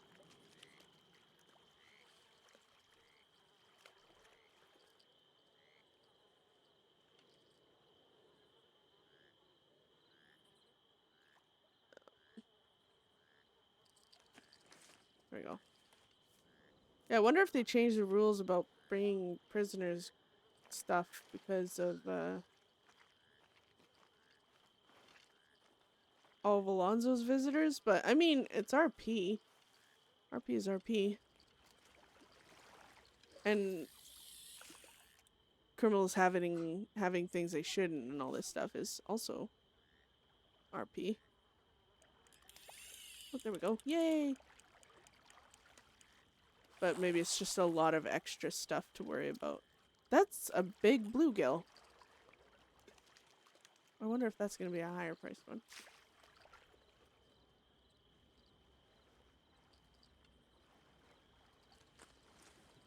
So after Beth's visit tomorrow, she's going to be... Because tomorrow I'm going to have medical and bone Kleist apparently coming out. So we'll...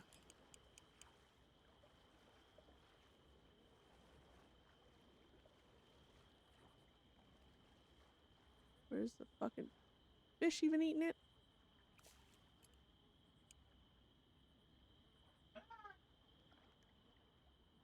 I also wanted to play the Isle this weekend as well.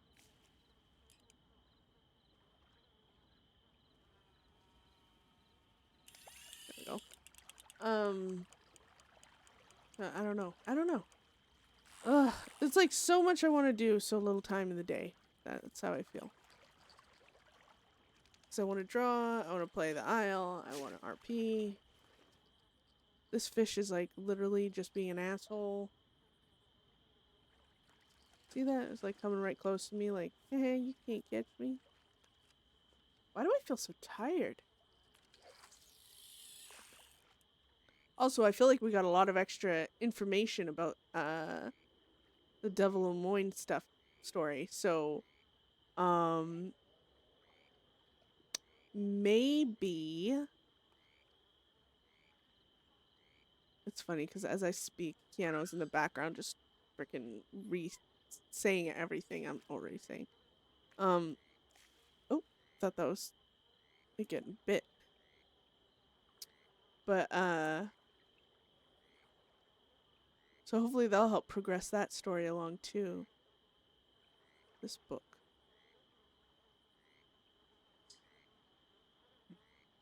It's weird because he's like, don't lose that book, it's the original, but then he's like, give it away, I don't care. I'm like, what do you want, man?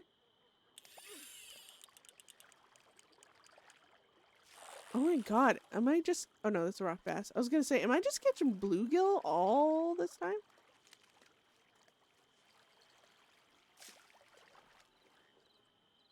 I like how, like, technically, Cisco is a good excuse for Beth to just hang out with Alonzo for, like, hours and talk and stuff. Because I don't feel like that's gonna happen out there. And I think that's Beth's main worry right now, too, is... In here, it's almost like captive audience, caged,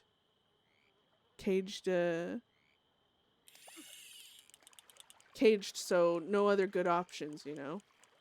And out there it'll be back to trying to look like a decent person, which means Beth can't be around because, well, it'll be like the Von Kleist situation. You know how everyone freaking views Von Kleist because she hangs around Beth, and if Alonzo hangs around Beth, even if he does it in a way where it's like they just hang out and talking, he'll probably start getting perceived in the same freaking way. So, and Beth knows that. And that's the thing about Beth, is like she cares about someone. She doesn't want them being treated poorly, and she knows that her proximity to them will make them be treated poorly.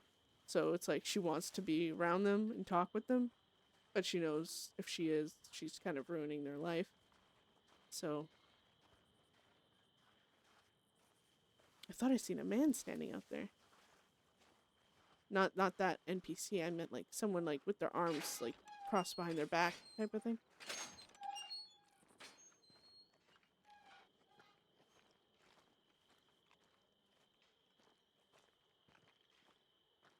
Alright, we'll sell these fishies, we'll check telegrams, and then we'll clock out.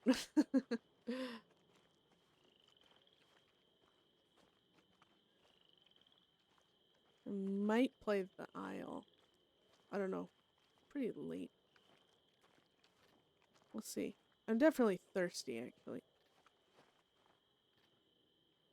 I don't know why. Oh my god, I'm seeing like shit, and that scared the ever-living shit out of me.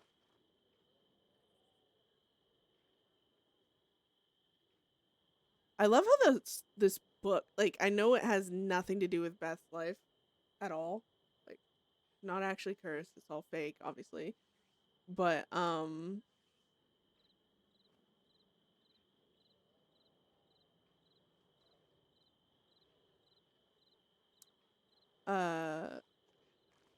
it's all, like, adding up so perfectly. How much money I got? 550. Damn, I came in here with, like, 200. Too honey. Alright. Wait, what did Angel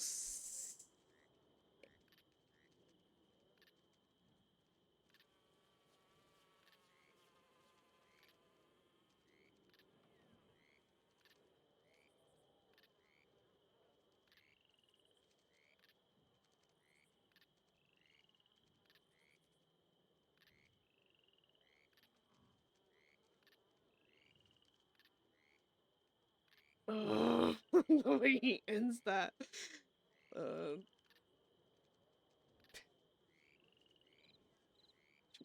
She might just be like, you know, I'm not telegramming you back. I'm gonna go out there and I'll fucking wring your fucking neck. I hope you're there for me at the end. Basically, like saying, oh yeah, when I die, I hope you're there. Which she totally would be because she doesn't want people dying alone either. But, hell. Today was a good day.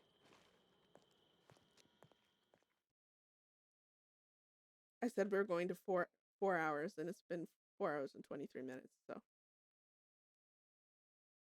I'm an overachiever. Sorry if it was a bit of a, oh, well.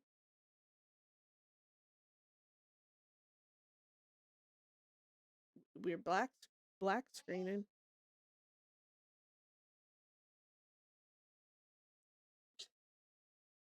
I'm still here, guys. You know what?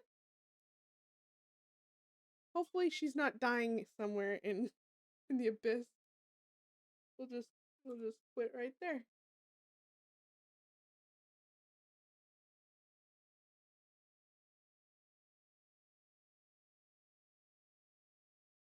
I got so just as a heads up, I do have yesterday's video uploading. So that was the one where Beth initially spoke to Alonzo and stuff. It's technically a part 2 of the first Beth stream that I had for Sisika there. Body in prison, mind unraveling, part 2. So that's uploading. When that is finished, I'll quickly make sure that it's good, and then I'll post it. The audio in it is crap, guys, because again, Metal likes to bring up everything. I didn't know I could mute the stupid Sisika channel. So unfortunately, throughout the video, you hear these stupid bedings of people coming and going into the fucking VC. But it's fine.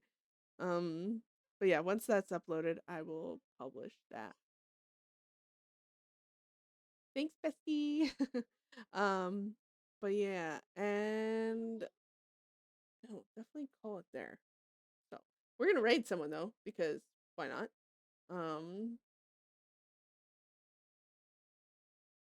Yeah.